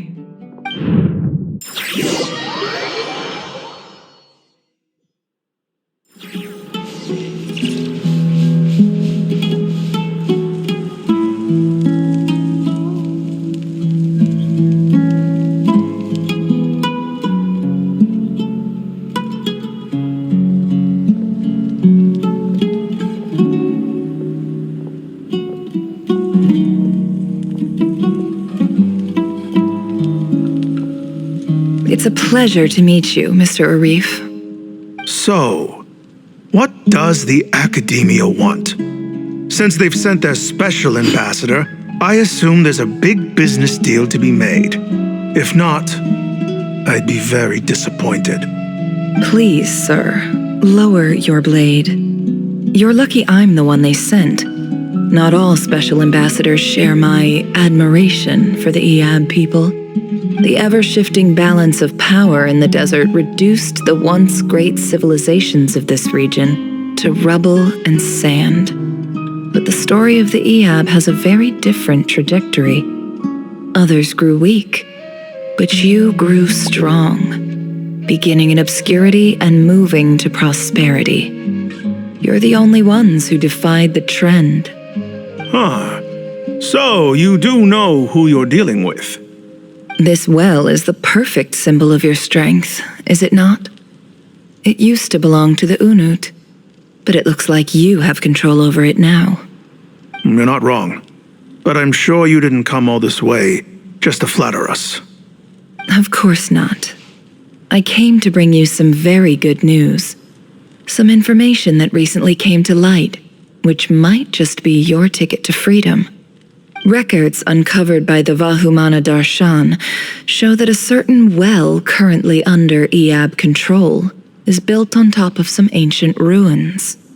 These ruins are of great archaeological interest to the Academia.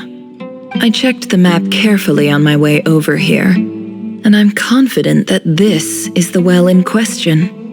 The Academia is offering 50 million mora in return for excavation rights. 50 million? No, wait. If these ruins are as important as you say, 50 million's a little low, don't you think? Don't get greedy, Eab. We know far more than you think. We know that you seized this well by force. Wasn't that the first step in your rise to power? To drive away the Unut and steal their water supply? So what if it was?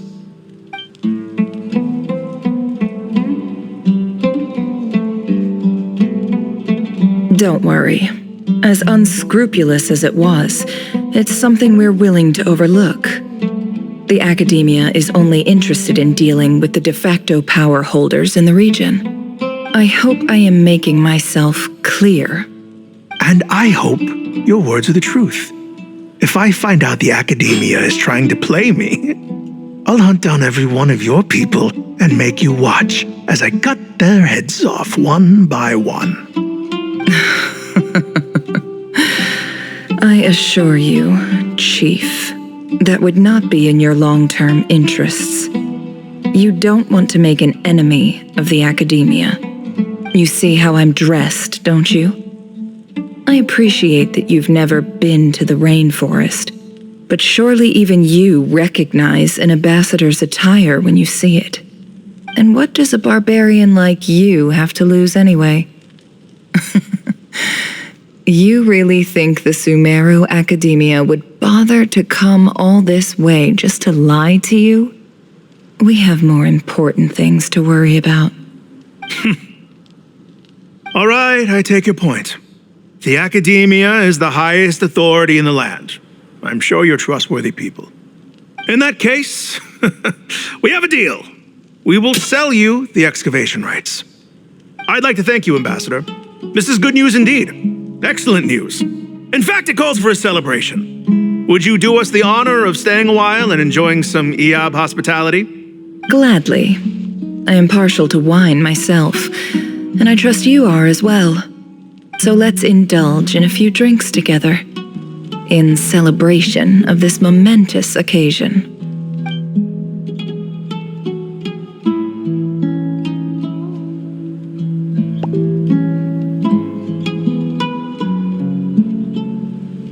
Chief! Chief, it's an emergency! It's the Unut. They've taken the well. What? Well, don't just stand there. Take it back. Yes, Chief. I have every confidence in the Eab's military superiority, and yet... Well, what is it? The Unut's response was alarmingly fast. The day after we reach a deal, they seize the well. This can't be a coincidence. Perhaps there is a traitor in your midst.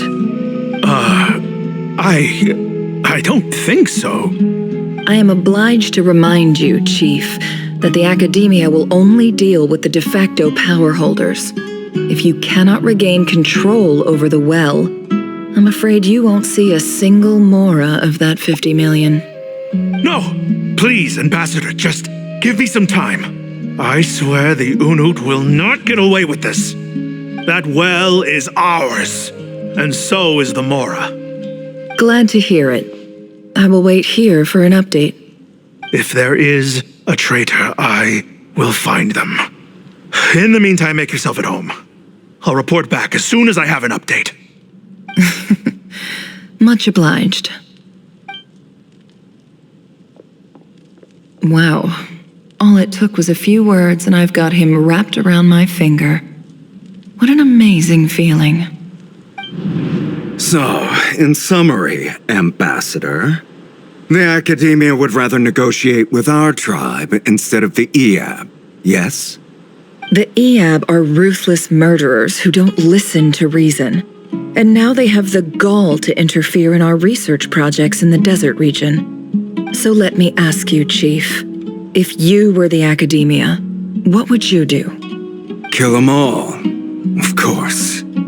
Precisely. The Academia does not tolerate those who stand in our way. The Eab have held back our academic pursuits for too long, and our patience is wearing thin. At the same time, there is simply no way that the Academia can be seen to be intervening in desert affairs. I'm sure you understand where I'm coming from. We have our own rules out here. If the rainforest dwellers raised arms against a desert tribe, it'd start a bloody war. Right. We can't confront them ourselves, but we can support their enemies. The Unut have always had strained relations with the Eab, which makes you our natural allies. Natural allies? Weren't the Eab your allies once? You were quick to send them after us to protect your interests back when we stole that water. And now look at you. You're at each other's throats. Let me be clear. The Academia wishes to collaborate with the legally recognized rulers of the desert in this matter. We are asking for excavation rights to that well, and our offer is 50 million mora. Say no more. I believe we have an understanding. Good. Then I suggest you get to work. Get us access to that well and the mora's yours. You see, Dad? Lying is easy when you know how. People will believe anything.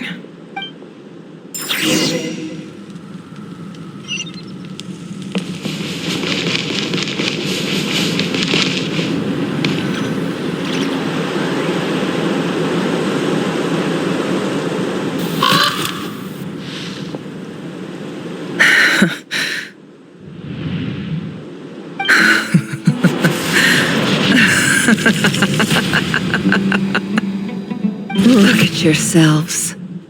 You may be vile, savage monsters, but your butchered bodies bleed like any others. You're no different. You're nothing special at all. The monsters who destroyed my home, they're just ordinary, petty human beings. What a joke. I think we're even now. Maybe I've even done the desert a favor. It's a better place without all these people around. Oh, Sinuhe, my gullible fool of a father. Perhaps if you'd been as ruthless as I was today, our tribespeople would still be alive. In this dog-eat-dog world, a chief needs to be tough to survive. But you couldn't do what had to be done. So I did it for you. Nefer, it's okay. All of this is in the past now. I believe I remember you promising to remain silent. Yeah, but even so... Yehoda, is there anything you can do to ease the tension? All right. Time for a sharp turn onto a completely different topic. So, anyway, that's enough of that. When are we getting out of this place? Feels like we've been walking forever. I'm getting pretty tired. Oh, Alma, you tired? Yes. If we can find somewhere to sit down, I could certainly do with a rest. It's not far now. There should be a temple just up ahead. Yes. Really? A temple? That's where this story ends? I guess that's how things go in the desert. Desert dwellers can never escape their destiny. Or so everyone says. I never wanted to believe it, but looking back now, I'm as desert as they come. You mentioned a temple. What's waiting for us there? My biggest trade secret of all. Ah. Then I'm guessing it's where you got your power from. The power to peer into other people's minds. I didn't know you were clued up on any other religions. I'm no expert in the history of Sumeru, but since you come from the desert, I would imagine it has something to do with King Deshret. Sounds impressive. Oh, I know who you mean. General Mahamatra Sino. The spirit of Hermanubis dwells within him. That's Boss Neff for ya. She knows everything. Sino's hardly a figure of obscurity, but I know about Sethos too. What about him? Is he a big deal or something? Well, he's not a small deal, let's put it that way. Please, this is the bare bone basics. Save the flattery. Thanks for your patience, everyone. I'm sure it's been a lot to take in. With any luck, that's our exit just up ahead.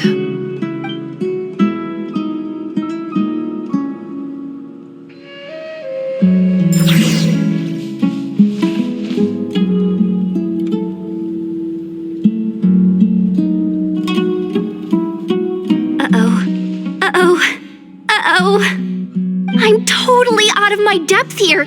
I don't have anything to add about any of this stuff. Like, look at that statue, for instance. I want to do the whole name-dropping, this girl knows her stuff thing too, but I've never seen anything like it before. A statue with the head of a bird. That's Thoth, the Ibis King, one of the 7 pillars of King Deshret. The legends say that he, the Crocodile King, and the Goat King were the 3 retainers of King Deshret. Let's take a look.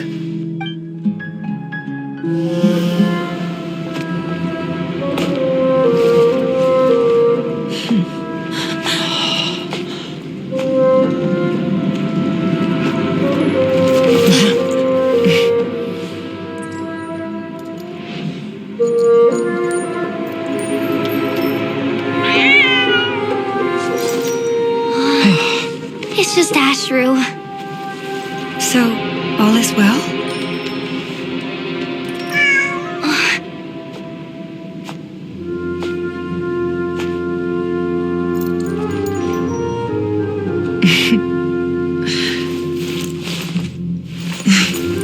Typically speaking, at this point, the world disintegrates. Then we find ourselves back in the outside world. Besides, these are my memories. There's nothing to fear. You're sure? Of course. It's almost over.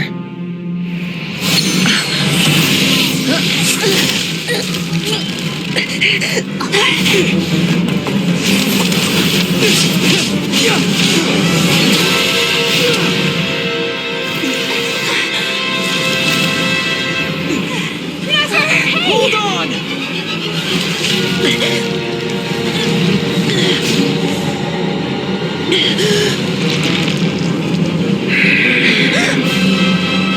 Knowing too much is always a death sentence. Speak for yourself.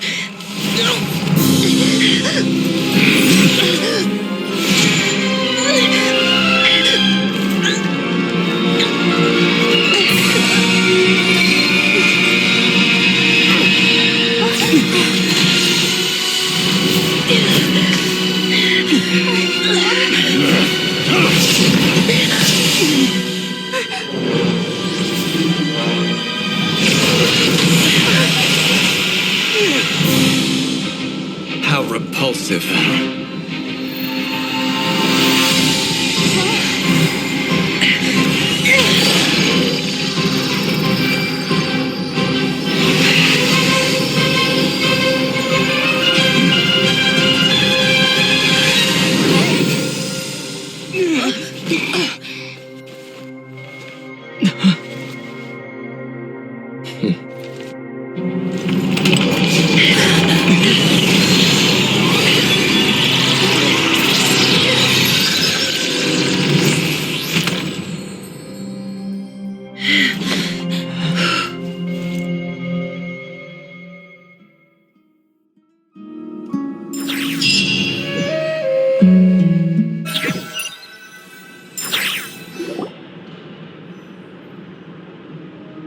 out pretty well, didn't I?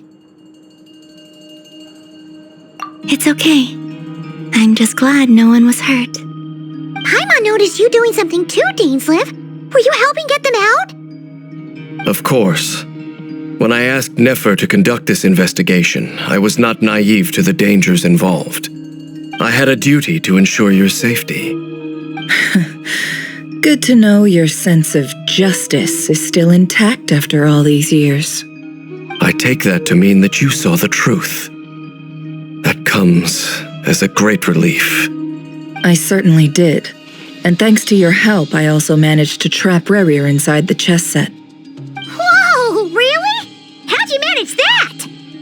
Well, to be honest, I sensed that something was wrong long before we made it to the temple. By using this fragment to probe into Rerir's past, well, the monster formerly known as Rerir, it seems I alerted him. I was tracking him, then he caught on and started tracking me too. Can't say I'm surprised.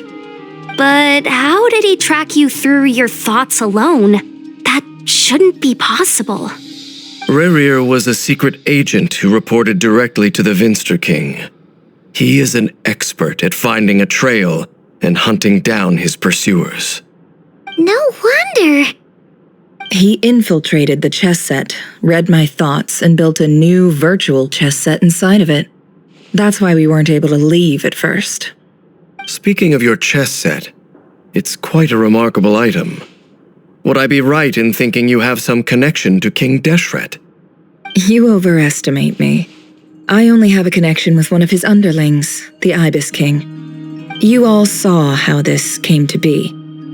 A long time ago, the Iab massacred my tribe, the Shimti, in our home village. A few years later, I enrolled in the academia, where some new information came to light. The Unut and the Iab fought a bitter battle over the rights to a well, all for the sake of a non-existent 50 million mora. The Iab ultimately won that confrontation, but their victory came at the cost of almost every warrior in the tribe. The final blow to the Iab came at the victory feast, when an Unut assassin beheaded their chief right before my eyes. The remaining Iab fled and have been scattered to the winds ever since. Having gotten my revenge, I returned to my hometown, where to my surprise, the nearby temple was still standing.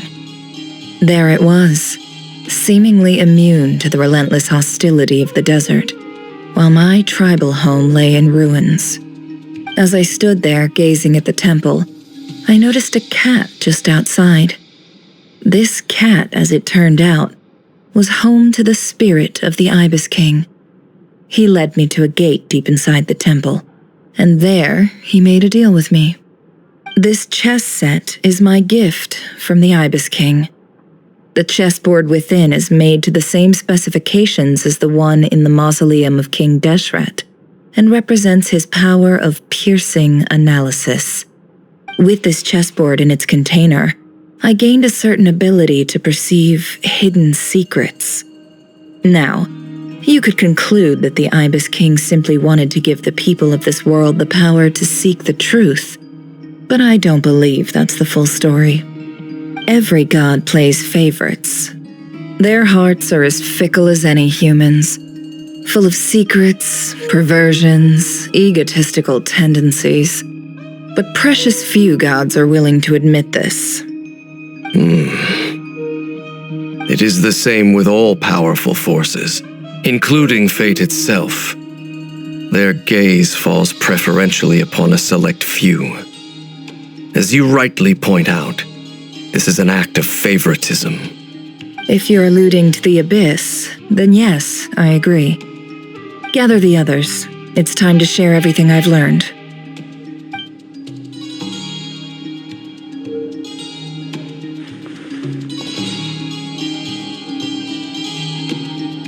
Thank you all for being here. As promised, I did some further investigating into the Raker of Solnari's background. I am pleased to report that the investigation has been most fruitful indeed.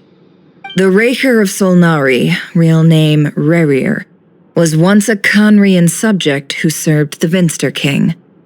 I will now share the important details of his story. Please save any questions or comments for the end.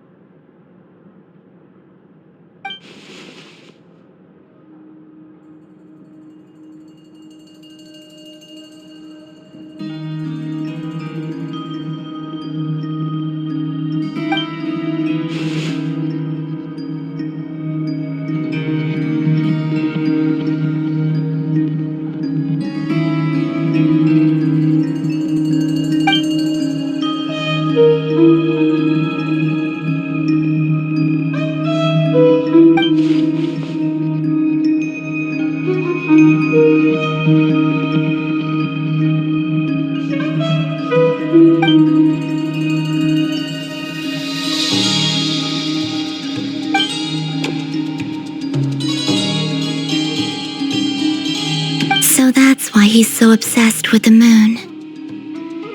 A tragic tale, to be sure.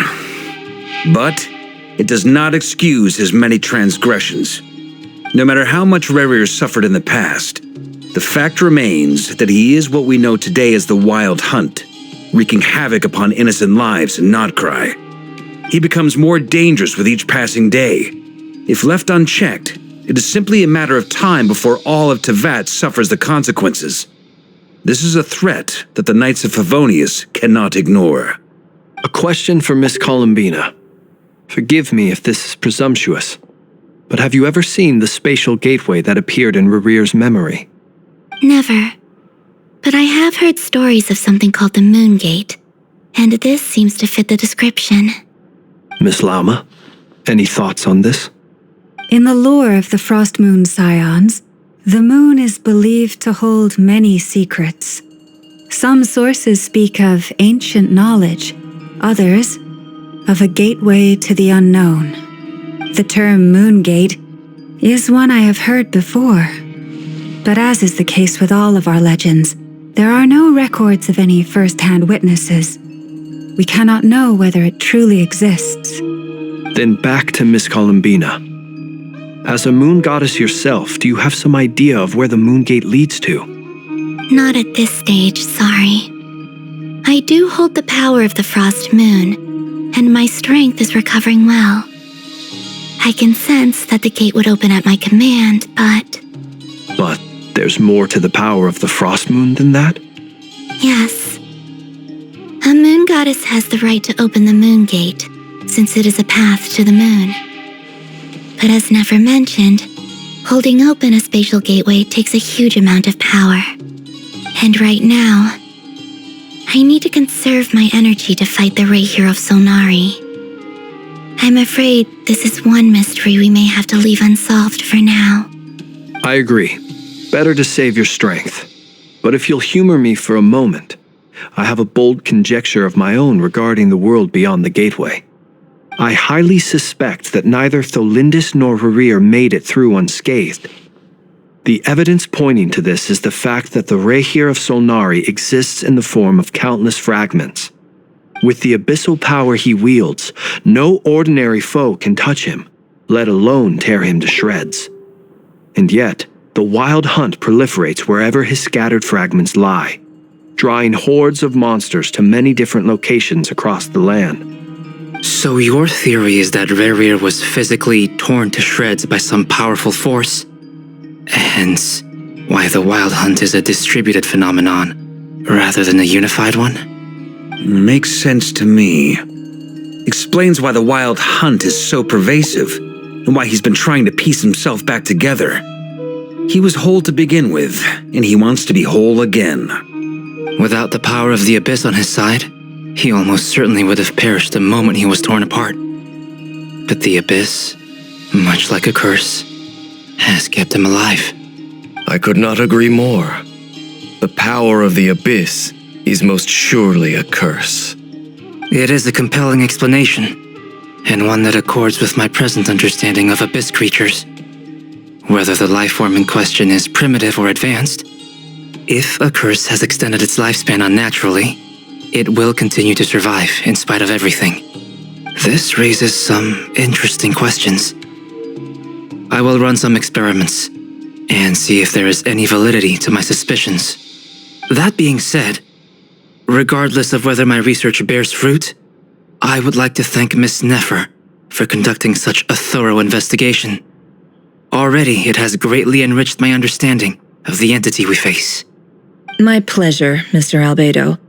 I too hope that the information I have shared today proves useful as we look to formulate the next stage of our plan. Hey! What is it, Dainsleif? You look really upset! It's just... when I think of the man I once knew as Rerir, I struggle to understand why things had to turn out like this. The two of you used to be friends, didn't you? I don't know if these words will bring any comfort, but my heart goes out to you. Mine too. We can never know all the hows and whys of the way things are. The moon and stars are full of untold secrets and lies, and the skies are host to many more mysteries than these alone. Yet, none of that can begin to compare with the complexity of human life.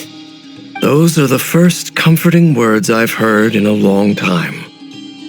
Thank you, both. Well, I think this is a good place to end today's meeting. I'm sure Nefer needs some time to recover. She's been through an awful lot today. That's very thoughtful of you, Lama. Of course. Sounds good to me. Take some time to rest and digest before we reconvene to nail down a plan.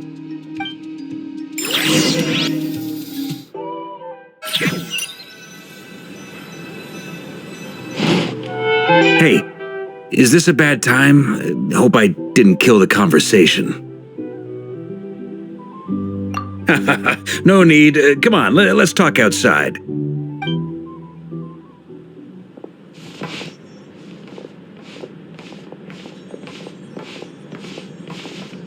Anyway, Nefer went back to the curatorium to get some rest. But before she left, she shared some things with me that I thought you should be aware of.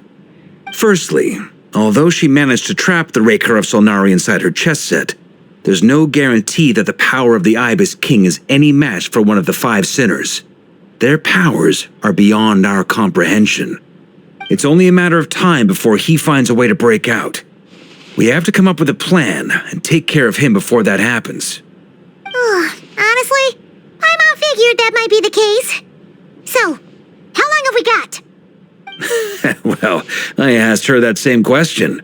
She talked for a long time, but for the most part, it seemed like she was trying to convince me how precious her chess set is. What a long and storied history it has. It felt like some kind of sales pitch, you know? The kind where you end up handing over Mora against your will? Anyway, after all that, she finally answered the question. 2 days, at most. 2 days? Holy moly! Can we even recruit enough help in that time? That remains to be seen. Which brings me to the second issue. Dainsleif is obviously conflicted about this whole thing. But given how little time we have, there's no way we can pull this off without his help. You have some history with him, right? Do you think maybe you could talk to him for us? Great, I appreciate it. All right, on to item 3. So, Albedo, Durin, and I put our heads together and came up with a plan. Can't promise it's gonna work yet, but at least it's a start. We figured we'd bounce the idea off you first. We'll explore it further once everyone's recovered. Oh, Paimon's dying to hear this. All right, so here's what we're thinking.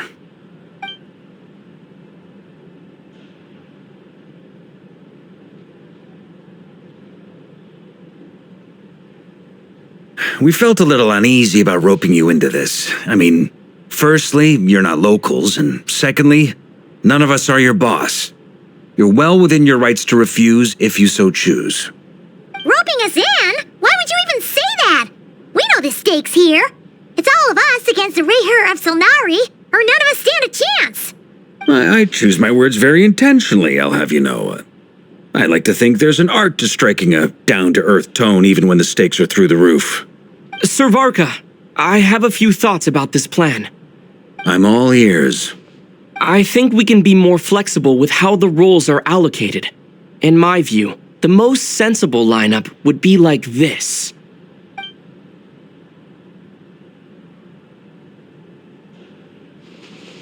I see your point, yeah. But if that's how we're going to approach this, you'd better make sure you're ready. To be clear, I don't doubt your abilities. Far from it. I just want to make sure. Are you really willing to take all this on? I want to do everything within my power. The Rahier of Solnari is a truly fearsome opponent, and if I do my part, it'll greatly reduce the risk for everyone else involved. Well, that tracks with what I've heard. Jean's mentioned in her letters that you're so diligent it's almost abnormal. As in, most people weigh up the risks and rewards in situations like this. But you seem to just march towards danger without a moment's hesitation.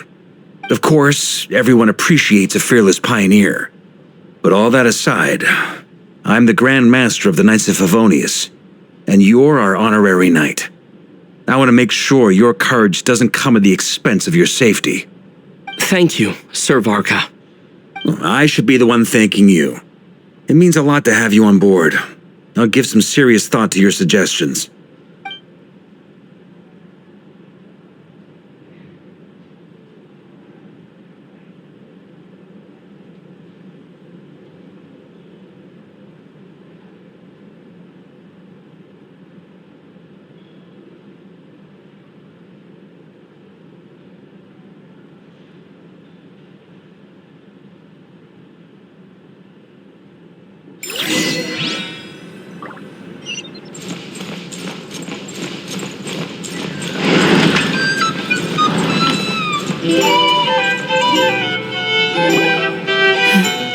This is a thorough plan, but I do have one last question before we take action.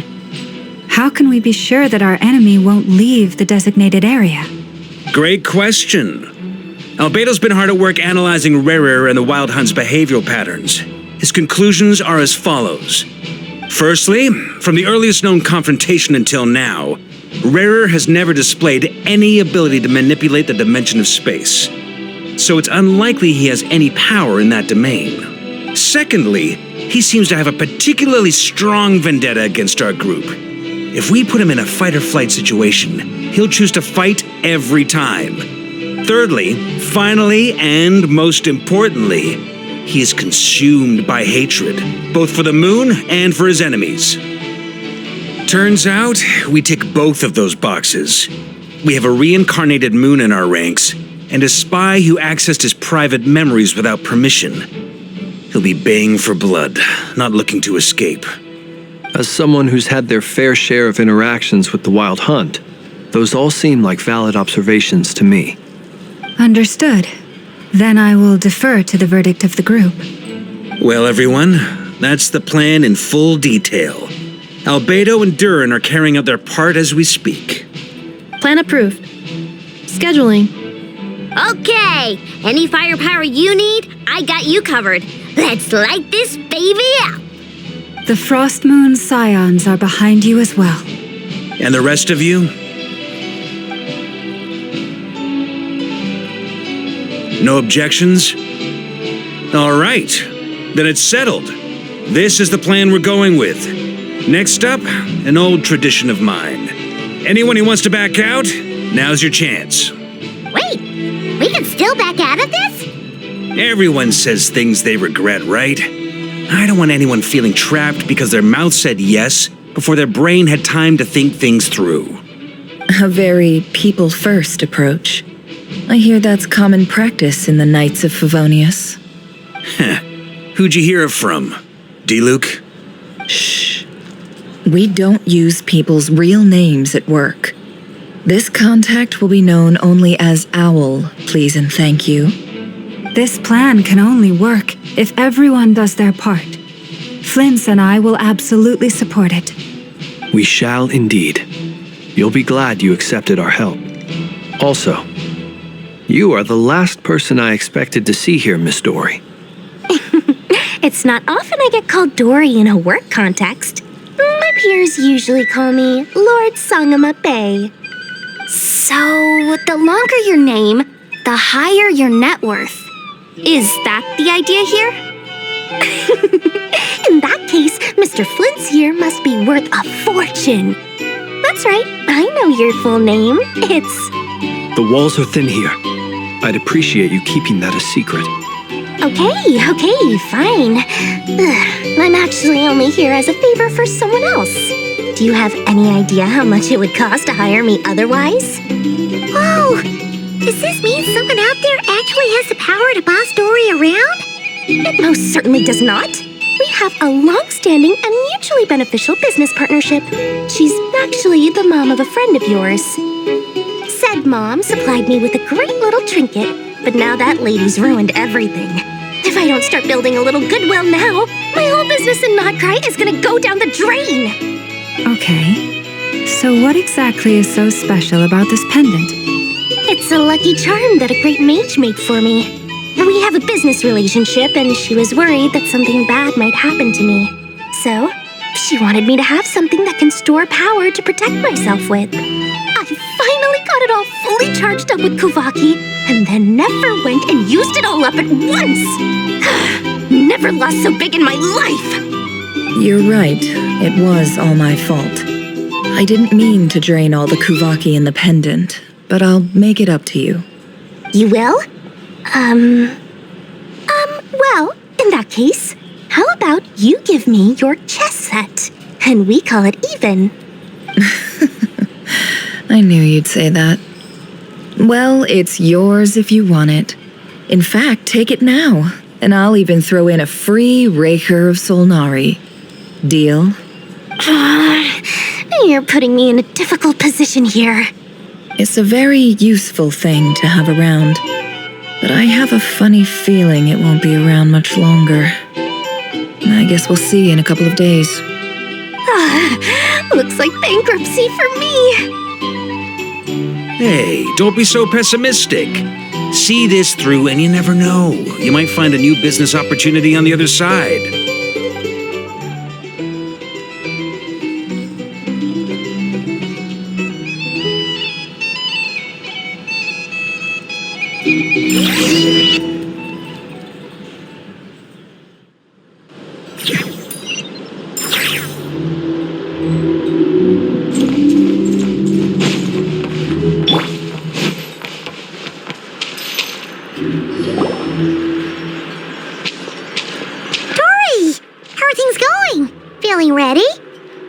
I was born ready. We only have 2 days. You think Lord Sangamabe would let an opportunity like this slip by? Don't forget, when something's in high demand, the people with the goods on hand get to charge the highest price of all, even higher than the sellers taking advance orders. Ta-da! See? It's right here. Ah, it's so pretty. Did you make it?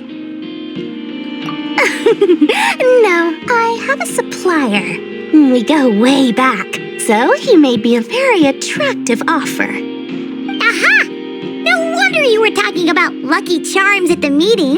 You've been getting Kaveh to make them for you.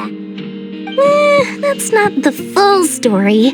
It actually started a while back as a project between me and the Dendro Archon. Mage Alice once warned me that this world won't stay safe forever. There may come a day when everyone faces a great crisis. I passed this on to the Dendro Archon, and she secretly brought together a research team made up of Sumeru's top scholars to invent a technology that could keep people safe. I won't go into the details because it's all very complicated, but if you want to know more, you can ask the Dendro Archon about it sometime. Anyway, point being, it was the Dendro Archon who asked Kaveh to build this little contraption. As one of the top Kasharawar talents, he was the obvious choice. Took him long enough. He stressed over it for ages. Must have gone through at least a dozen designs before producing a final product. But that's Kaveh for you. Marak delivered it to me a couple of days ago, along with a letter from Kaveh. Could I ask why I'm sending this technology to you? And what's your proposed use case? Has it been approved by the relevant authorities? So nosy. My fault for sending him the research permit to begin with. Surely Nahida must have told him you were involved in this project. He was probably just nervous because you're always so secretive about your business. Could be. Anyway, I just replied, let's hope there never has to be a use case, because it would involve grave danger. Fair enough. But it sounds like he was just being cautious. He probably felt responsible as the one who made it. Or maybe he was asking as a favor for his housemate. He's done that before. Not sure why, though. His housemate doesn't seem to really care that much about this kind of stuff. Either way, all's well that ends well. I'm just glad to finally have my hands on the product. I wouldn't want to be without it, given the potential dangers that lie ahead. Huh? What does that look mean? Paimon's just super surprised. This must be the first time we've ever seen you actually get serious about something. Well, a long time ago, I made a promise to myself. I promised that I was gonna live every day of my life with a big beaming smile. Obviously, Mora plays a big part in that. But there are always gonna be times in life when you have to give something back. That could mean paying back a debt, returning a favor, or showing some kindness. Alice has been a huge help to me over the years. She was the first investor I ever had. And I want my investors to know that Lord Sangama Bay is the best in the business. And more than that, no one knows what the future will bring. Whatever happens, I want to make sure the Dendro Archon and all of Sumeru is prepared to face whatever comes. Oh, that? I was just making sure Nefer and I are square. Don't be thinking it was some sort of benevolent act. I'm no saint, so don't treat me like something I'm not. My priority is doing the business that I want to do, so long as my conscience lets me, but it usually does. That's the Lord Sangama Bay business model. All right, if you say so. I do say so, and that's the whole point. I'm a businesswoman. Don't go trying to figure out what kind of person I am. You'll exhaust yourself. Much easier for everyone involved if you just take my word for it. Oh, and could you two help me get this stuff where it needs to be? Thanks so much. You're my favorite assistants.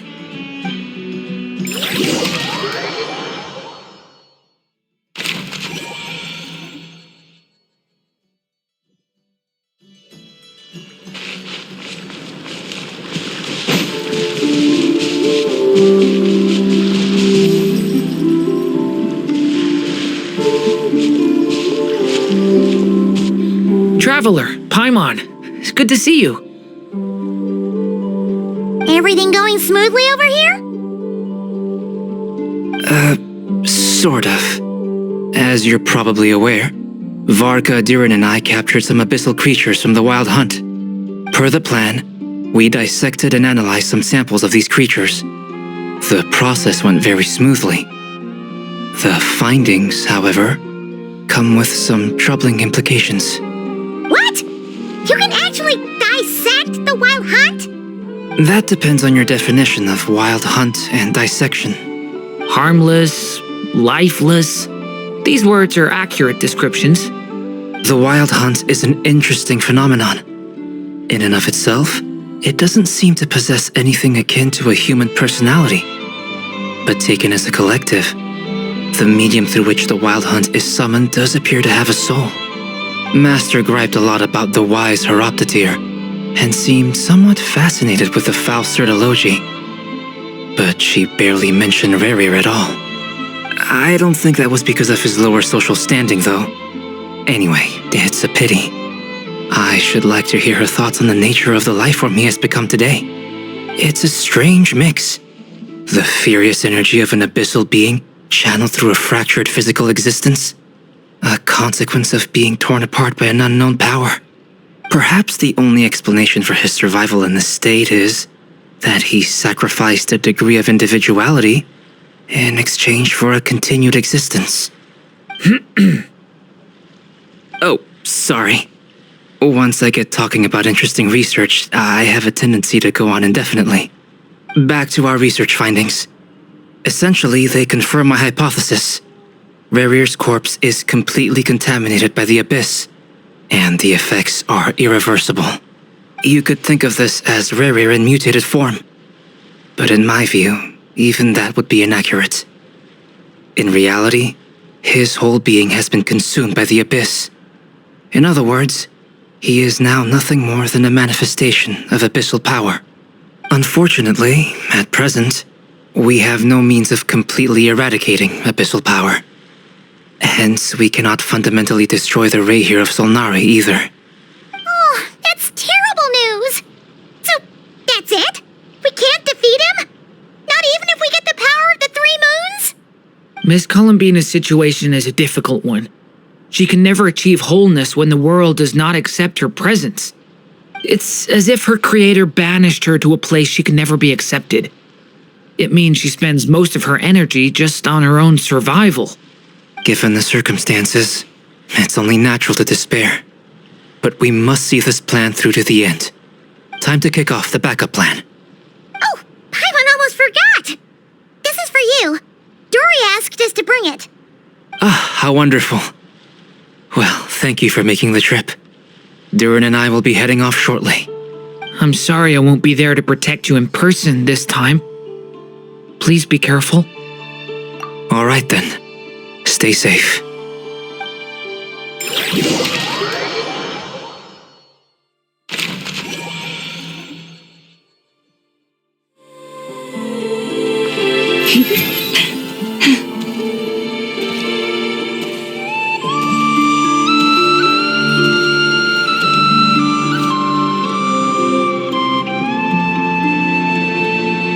Miss Lauma, is everyone here? Yes. The fate of my flock is in your hands, Grand Master Varka. Please keep them safe. My lady, what are you saying? Within the next 24 hours, we will face the biggest crisis the world has ever seen. This is not a burden that we deserve to bear, but I believe that we reap what we sow in this life. So I intend to act. I must do what I think is right. For me, that means fighting for the future of Nod-Krai. This gentleman is the Grand Master of the Knights of Favonius, Varka, Knight of Boreas. In my absence, please follow his lead. Hey, everyone. Guess I should introduce myself. Well, to start with, I know my way around a battlefield. Biggest strengths are honesty and hard-workingness. Anyway, point is, I don't intend to let Lauma down. I'm gonna do everything in my power to keep every last one of you safe and sound.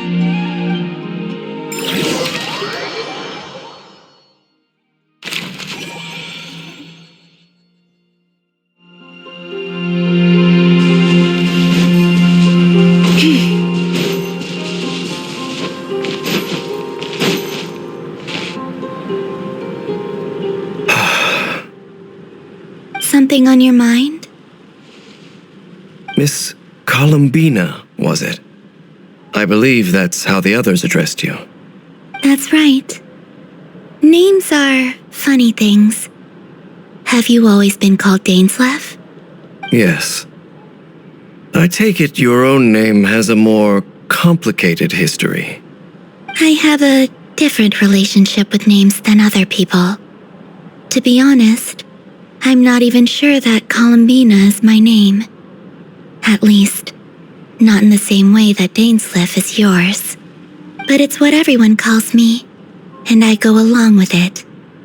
A lot of my life has been that way. I get so used to things that I forget to question why they are so. I never used to think much about where names come from, or what they mean to people. Maybe something's wrong with me. You're different from other people. I sensed it the first time we met. You're more perceptive than most. I'm sure your long life and rich range of experience explains that. Do you ever find yourself missing Conria, Mr. Dainsleif? Difficult to answer. I have dreamed of the past many, many times. Sometimes I'm fighting tooth and nail. Other times I'm lying on the ground, defeated. I don't recall any happy moments from that time. It has been too long. Is that because hatred survives longer than love and affection? That would not be for me to say. I make no excuses for the grudges I bear. But whatever the reason, I remember little that was beautiful or sentimental. Thank you for your help with the Rerir situation. Without your efforts, I never could have learned the hidden truth of his story. You're welcome. I know he's your friend. Friend? He betrayed me. And I never really understood what he was going through in life. Some friendship, that is. Okay. So, do you plan to fight him with us? You see, you're torn. Now you know what really happened. You see the things he's done in a new light. I need some time. Of course. I completely understand. Anyone else in your position would feel conflicted too. Actually, I went through something similar myself recently. Something happened that changed my perspective on a situation. A situation I took for granted at the time, but now I feel very grateful for it. You mean the Harbingers who still support you, even though you've left the Fatui? Yes. I always thought they were only helping me because Harbingers are forced to work together. But then I abandoned them. A warrant was even put out for my arrest. And even now, they still support me. Which means I was wrong about them all along. Clearly, they view you as a friend. I feel a little guilty now. I regret not seeing her help for what it was, and not treasuring it. I see the guilt that you're feeling now, because I feel it too. Hopefully, talking about it will do us both some good. Have you noticed that the Traveler and Paimon are over there? I think they've been listening. Huh. Shall we say hello? Sure. Hello. Ah! They caught us!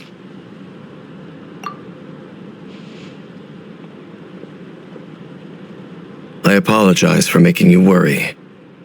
No doubt you wish to know where I stand on the plan to take down the Rehyr of Solnari.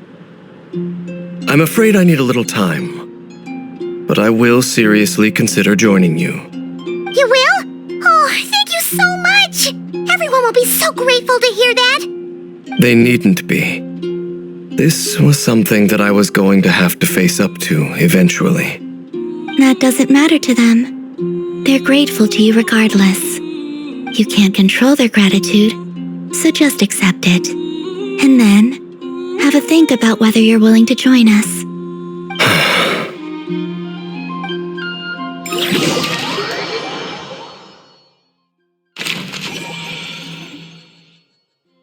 It's nearly showtime!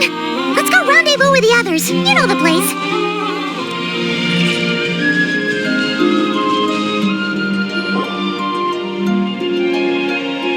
Ah, you're earlier than I expected. Hey, Flint's! Been waiting here long? Not too long. I came a little early so I'd have some time to think. Are you nervous about the battle? Quite the opposite. I'm reminiscing on my past battles. When I was awakened by the Radniki, I had not touched a weapon in many years. I felt like the battlefield was not where I belonged. But after waging war against the Wild Hunt for so long, I came to realize something. A life of absolute peace is simply not a possibility for me. My restless flame indicates that somewhere inside of me, there is a deep yearning to root out the evil in this world. Oh, that doesn't sound like such a bad thing. Well, in the past, when I was a Fae whose primary concern was hibernation, it was hardly ideal. But it certainly serves me well here in the present. And I am delighted to be able to join forces with you in this endeavor. Looks like I'm not the first to arrive. Ah, Miss Lauma. Did you sleep okay last night? I struggled to settle down at first because of the nerves. But don't worry. I got enough sleep in the end. I'll be just fine. Please, I'm just doing my part. Never! Over here! Ino asked me to relay a message. She said Anefa will be on high alert and keep a close watch over all secondary districts where defense is required, providing support as necessary. Meanwhile, Ino herself will provide range support to us directly, using her latest invention. Excellent. My thanks to all involved. The chess set's looking a little unstable. It won't hold him much longer. We should be prepared to engage at a moment's notice. No sense sitting around waiting. Let's make the first move while we still have the option. I agree. Paimon, find a safe hiding place. Got it! Be careful, Traveler! I will.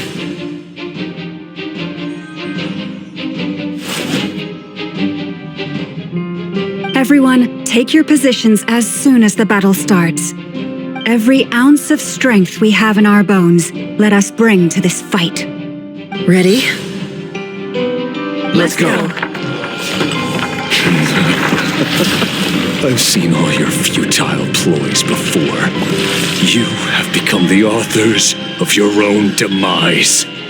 I wouldn't be so sure about that. You are merely a moment of sport before I tear down the moon.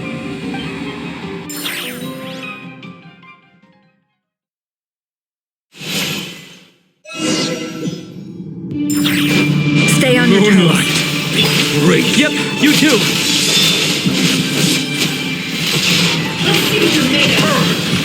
It began with the moon, and so shall it end.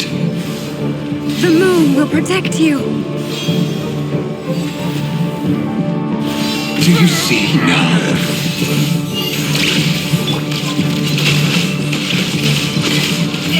Verafanir, when will it be as you foretold?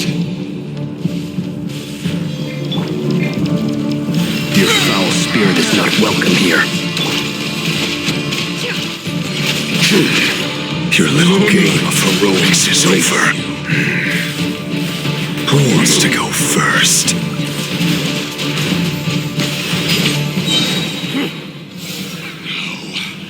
Get out of my sight! No, we've been separated! You okay? Never! Where are the others? Stuck outside the barrier. I guess he really doesn't like us. I told you before. Knowing too much is always a death sentence. Be careful what you wish for.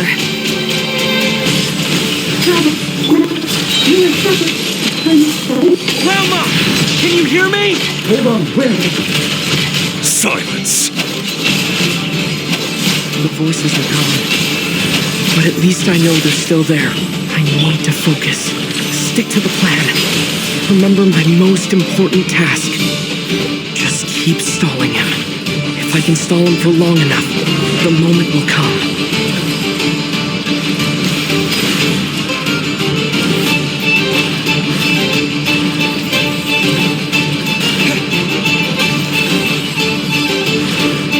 I've got this!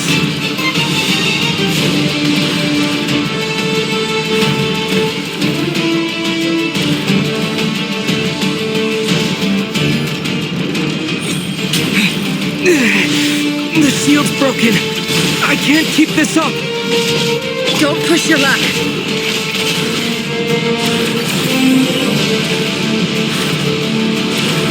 Curses. There's no other way.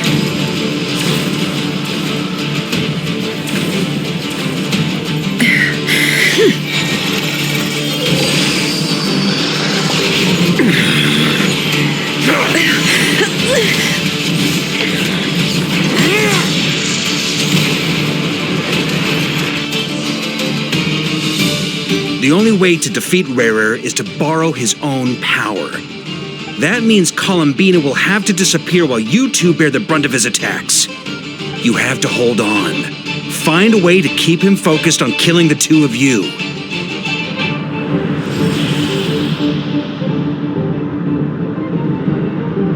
Nefer, your eyes are bleeding. Soon you will be powerless to resist. And then, I will reduce you to dust. But that dust will plague your memories. Come on, keep holding on. Any other tricks up your sleeve? Let's see them. As entertaining as they are, you've backed yourself into a corner. You don't fool me. I see your fear clear as day. I have to stoke his rage, make him unleash everything. You fear what you could never defeat. You fear the thought of never being able to save your beloved. You cannot win the fight against fate, Rerir. Is that what you think? Well, now it's your turn to feel afraid!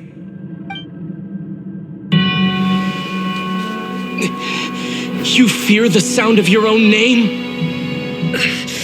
Is it us you hate, or is it what you've become?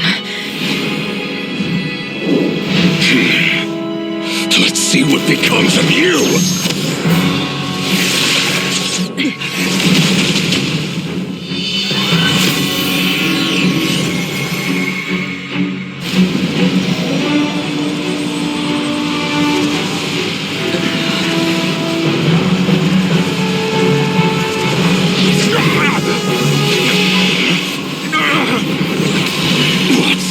Happening?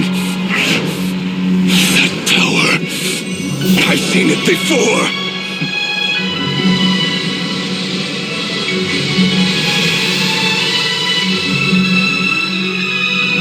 His power is on another level. We'll need to use an alchemical array to convert his power into a usable form. Then quickly channel it into Columbina, rendering her powerful enough to compete with him. I'll join you. I can help. If I release enough abyssal energy into a confined space, it'll create a potential difference, allowing us to extract a huge amount of elemental energy. Next, I'll synchronize with everyone's minds using Pyro, then give you temporary access to their abilities and fields of view. But it won't last long. Can you see? Well enough. So, we have a student of Gold Rhine-Daughter in our midst. How about that?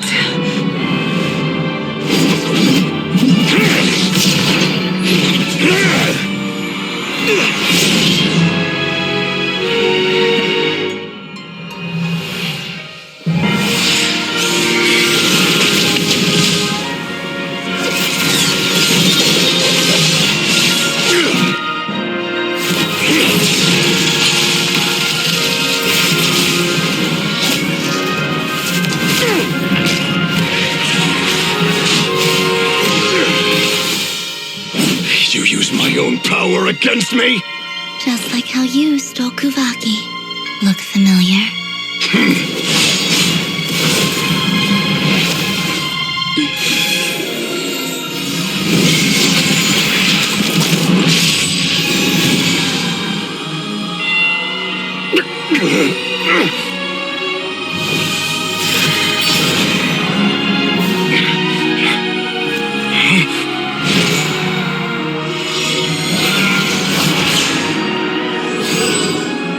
Don't you realize? You don't have the power to hold that gate open. I don't, but someone else does.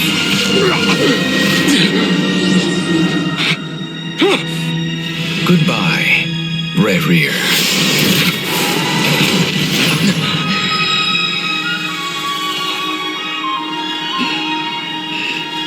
We won.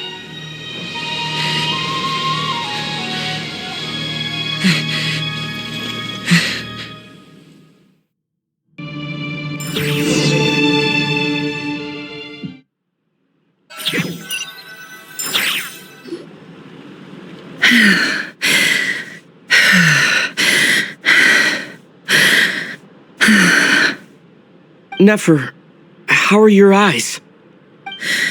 They're fine. Apart from the blindness, of course.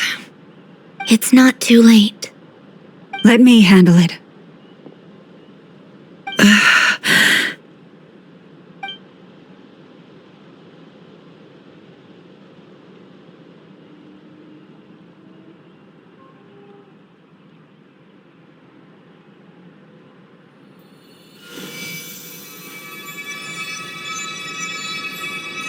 Miss Nefer, it's not like you to lose your composure.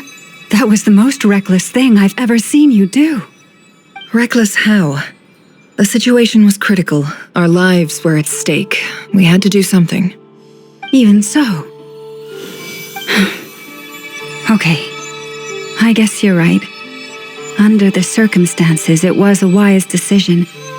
You traded your eyes for an incredible victory.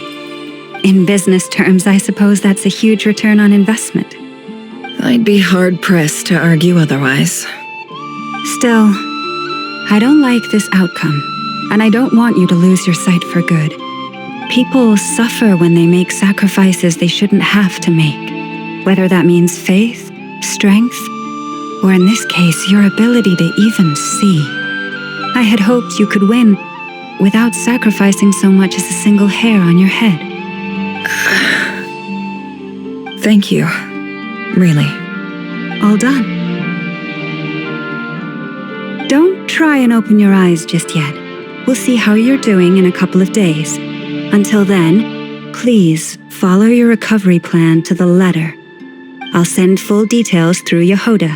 For now, just get yourself home, relax, and rest. My dear friends, we have fought bravely and achieved a spectacular victory.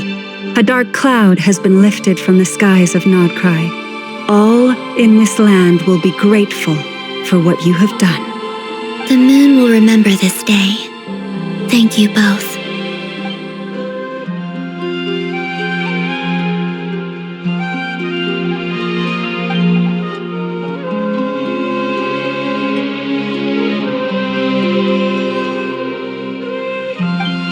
There's something I want to let you know.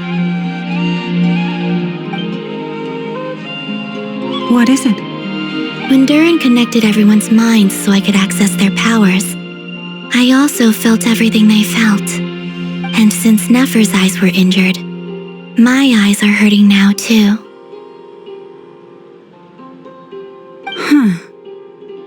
Hold on. Let me try. I only feel the pain. There's no actual damage. I just thought I should tell you. You're right. There's no damage. That's a relief. But I must say, I'm surprised to hear the Kuthar share something like this with me. In the past, you never used to open up about yourself. Things are a little different now from how they were. I'm learning to share how I truly feel with my friends. Friends? You have no idea how glad I am to hear that.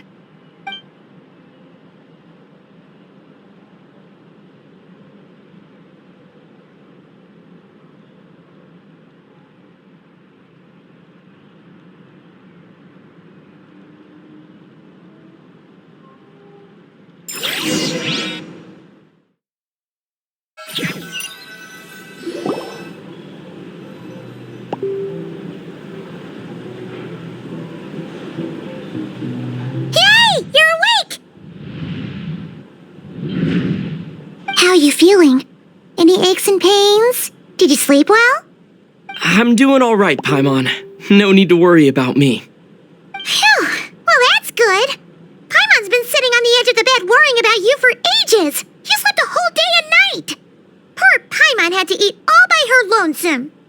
Glad to hear you didn't starve. How was the food? Well, it wasn't the same without you there to share it. Honestly, Paimon just can't relax when you're not your usual self. She couldn't enjoy the food and settle down to sleep. Well, I'm back to normal now. Oh yeah, and Albedo swung by earlier. He said to tell you to head to the tavern when you woke up. Varker and the others are organizing a victory feast and they want to celebrate with you. He also dropped off some medical supplies, but you seem fit as a fiddle, so guess you won't be needing those. If you're feeling up to it, let's head over now. Wouldn't want to keep them waiting.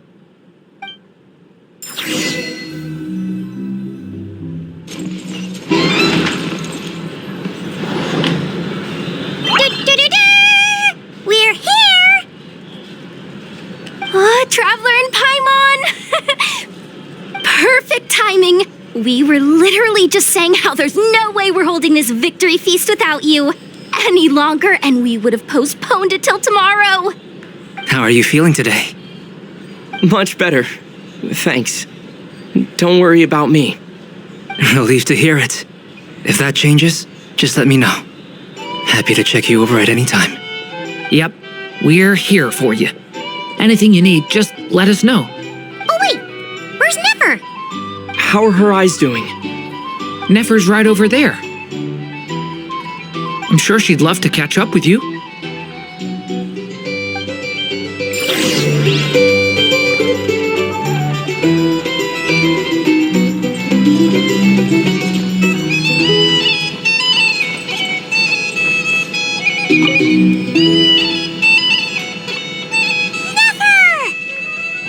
Traveler, Paimon, are you recovering well? Turns out that moon chanter has some real talent after all. My eyes were mostly recovered after just a couple days' rest. I can actually open them again now. Yeah, but you gotta be careful. Lauma says not to strain your eyes while they're still healing. Yes, thank you. I'm well aware. Yehoda, could I borrow you for a moment? I could do with an extra pair of hands. Oh, sure. Coming. Did you hear that? I gotta go help Lauma for a second. You guys chat among yourselves. I'll grab us some drinks on the way back. Paimon, you still like 'em sweet? You bet. Make it extra sweet, because Paimon's earned it. Sure thing.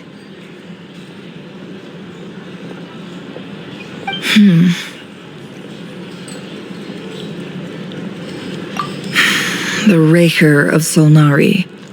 Kind of a snake, don't you think? No, definitely a snake. A poisonous one who spewed his venomous hatred everywhere. Anyone who seeks revenge out of hatred for other people has become a snake. That's something my dad used to say. Perhaps.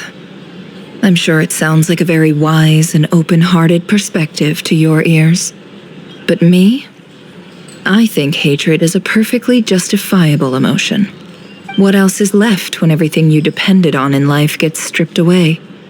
Something's gotta fuel that drive to keep on living. If you're worried about me, you can nip that in the bud.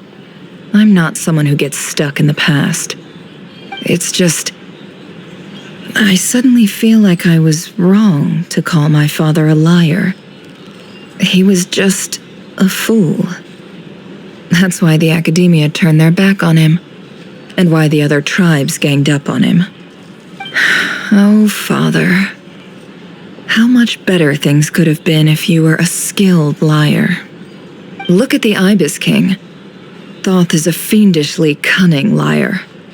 And yet, strangely, he feels more like a father to me than my real dad ever was. He's never brought it up, but I'd bet he feels the same way. Why else would he give me the power to perceive the truth, while at the same time training me in the art of deception? Well, King Deshret banished him to Aru, which is essentially a prison, and posed 3 questions to him. He promised that he'd have his freedom if he could find the answers. His response was to take on a physical form and approach me, hoping that I could become his envoy and search for one of the answers on his behalf. Did he really think I'd fall for that? He's stuck there. He can't make me return what he gave to me. So that's enough for you to decide he's nice, is it? He's a prisoner, and he was scared. So he decided to perform some good deeds to win people's approval. He lives in fear because he's a deceiver. How is Rerir any different? You can't work as a spy your whole life and expect a happy ending. It's preposterous. Yet I can't say I don't understand it. Liars live in the darkness of their own making, but it's still human nature to want to go on living. They say that a liar's soul is the most worthless thing in the world. What do you think? Oh, really? Well, it takes a very kind person to find compassion even for liars. If you ask me, the soul of a liar really is worth nothing, because all they care about is themselves. For example, when something good falls into my lap, I don't go sharing the news around. Stops other people trying to steal it from me.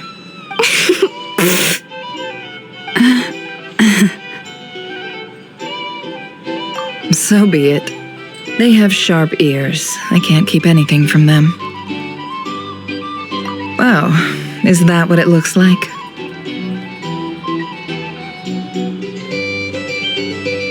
Well, you all know my past now, and I can't simply eliminate everyone who knows too much.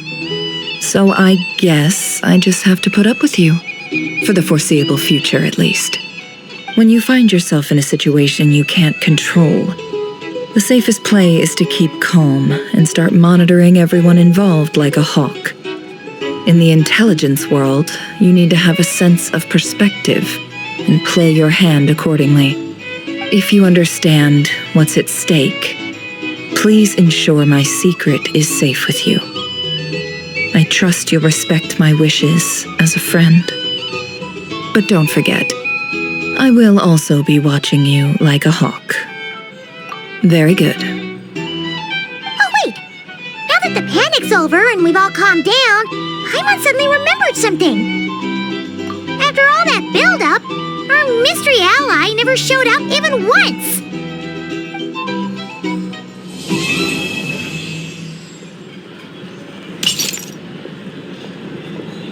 Huh?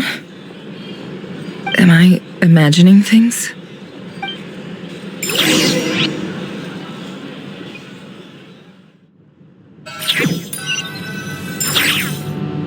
So, that close colleague who stayed behind with you? What's he been up to recently? Don't know, don't care. I get more normal human interaction from hanging out with Bosco too than him. Although, now you mention it, he hasn't bothered me in a while. I wonder if... If he's disappeared without a trace, it's the biggest gift he ever gave to the world.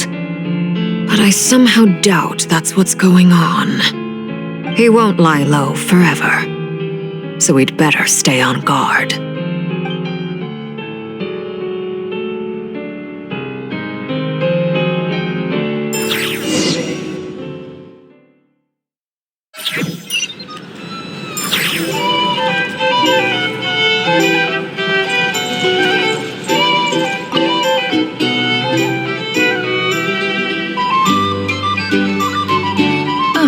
Lord Sangama Bay, how lovely to see you. I must thank you for the device you provided. It was an enormous help. Would I be right in thinking that it was developed by the Academia? Why come and ask me when you clearly know already? I mostly came to thank you. That's more like it. A little gratitude goes a long way with Lord Sangama Bay. Play your cards right, and you might even stand a chance of becoming my long-term supplier.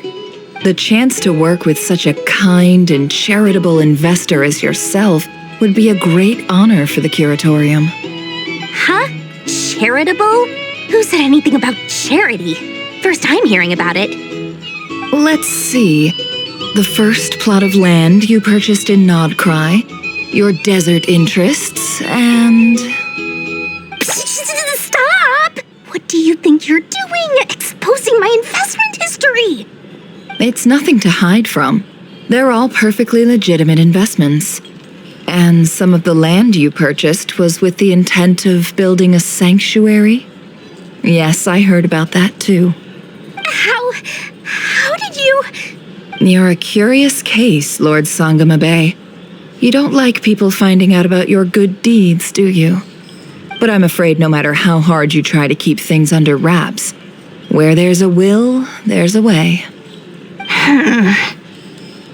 You did it for Sumeru, didn't you?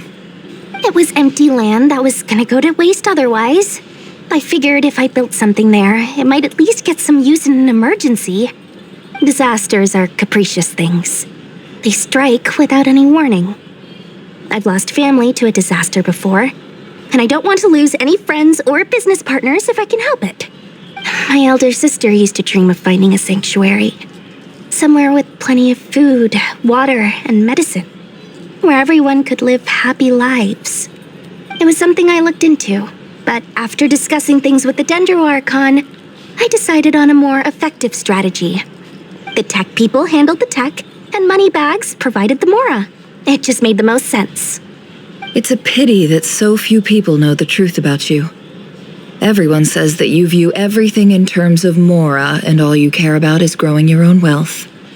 So, what's the problem with that? Everyone wants to be rich. It's human nature.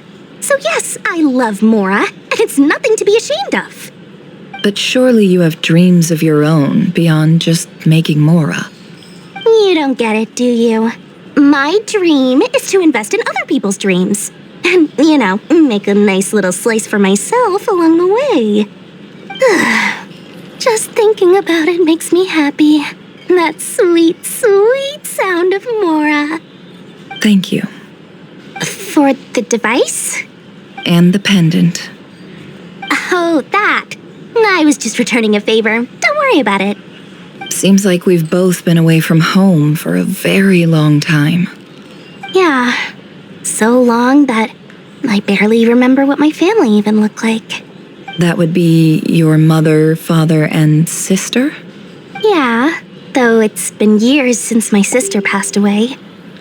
It's not like I want to forget them, obviously, but memory can be even more ruthless than the most calculating business person. Beyond a certain point, if something isn't helping you, it just gets rid of it. My sister can't help me now.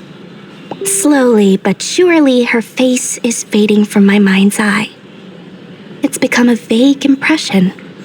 Not everything will fade.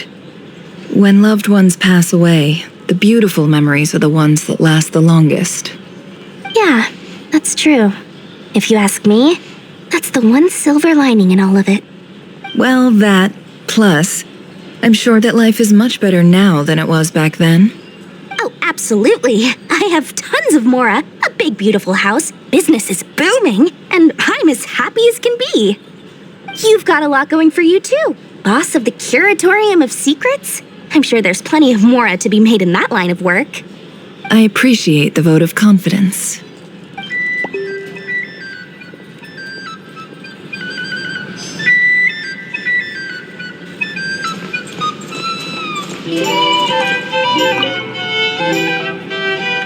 How have you been holding up? Any adverse reactions? If you start to take a turn for the worse, make sure you tell me right away. You don't need to worry about me, Grandmaster. I'm fine. I mean, I barely did anything, so...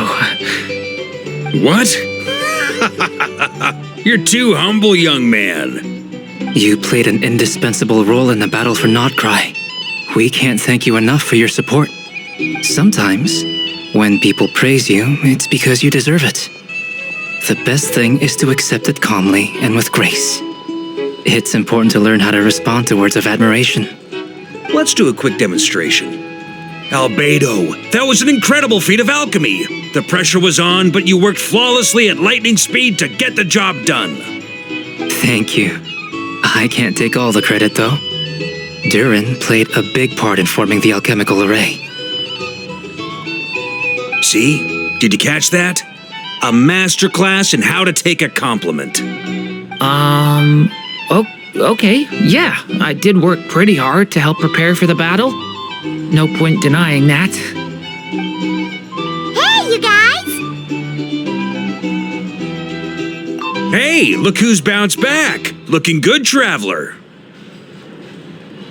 Seems like you've recovered. You won't need to take any more medication. Can I get you a drink? Huh? You know how to order at a bar now? You've sure learned a lot recently. Handling a drinks order is ridiculously simple compared to alchemy. Don't worry, I'll blend into society yet. Paimon believes it! You're clearly a fast learner, just like your brother. To be totally honest though, Paimon didn't quite follow all the details when you first explained the plan to us. Don't worry, that's completely understandable. Unless you're a student of alchemy, it's hard to grasp the principle and how the process works. To put it in the simplest terms, we saw how our enemy stole the power of Kuvaki, and that gave us the idea of stealing his power to turn it against him. When facing an enemy you have no hope of defeating, it's best not to engage them in battle. So, instead of looking for a way to overpower him, we decided to help Columbina get strong enough to at least stand up to him in a fight. For this to work, we had to analyze his modes of attack, confirm who his main target was, and make sure that he wouldn't go beyond the range of the alchemical array. For added security, we prepared a total of 4 arrays.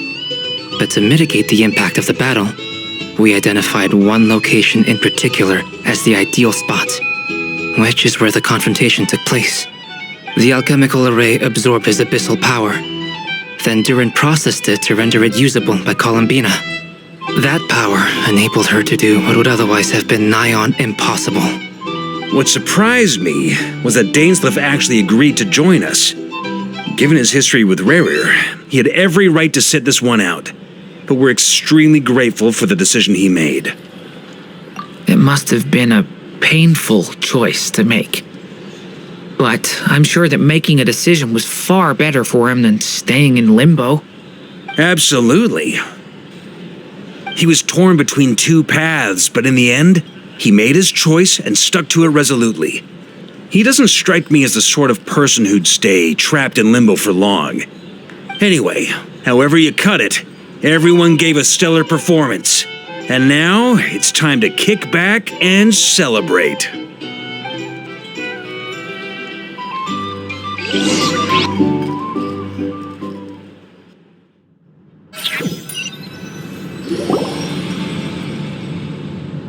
That's the only reason you're here. Yes, I've thought a lot about it, and I've realized that you, me, and Arlecchino should be friends.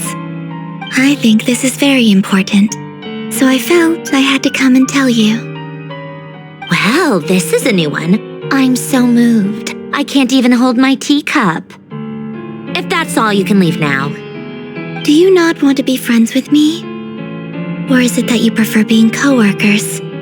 What is this, Columbina? Are you deliberately testing my patience threshold? Right now, my politeness module is active, but if you say another word, I swear I'll shut it down. If your politeness module was active, wouldn't you say the word please at some point? Polonia, please see Lady Columbina to the door. Will you still invite me to your next tea party? What? Yes, I think you will. Bye-bye, dear Sandrone.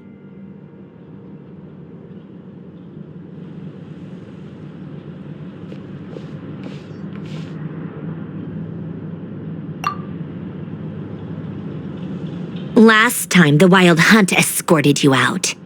Would you rather I handled it myself this time? We just wanted to, see how you were doing now that it's all over. Why? Out of concern for my safety? I hope you didn't seriously think that the Rahier of Solnari would be able to lay so much as a finger upon me, given how prepared I was. Mostly because you kind of helped us out, so we just wanted to check you were okay. Looks like all your robots are fixed, huh? Oh, don't you worry about that. Tea time is already a write-off. The visitor before you managed to kill my appetite. If you're in the mood for tea, go ahead and help yourself. Otherwise, it's going to waste. My coasters are still missing in action, though. Use this notebook instead. Whoa! Pretty hefty notebook. Look at all those calculations. You can ignore those. They're just dumb scribblings. I doodle and write in my free time. Sometimes I remember the distant, dreamlike past. Sometimes I imagine the far-flung future. And other times, I grit my teeth and note down all the crazy nonsense going on in the present. Some people do the crosswords in the newspaper. This is my equivalent of that. Trying to predict the future is like daydreaming, and writing about the present just makes me furious. The past is my favorite. If nothing else, it's already set in stone, so I don't have to rack my brains trying to figure it all out. Although, having said that, the only vaguely interesting memory in my past is probably that guy they call Lord Artificer. Who else? Pretty much all the mecha and Fontaine are his personal handiwork. Wait, are you saying you know him? Like, personally? As a friend? I guess we were friendly enough. Yep. In fact, I'm probably the only normal person left who knew him at all. We used to chat occasionally back when he was still around. Before he passed away, he asked me to destroy all his manuscripts. I honored his request, but I did read through everything first before destroying them. I couldn't let the genius of Lord Artificer Alain Guillotin disappear like that. Would have been such a waste. So, that's where the formulas in your notebook are from? I just told you, those are my equivalent of crossword puzzles. They're just dumb formulas that I solve for fun when I'm bored. Alain's work was like epic poetry. The formulas in my notebook are just silly little riddles in comparison. Not that there's anything bad about them. At least, solving those riddles isn't going to hurt anyone. Except me, because I lose a few brain cells in the process. Anyway, while we're on the topic, I might as well tell you about what happened to him and his friends. Alain Guillotin had two close buddies, René and Jacob. They spent their childhood years together in the Nazi-Kreuz Institute. They were all quite competitive, so there was some rivalry between them, but it was a friendly rivalry. But beneath the friendship and the rivalry ran something deeper, a sense of nostalgia for the past. Unfortunately, childhood would end, the prophecy would come true, the apocalypse would arrive, and the future would never be. A mad dream that would normally only capture the minds of lunatics began to take root in their hearts. A dream of saving the world. And if René and Alain had been people of lesser wits, that dream would probably have ended up as something for them to joke about in their older years. But alas, they were some of the sharpest minds around. They nurtured that dream with the full power of their intellect, and it grew into something that ate away at their souls. The first of them to fall under its spell was René. Against Alain's wishes, he persisted in experimenting on a mutual friend of theirs to try and save their life. Alain did not approve and parted ways with René. It's complicated. Alain wanted to believe that René only did what he did for the sake of their friendship. But when he told me about what happened, I could tell he still had some suspicions about René's motives. Perhaps the seed that would grow into a nightmare had already sprouted in René's mind. Even then, the next time they met, René's soul had been completely engulfed by the dream of salvation. His futile attempt to change the tide of fate only resulted in a wave that swallowed up the world, even before the apocalypse came. And although that wave died down eventually, I hear that it just recently came back with a vengeance. As I understand, René wanted to live out his dream of salvation once more. But I'm told that the attempted resurgence finally died out for good. At long last, René awoke from his deluded dream. Though of course by then it was far too late. What do you think of René? Do you admire his transcendent genius? His view that any price was worth paying to achieve the lofty goal of saving the world? Or do you despise him? Dismiss him as an evil madman who wrought havoc on the lives of everyone around him as he pursued his delusional dream? Same difference, really. Just a matter of perspective. Really? I can't tell whether that's because you disapprove of his deeds or because he failed. Or maybe you have some other reason. Renee no longer exists in this world, and the dream he started went on to be realized by someone else. I don't like fanatics who give up their whole lives for their ideology, nor do I like fools who let their delusions take control. Maybe I could understand if Renee had just been an ordinary person, but he had a sage-like intellect, and still managed to get himself lost in the labyrinth of his own desires. Anyway, that's enough about Renee. Now, moving on to Alain Guillotin, the Lord Artificer. He managed to put a stop to the first storm whipped up by Renee. But after that, Alain lost his friends and family. To his credit, I suppose, the loss of his family and friends was purely a tragic accident. It's not like Alain sacrificed them for his cause or anything. After that, the only thing supporting his work was the same dream that had dragged his closest friend down to the abyss. But although the desire to save Fontaine drove him to found the Fontaine Research Institute, Alain continued to reject any form of transcendental knowledge or power. He was suspicious and fearful of it, having seen the way it had affected his closest friend. I think that formulas and machines derived solely from human intellect were the only thing that gave him a sense of spiritual comfort. Yet Alain's intellect was simply too great. It barely left him space to breathe in his lifetime. Once he realized that the end of his life was approaching, he finally accepted the truth. The Nod-Krai Institute needed someone, and a human being, to see its story through to the end. He quit working on his formulas, trading them in for the fairy tales that had played such a formative role in his childhood, but which he'd barely touched in his adult life.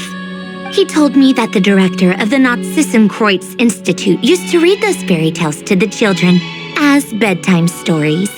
Apparently, they worked wonders at sending kids off to sleep. I think that all he wanted at that time in his life was to be able to sleep deeply without being plagued by depression. By that point, nothing else really mattered. At the very end, he laid down to rest in the ruins of the former Nod-Krai Institute orphanage, while the Fontaine Research Institute he had founded continued tirelessly with its work. Many years after that, tensions over competing dreams would once again cause a rift, this time between members of the Fontaine Research Institute. But the actions of those fools had nothing at all to do with Alain. And that is the story of two people from the Nod-Krai Institute who both wanted to save the world. One went all in on his fantasy of salvation without ever looking back, and ended up calmly sinking to the bottom of the deepest sea. The other sought desperately to burn bright in his life, even though he wasn't sure where he was going. I do sometimes wonder, why is it that people like them have such grand hopes of saving the world? Even the grandest tree starts as a tiny seed. So perhaps, for each of them, their mission to save the world began with a very simple desire: to save themselves. They were young children with friends and family who mattered to them, desires to explore the meaning of life, ambitions to have a successful career. They didn't want to see all of that taken away in one fell swoop. Or maybe they just wanted to find something to anchor themselves within the chaos, to stop them getting quietly swept away by the storms of life. But instead, the search for their own salvation took them down the rocky road laid out by fate. Do you think the desire to save oneself is enough of a justification to try and save the world? The way you said that sounded just like Alain. I asked him the same question back when he was in his prime, putting all of his energy into his work. He gave the exact same answer as you did. No elaboration, just a quick short answer before getting right back to his work. He was always that way. All right, tea time's over. I owe Arlecchino a favor for telling me these stories. I'll have to bring a whole sack of gifts the next time I visit the House of the Hearth. I'm gonna go tinker with Polonia now. You guys can do whatever you want, as long as it doesn't involve interrupting me. Colonia, exit hibernation mode. Begin diagnostics.